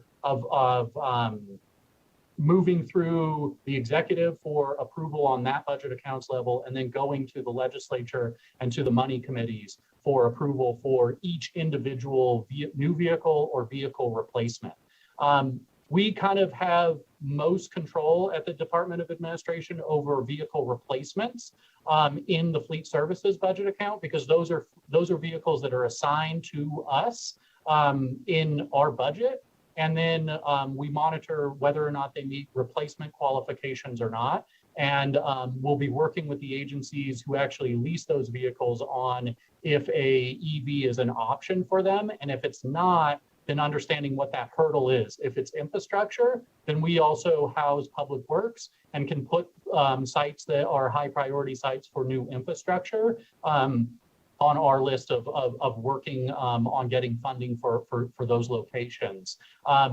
New vehicle requests, even if they're fleet services vehicle requests, that's where they really originate. They were used as the conduit, usually during sort of the last stages of the budget process, but they really originate at that budget account level. And so the large checks of when we make those decisions on an EV or not an EV, it ultimately is up to a recommendation in the governor's request budget. and then each of those decision units that go before the money committee. So it's really, those are the major checks on deciding what vehicle utilization, what vehicle use folks have.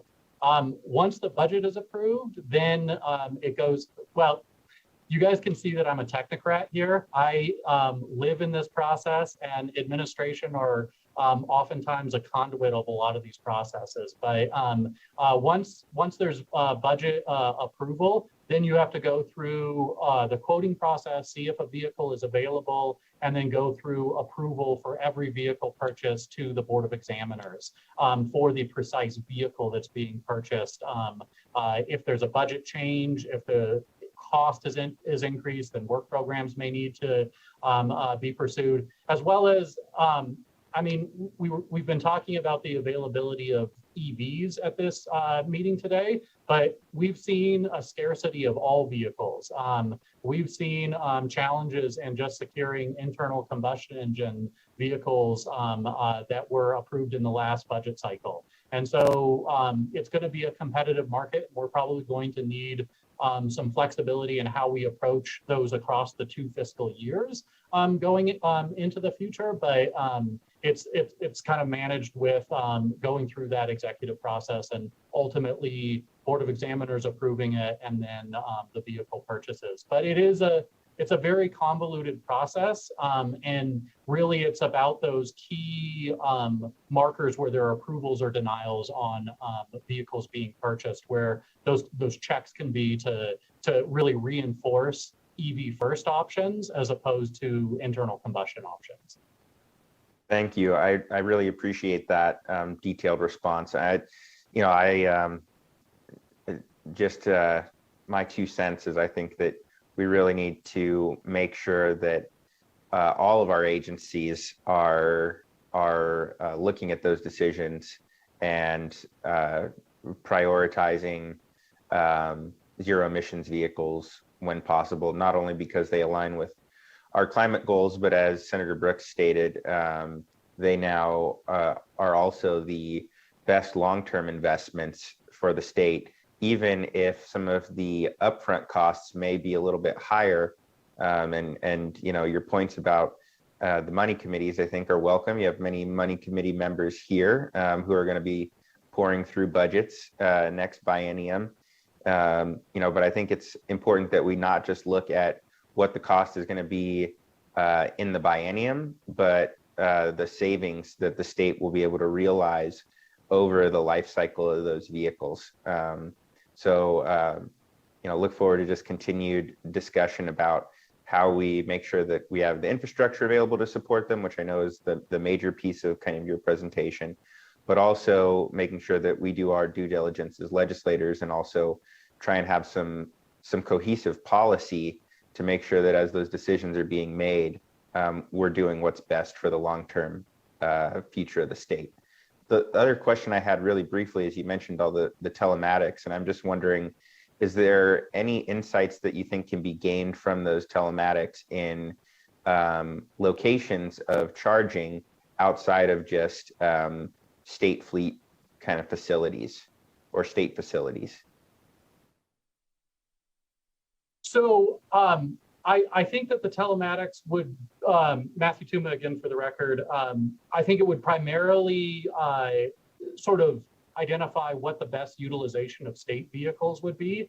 I think EV and promoting EVs is a component of that and certainly can be utilized, but it also will help in making sure that we're utilizing the correct vehicles and the correct number of vehicles and that we're not oversizing our fleets. Oftentimes we have vehicles that are associated with specific PCNs. And right now, for example, the state has a 20 to 24% vacancy rate in PCNs. So there's probably a lot of underutilized vehicles, and we don't necessarily have the real-time data that can be analyzed in where a vehicle is going, what routes it's taking, how often it's being used, and optimizing just our overall fleet ownership as well as fleet utilization.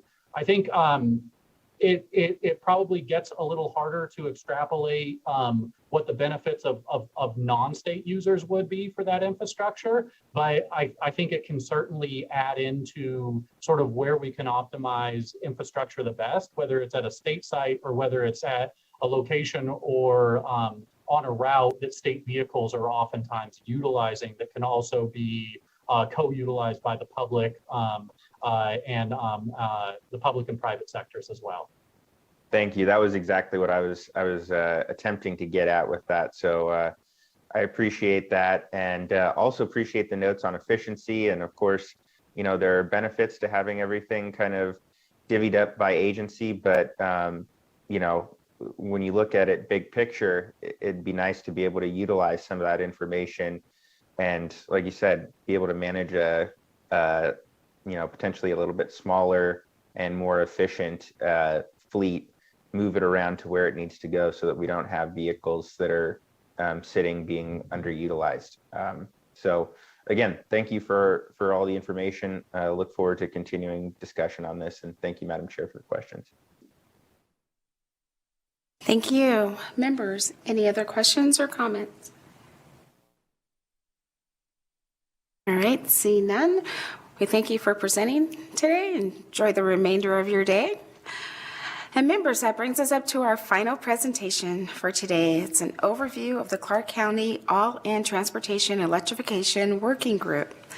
Clark County and government partners across Southern Nevada have adopted goals to improve air quality, reduce GHG pollution, and protect public health.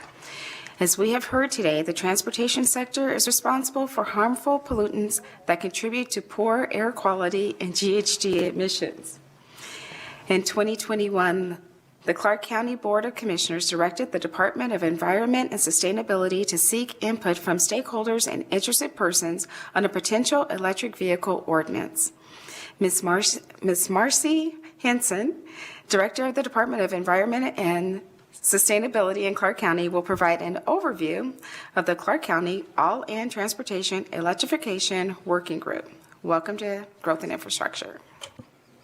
Hello, thank you for having me. Marcy Henson, the Director of the Clark County Department of Environment and Sustainability. I appreciate the opportunity to give you all an update today on our efforts regarding,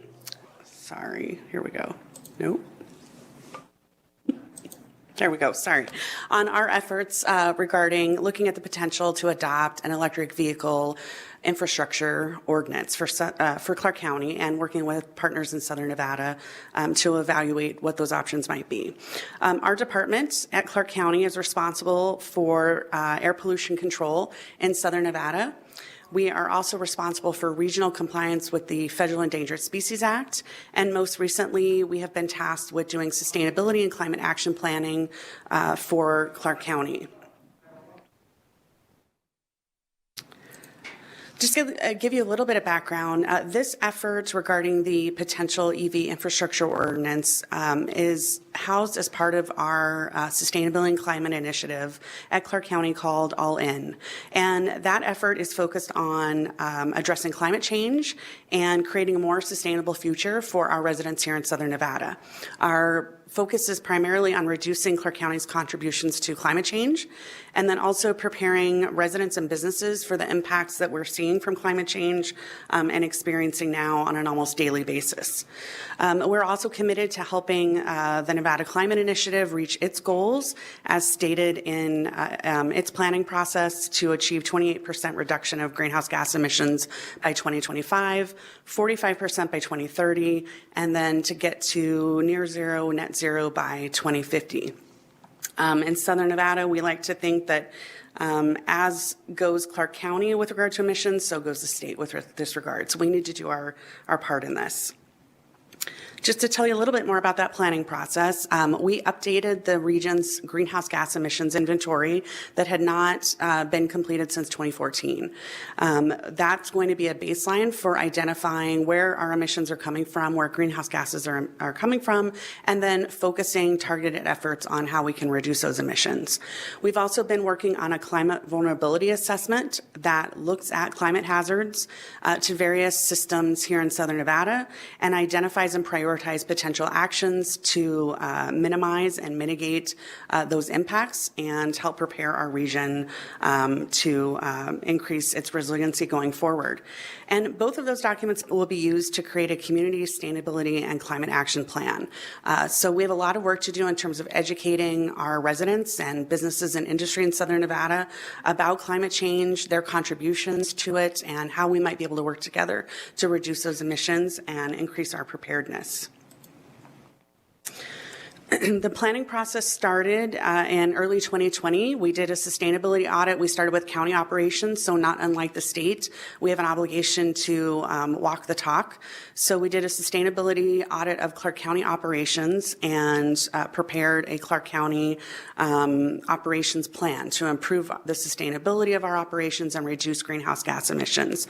We were just awarded an award of achievement from the National Association of Counties for this planning effort. We also, as I mentioned, started working on the greenhouse gas emissions inventory following the completion of our county operations plan.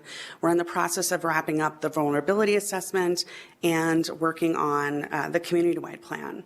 We have public engagement efforts that are going right now, including a public survey, and then also a sustainability and climate working group. So as you've heard a lot today, buildings, energy use, and transportation are the primary components of our greenhouse gas emissions here in Southern Nevada. And those are the areas that we're most closely going to be focusing our efforts going forward, where we can have the most impact.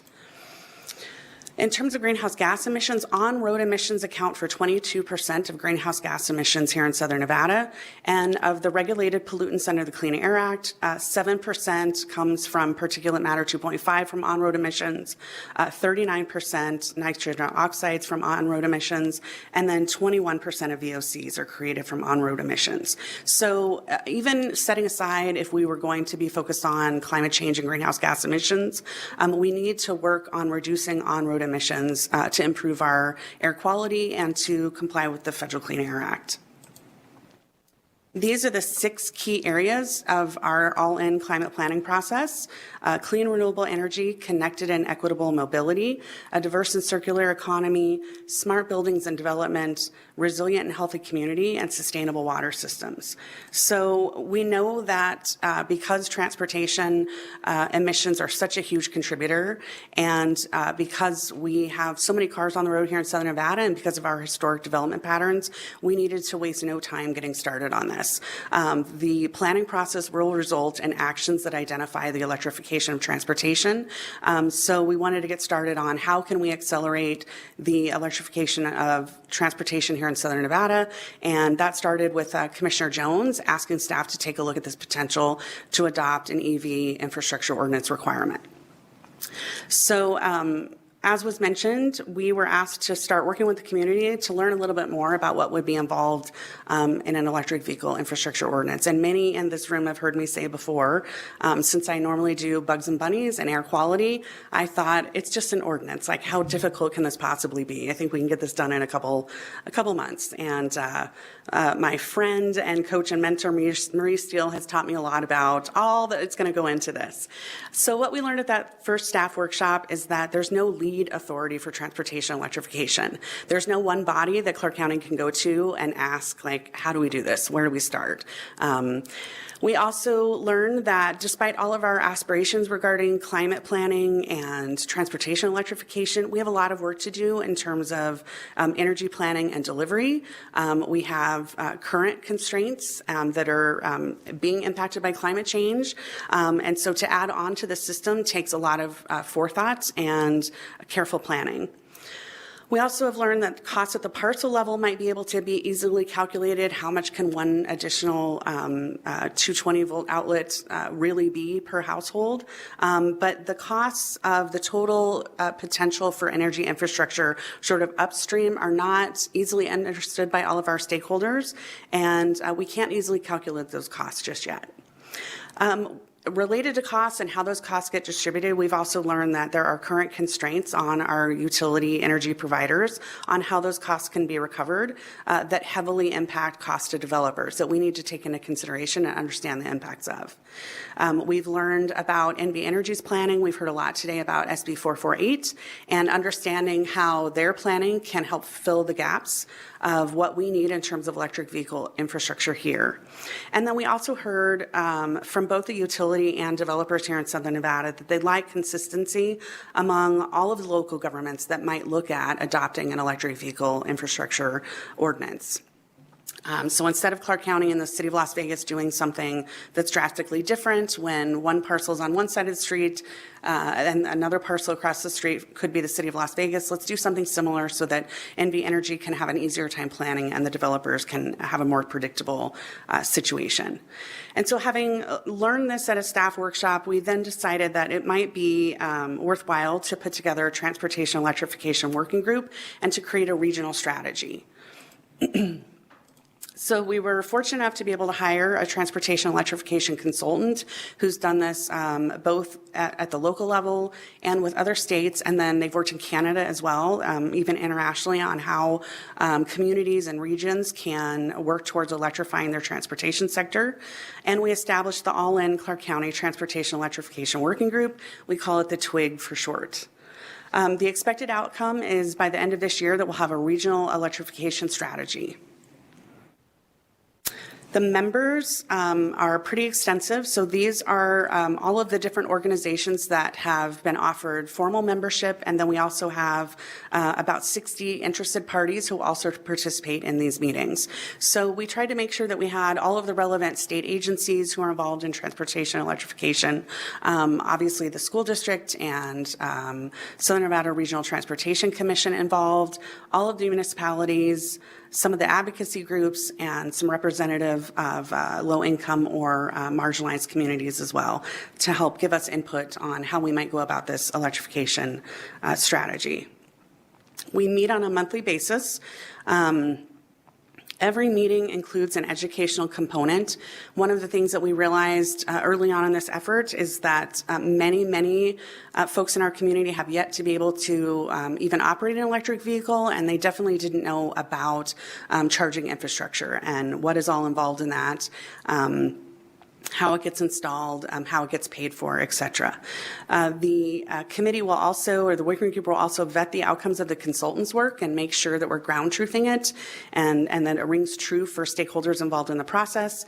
And then we facilitate member questions and input from the general public as well. So we've had 5 meetings. Our meeting in May was actually just canceled. We're going to move to June because we have the city of Orlando is going to come in and present on an EV infrastructure ordinance that they just adopted. We have some similarities, including a healthy rivalry with the city of Orlando. And so we thought it might be good to learn from our peers in Florida.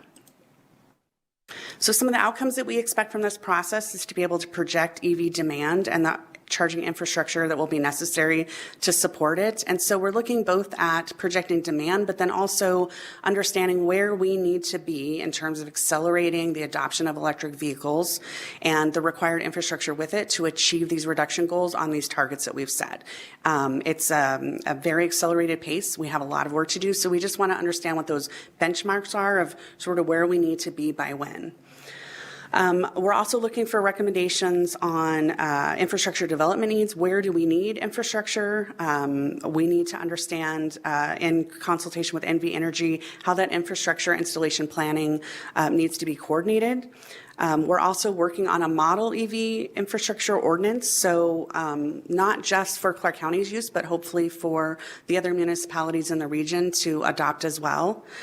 Strategies for funding. We've heard a lot today about all of the different funding mechanisms that might be available, and so we're looking for the working group to help us identify and match up opportunities to this regional strategy.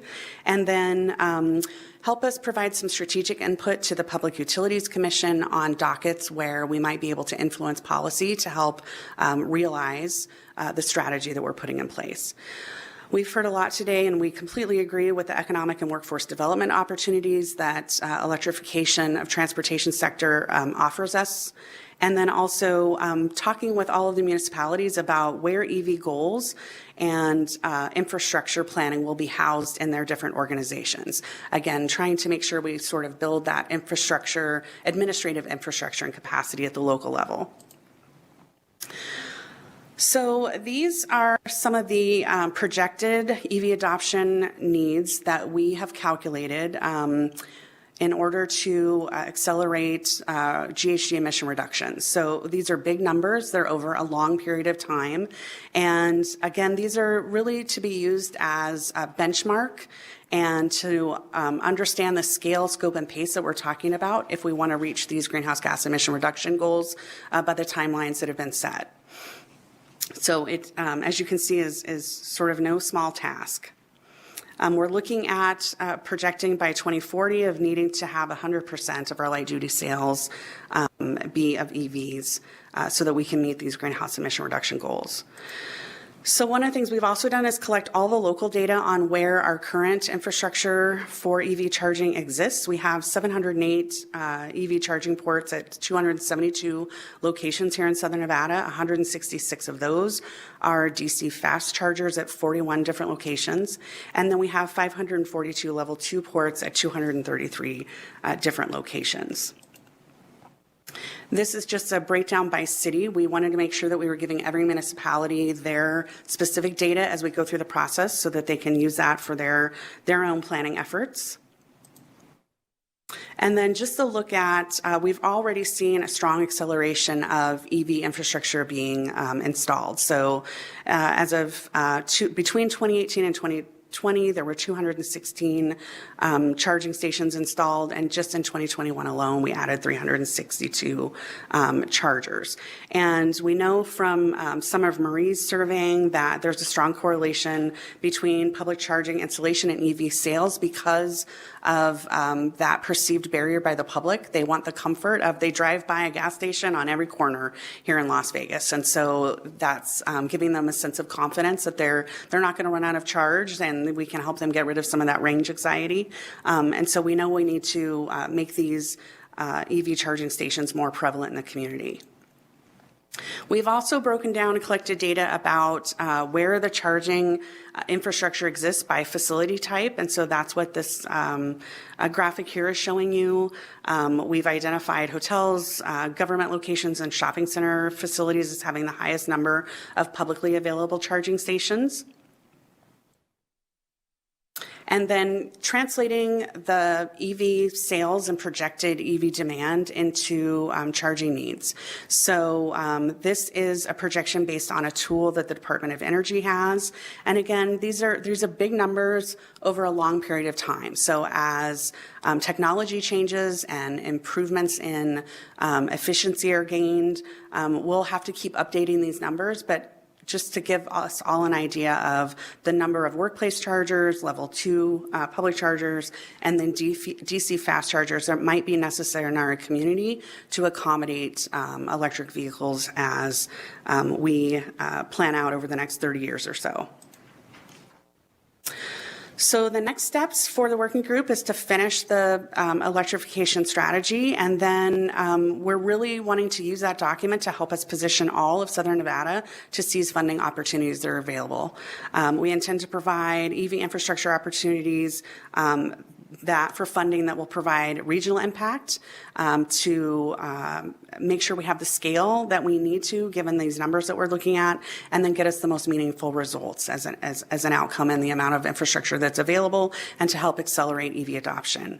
And then looking at working with all the partners who have been serving on this working group and participating in the process of how do we work together to take advantage of infrastructure initiatives that are either being adopted by the utilities or might be being available at the state and federal levels.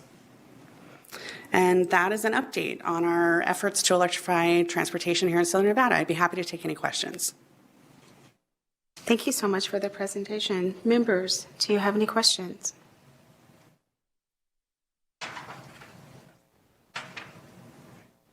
I've got one, ma'am. Okay. Go ahead. it seems like that they're trying to look outside of the box and everything, but there was a couple of questions that I was thinking about was, what about all the police cars down there with Metro? Are they going to go to electric? We have not approached Metro just yet. I think there's probably some work that needs to be done on socializing that idea and talking about what kinds of options would be available for police cars. We have actually had quite a few conversations with the Clark County Fire Department on their willingness to pilot a fire truck. So that we can learn about what infrastructure is required to service and maintain the fire truck, and it's understand the use case for fire trucks, and then also the reliability of service for those. But not as far along on discussions with Metro. Okay, and then the other thing, I knew you guys were upgrading the rail system in Clark, but what about the rail that was going to go to California? Is that still on the drawing board? That project is still moving forward to my knowledge, yes. Okay, thank you. Thank you for the question. I'm not seeing any other members wanting questions or comments, so I thank you so much for the presentation. I'm happy that you only came halfway through, so you didn't have to stick around all day long with us. Great information. We appreciate it. So that brings us to our next item on the agenda, and it's the second opportunity for public comment. As a reminder, we ask that public comments be kept to 3 minutes so that everyone interested in speaking can be accommodated. A person may also submit their public comments to us in writing and by mail, by fax, email to us. Even after the meeting has adjourned, please send us your comments. So we would start here in Las Vegas, but I don't see anyone here that would like to make any public comment. So I will ask, is there anyone in the room in Carson City to make? And it appears there's no one in the room in Carson City to make public comment. Staff, do we have anyone on their phone lines wishing to make public comment? Thank you, Chair. The public line is open and working. There are no callers wishing to offer public comment at this time. Well, alrighty then. So, members, that will conclude today's meeting. Our next scheduled meeting will be in July 27th at 10 a.m. right here. And with that, this meeting is adjourned. Have a wonderful day.